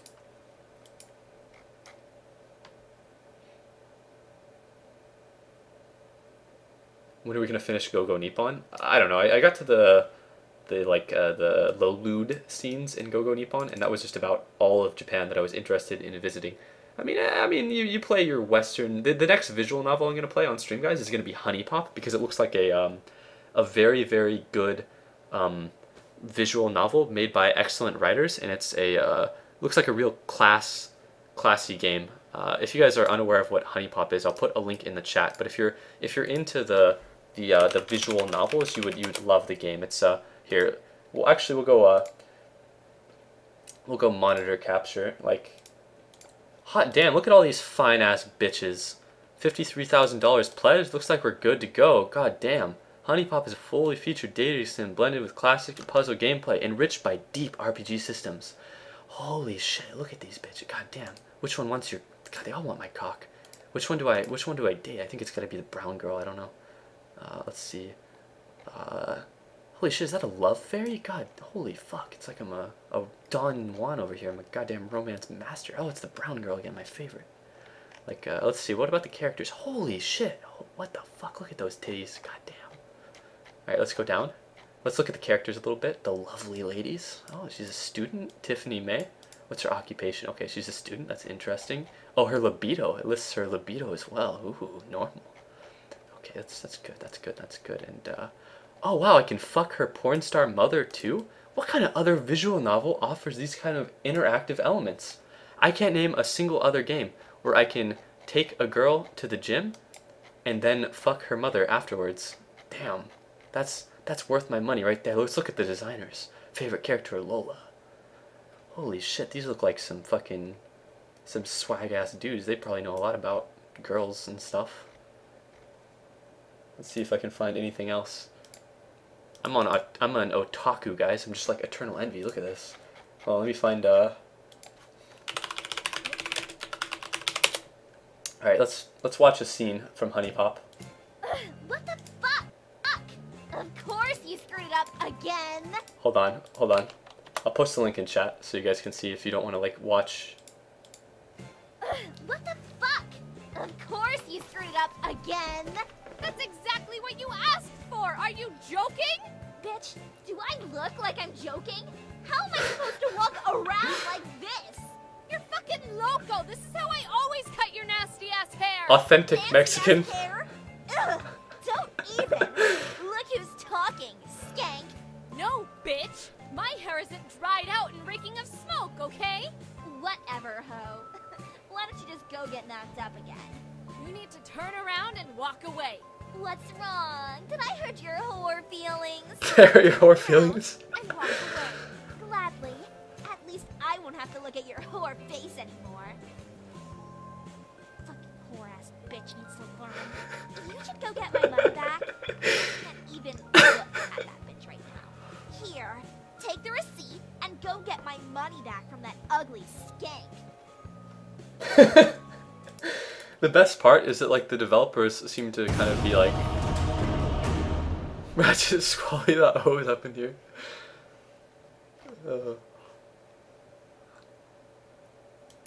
Oh man.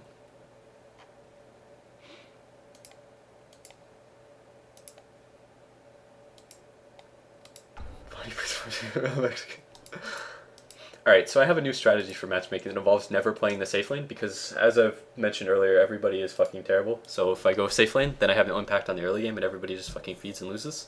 There's like a Haxity on the other team. That's going to be a challenge, but I'll see what I can do.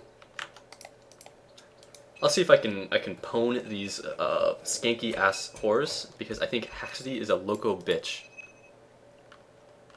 All pick.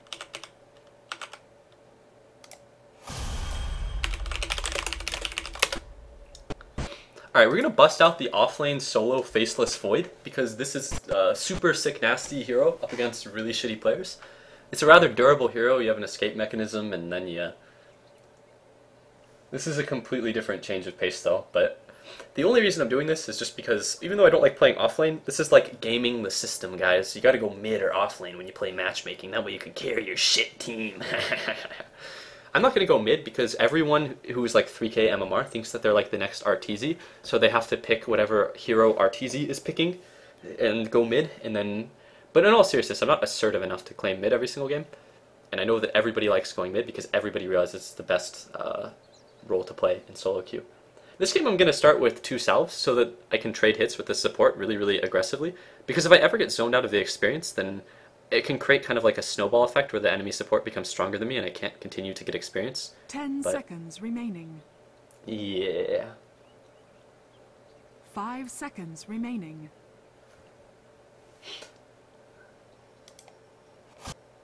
I have seen how this war ends.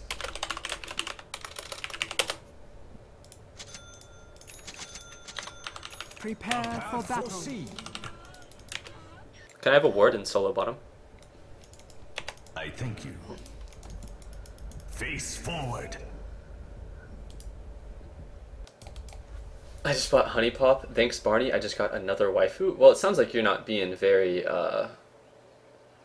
very loyal. Thank you from the bottom of my path unspools. I sure hope I'm solo, or... yeah.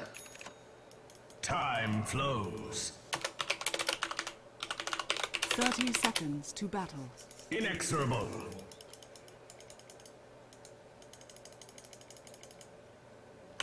Yes. Does that even see the rune? Did I just fuck up really bad? I might have just fucked up pretty bad, but we'll see. Foreseen. I just want vision over this area so that I know if Mirana is going to throw an arrow at me or if Chen's coming for a gank. I go. Yeah, what kind of nasty, skanky ass whore has The 2 begins. animated waifus or whatever? Time catches on. Looks like my cat is scratching on the door, which is really fucking annoying. Because every single time I open the door when the cat does that, the cat just runs away. I'm actually not too familiar with offlane blocks or whatever, since I usually play safe lane. The march of time. Offlane blocking feels a lot easier though, to say the least. Something about the creeps running really slow. This is where I just run up and start beating the shit out of Leshrac. Because this nasty ass whore is in my lane. Okay, I'm actually fucking up here. Oh boy, he's one of those guys that levels his edict at level 1 and fucks me up. The carry's even joining in on the fun. The march of time.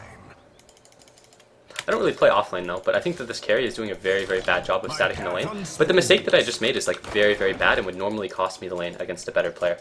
That said, Haxity is doing a pretty good job of zoning, but his carry is not very good at the game, I think. He's allowed his range creeps to stack up, so he can no longer keep me at level 1, which means that I'm going to succeed in the offlane. But I made a very, very, very bad mistake by just trading ineffectively, and normally that would create a huge disadvantage for me.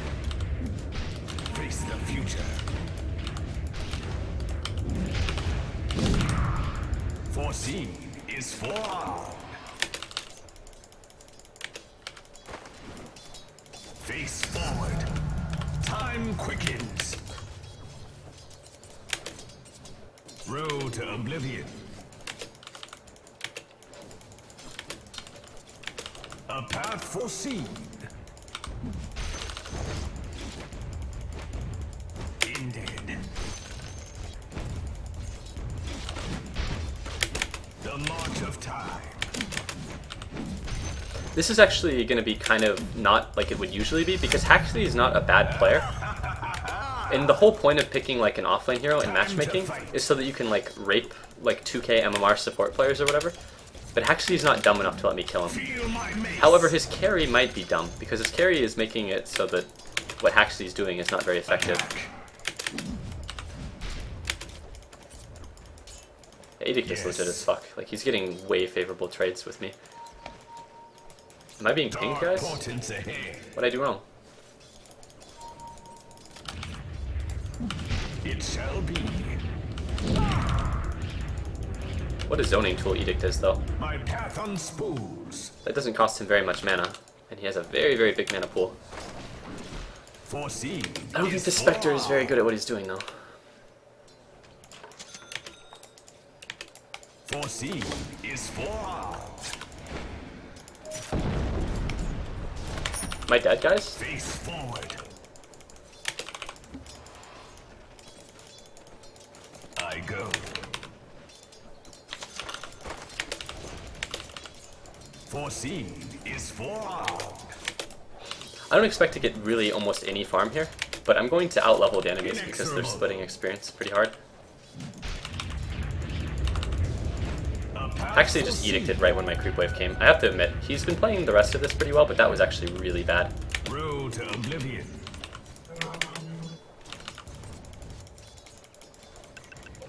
Time flows. Alright, now the Chen is trying to gank me. First blood. Uh-oh. This is why you gotta go offlane in matchmaking, because this Phoenix player just won against a tri-lane. He's about to get a first blood double kill in a 1v3 lane. Face forward. I can't quite match that no matter how well I do here, because I'm a faceless void, so I can't actually kill anyone that isn't brain damaged until I get level 6. A timely increase in power. But that's not very good, because when you're 1v3, you really shouldn't be getting first blood. Inexorable. My path unspools. But if the Spectre didn't let the range creep stack up, I would have completely lost this game, like immediately, just because of like poor play. Like I didn't trade well with the last track early, which like, but to be fair, this is like the first time I've done the take a carry to the offlane strategy.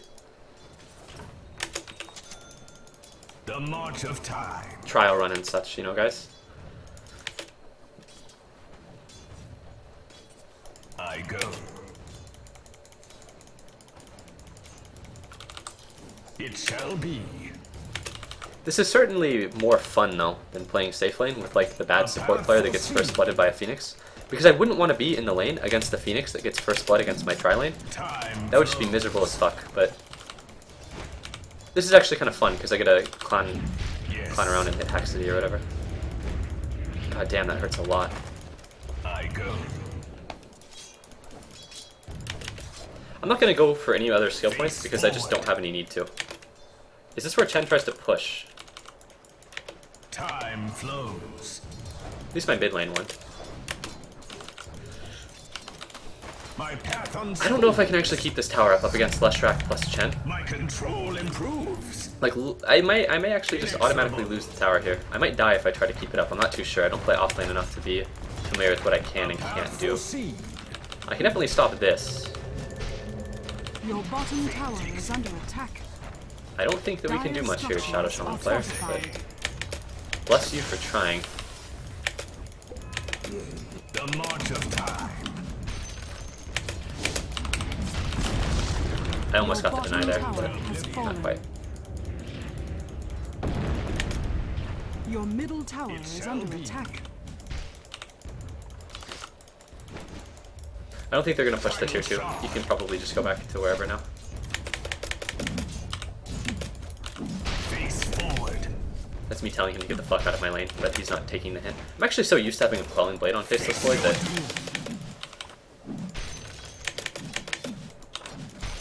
Time's up.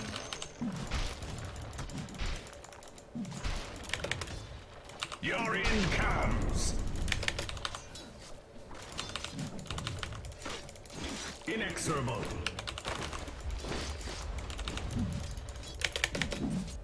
Attack. I fucked up there. What I'm going to try to do here is to static the... Oh no. Foreseen is I'm just going to try to like static the lane under my tower. I'm actually playing this so poorly though. Like, not only did I trade poorly with Leshrac, but I'm missing a bunch of completely uncontested last hits because I'm so used to playing Void in the carry role that I just have no fucking idea what I'm doing as the offlane Void.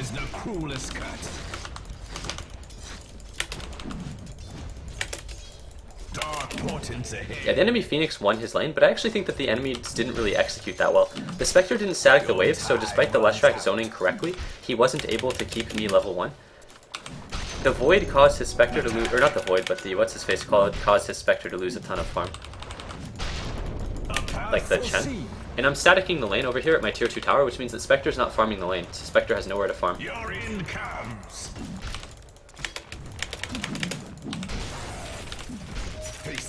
But now the lane is going to push up. I mean, I can't get that siege creep either. That was actually, the second siege creep there was impossible to get.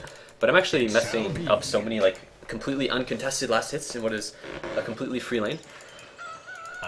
Very, very talented offlane Void player, guys. Time's up. The funny thing though is this game seems so much more winnable than games where I go safe lane and I actually play really, really well. Oh no! Oh god, I'm terrible.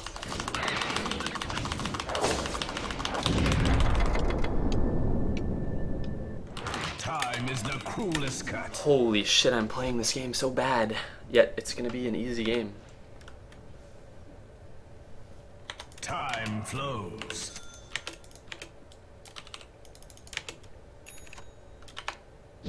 The march of time.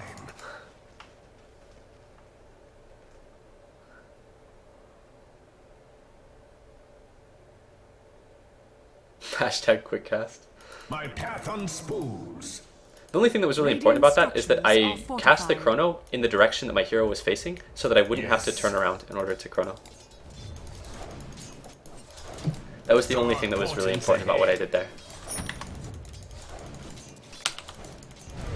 Time to fight.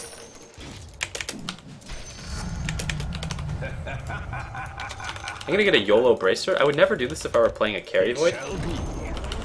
But playing this type of Void, I think I can buy the Bracer and it's gonna be a really, really good investment. Oh my god, I ate the arrow again. I knew the bottom was there too.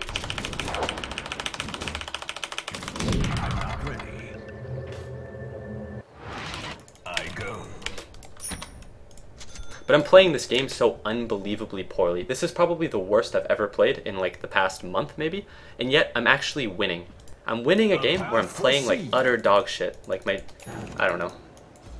Yeah. Yes. Like this is very, very unimpressive play.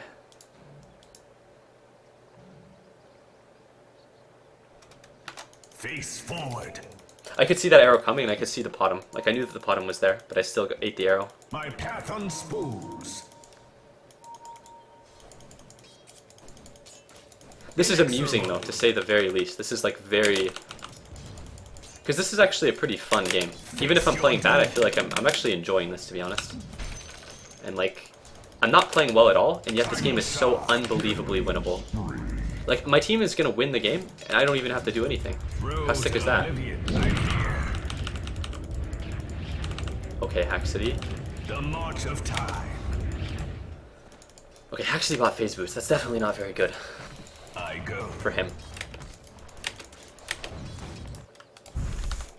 Road to oblivion. My path on spools. Channel your inner to heal, The enemy's middle tower has fallen. It's a heal O'Neal, my favorite. Yes. Time flows. You know what actually the worst thing in the world is? The worst thing in the world is actually playing against Universe in matchmaking. Because Universe, like, no matter what I do, he will always kill my support, and there's nothing I can do to prevent it. Like, 100% of the games I play against Universe, he's always level 8 when I'm level 5, even if I play really well, because he just kills my support player.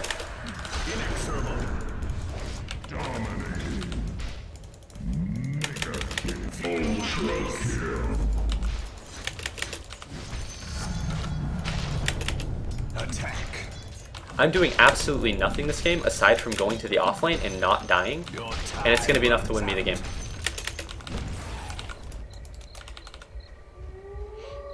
No, I didn't say my team is bad. Like when you play matchmaking, it puts like one good player on each team.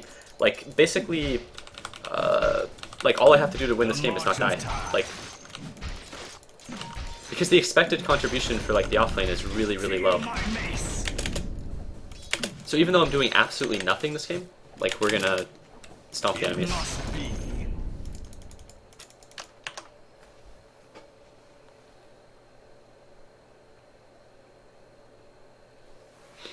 What MMR is this? 5k plus? Casual ultra kill, yeah. I wouldn't be surprised if the Shadow Fiend was the good player on the team.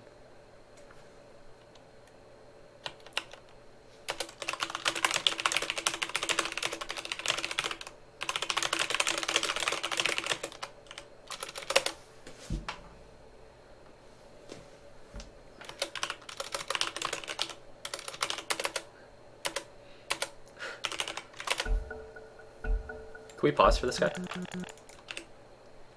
Sorry, dude, I'm not used to people asking genuine questions in Dota, you know? Would be beneficial, is it just preference? 50 slides, 250. I prefer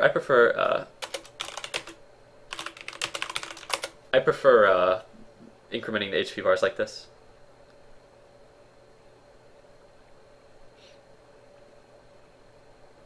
I can't find quick cast under options. If you want to bind your quick cast, oh no, I thought of one other disadvantage of quick cast. You can't do auto cast or whatever with quick cast. So if you play like Viper or whatever, it's not good. Yeah, what a banner SF. I agree. Face forward.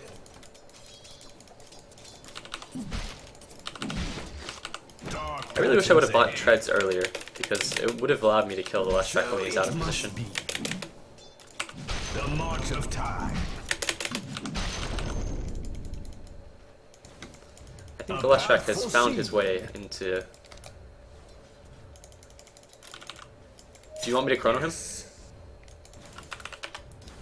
I'm here. Time to fight. Can we just back up? Can you just run? Can you just run? I'm probably gonna... Oh, never mind. Can we just kill him? Inexorable. We're good here. Oh, what the fuck? Just hit it, just hit it, just hit it, just hit it, just hit it, just hit it, just hit it. Final shot. Now leave. Thank God I backtracked so much there.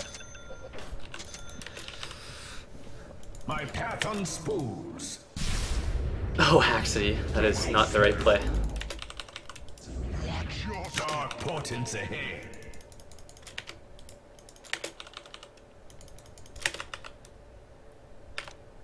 Time flows.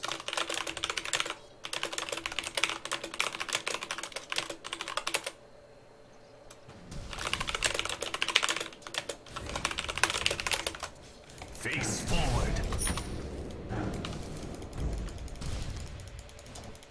It shall be.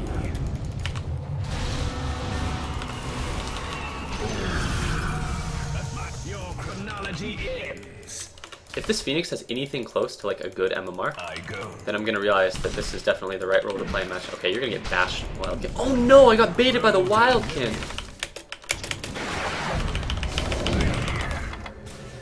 I'm backing up. Unstoppable. Time flows. I love how many misplays I can make and then still be like colossally ahead. The march of time. It shall be.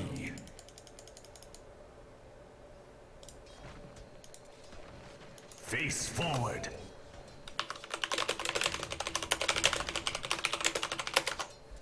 My path unspools. Never fear backtracks with you. Yeah. But this is definitely the worst I've played in a very long time, but this is feels way better. It's like a matchmaking strategy. Wanna try to kill the Spectre? A path foreseen. I'm just gonna chrono him, dude. Fuck it. Just ult him, dude. Fuck him up. If I play a one-roll Faceless Void, I can't just chrono for single targets that much. But if I play offlane Void, I can afford to just chrono anyone that I see. I go.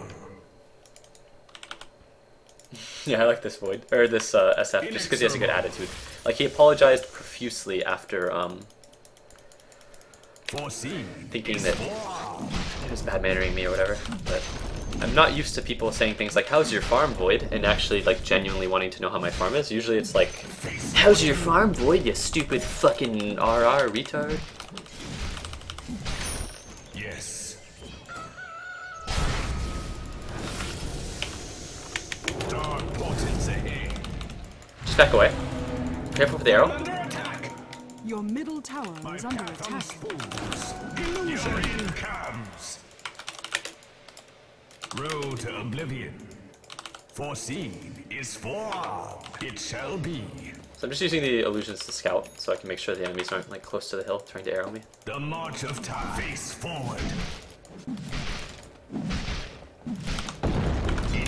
Haxley looks like a lot of free gold. We shouldn't fight in here. Yes. Spectre almost has a Radiance, but it's not actually good Radiance timing because he has no other items. Like, if I have nothing else, it doesn't even matter how bad I... Oh, is my dude AFK? Foreseen is forearmed. Might be.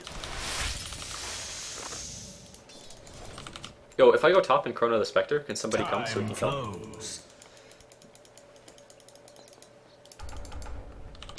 I go.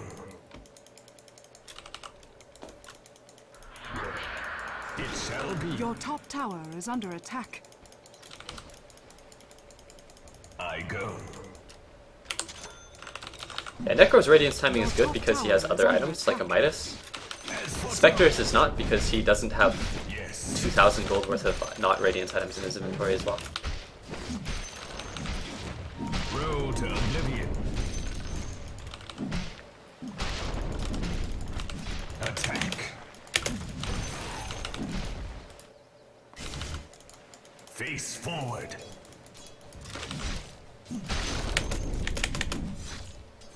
Time is the cruelest cut. Foreseen is forearmed.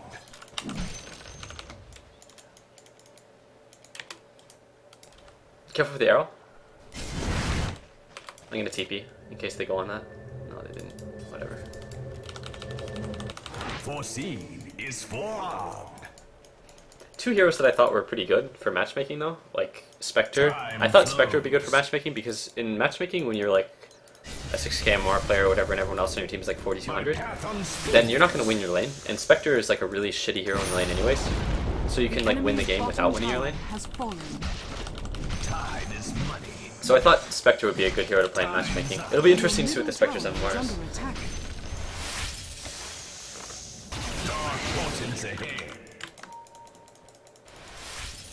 Oh look, it's Chen's entire army. I'm so tempted to chrono these just as like a fucking joke. Time's up. The Micromaster has lost every single Your middle he tower had. is under attack. Inexorable.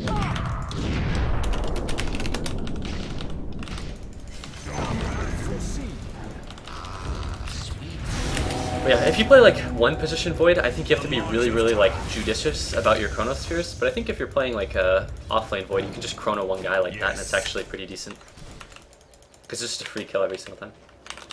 My path unspoons. I actually think that Raid King is a terrible... well, actually I shouldn't say that. Raid King is okay in public games if you play like the Hailrake build or whatever. But I think that like Wraith King doesn't deal with split pushing very well. He's like a 5v5 hero, and if your team is like not very good, then you don't want to try to 5v5. Your top tower is under attack.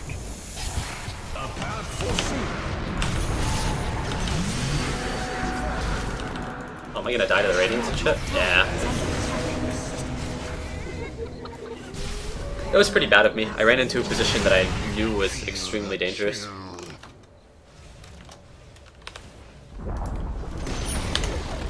The enemy's bottom tower has fallen. No, you can't just chrono all day, every day when you're... Oh, I see, when you get an axe. I thought you were saying like as a one position faceless void in general. If you're playing one position faceless void, it's really important that you kill like either like the enemy mid or like the enemy carry with your chronosphere. Because in theory, if you're a one position Faceless Void, you should be the strongest hero on your team. So if you completely botch the Chronosphere, it's huge because you have no other, like the only other strong hero on your team that you're going to have is probably going to be your mid hero. Whereas if you're a position 5 Faceless Void, then you're going to have a mid hero and you're going to have a carry. So it doesn't really matter if you just Chrono one guy.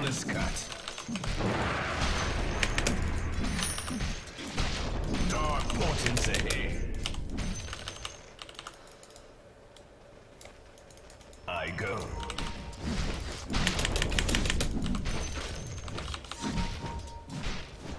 The march of time.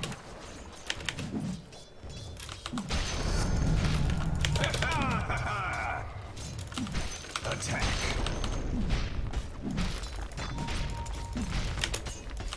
Road to oblivion.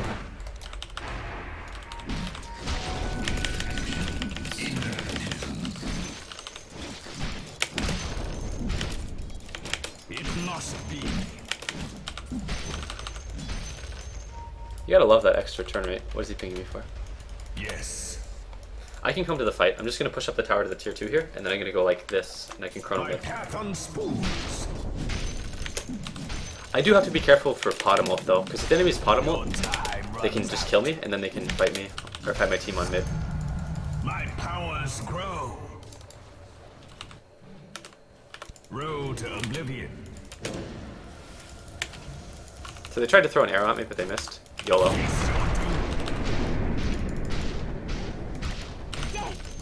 With honor.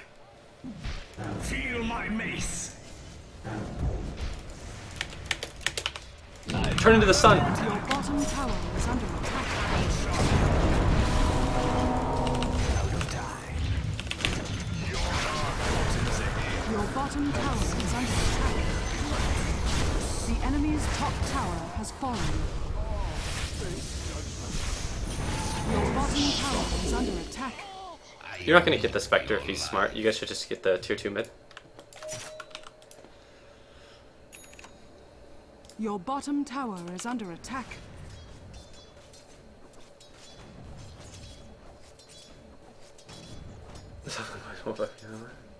Think about Battle Fury Void. It's definitely not a good item if you're offlane, because if you're offlane, then you want to buy like really cheap, cost-efficient items so that you can outscale the enemy carry despite having less gold. Whereas if you're one position, I don't actually like Battle Fury Void builds, to be honest. I like Maelstrom builds on Void, and it's not like the two are mutually exclusive, but The enemy's middle tower to be honest, they kind of Fate are. approaches.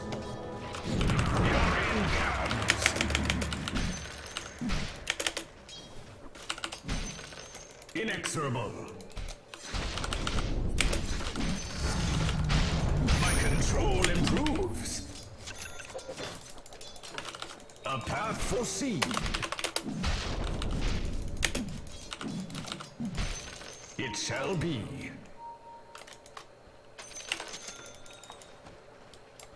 I go.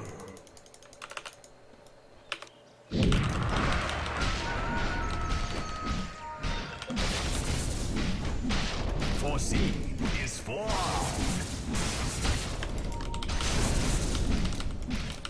Attack.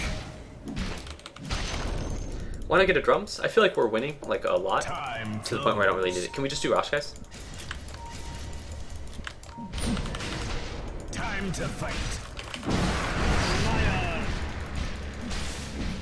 Careful for bottom one. Do we have like a sentry?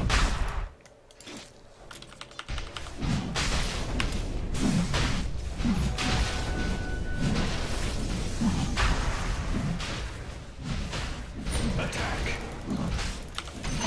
Roshan has fallen to the dire. Shadow Shaman's like that. Forward. I think bottom wants to get chronoed again. The march of time. Looks like bottom does not want to get chronoed again. I go. I have in fact confirmed that her desire to get chronoed really low. A path foreseen. Gold is forever.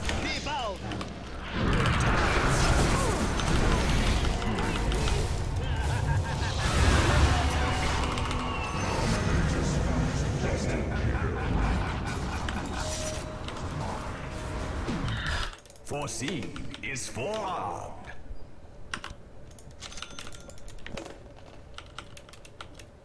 Dark potency. Alright, so the funny thing though is that this is the worst I've played, like I said, like all month, right? Like definitely the most poorly I've played because I've made at least 7 or 8 really, really game-losing mistakes. And when I play like the one position in matchmaking, I feel like I make 1 mistake and I lose, but here I made like 8 mistakes and I'm winning. That said, this is like a not great example of how every game is going to be, just because my mid-hero won like tremendously hard. But it doesn't change the fact that like this is enjoyable, not that hard. Time flows. I don't really like Aghanim Scepter too much on one position void, unless I'm going to go Refresher afterwards. But it's not bad at all. By any stretch of imagination, it's actually pretty decent. But I think that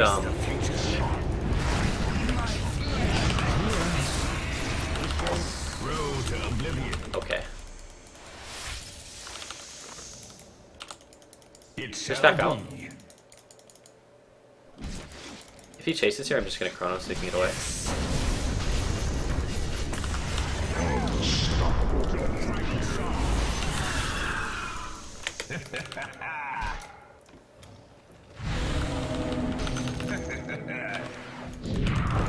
Inexorable.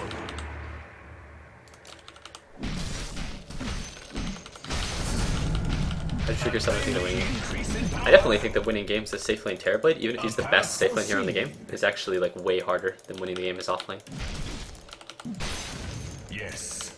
There are some really, really bad players that are like pretty fucking high MMR that just play offlane in mid. Invisibility.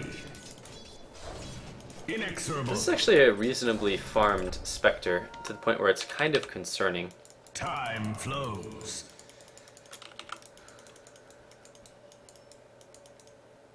My path unspools.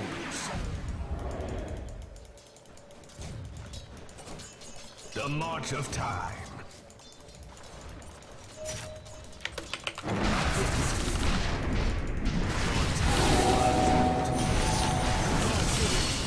God, take it. You reap what you tide is money. It shall be. Yeah, Spectre's doing okay for how one-sided this is and for playing a Spectre. Indeed. It's really, really hard to judge how the Spectre is playing this game. Because, like, what the Chen did, I think, fucked the Spectre over, like, really hard. Road to oblivion.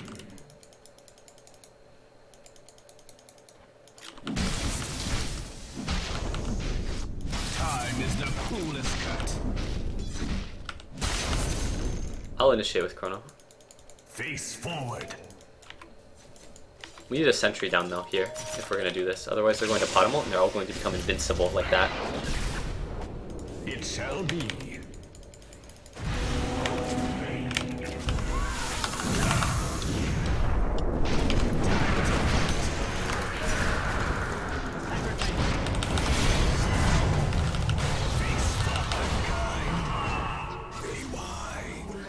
It's funny, though. This item build is not very good. I think for this game, like, I need, like, a BKB or something, because I'm just getting raped every single time by the Spectre. Like, no matter, I don't know. Like, this is actually, I'm playing this bad, but I'm also doing, I think, not a good item build. Like, Ags wouldn't be the correct item, it would definitely be a BKB. Every single time I've died, it's because I just died during the Spectre ult. Having a Mask of Madness and then, nothing to keep me alive is not optimal, I would say.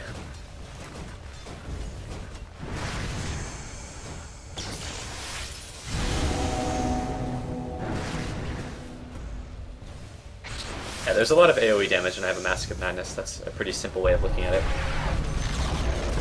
The enemy's top tower has fallen.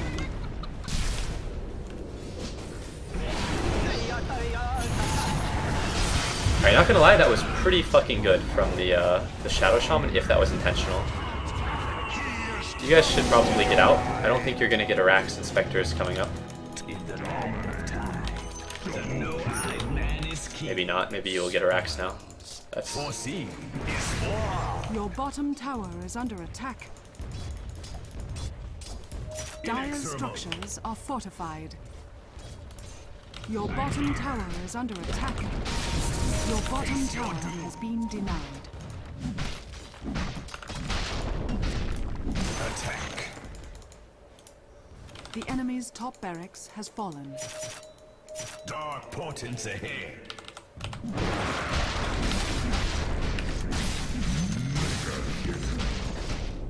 Feel my mace.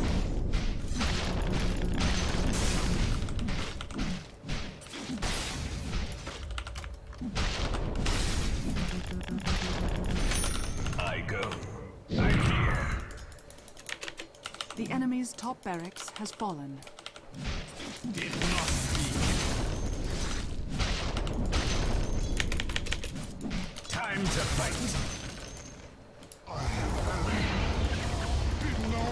Road to oblivion. The funny thing about playing against heroes like Spectre, Terrorblade, and Phantom Lancer is that you don't automatically win just because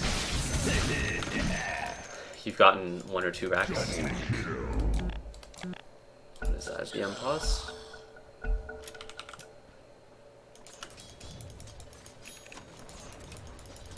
The march of time. Time's up. A path foreseen.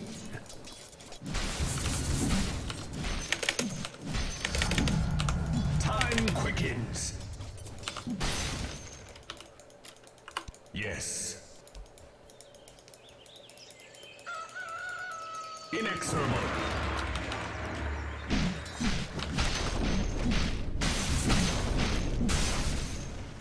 Time flows.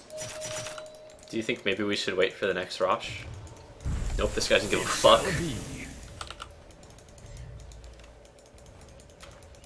The march of time.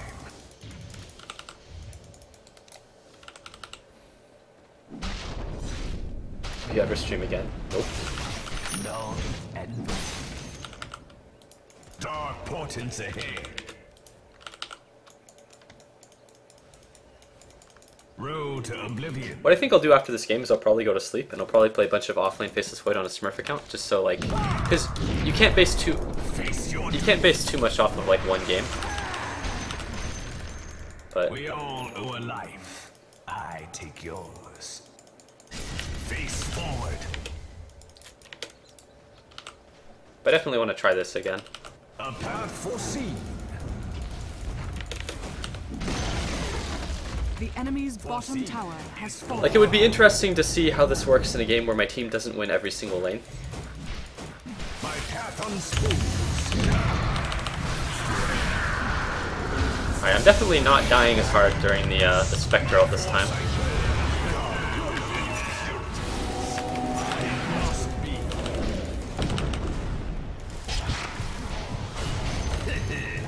The enemy's bottom barracks. Really value Time Walk there. Time is the coolest cut. Not yet. The enemy's bottom barracks has fallen. I go.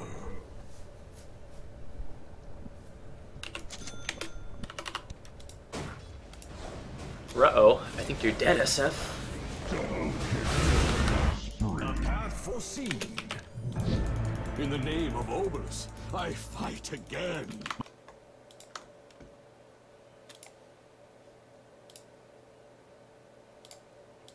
Dark portents ahead. Alright guys, I think it's about time that we dive their well in Chrono the Well. Who's with me? Face forward. You're up, Necrolite. I need you now more than ever.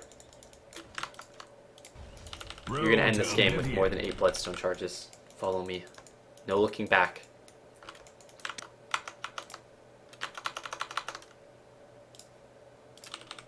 Wait, no. Not this. Hold on.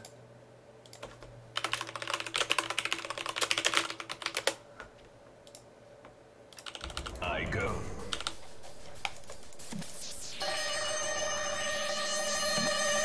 Yes.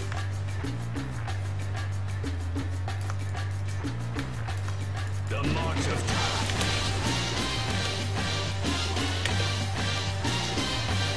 Alright, Necrolite, this is Battle Commander. Can you hear me? This is your Battle Commander speaking. Alright, SF, I need you to follow me. I'm baiting. I baited out the arrow. Okay, get in there. Bravo formation. More DPS. Focus the tank. Don't break formation.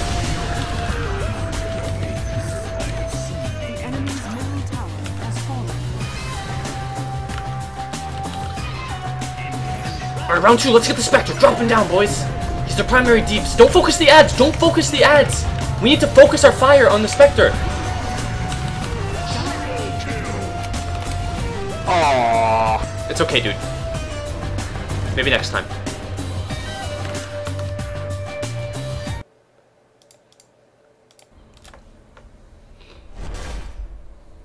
Alright, well. That was a really, really relaxing game because I think my team won every single other lane without any, yeah, I don't know. That was a easy game. Easy game, easy life, as Golden15 would say, guys. The biggest deal on Twitch TV, Golden15. But anyways, that's it for me for now, guys. If you're new to the channel, if you follow it, you know when it comes online, etc., etc. I love you guys. Good night. Or good morning, I guess, depending on where you live.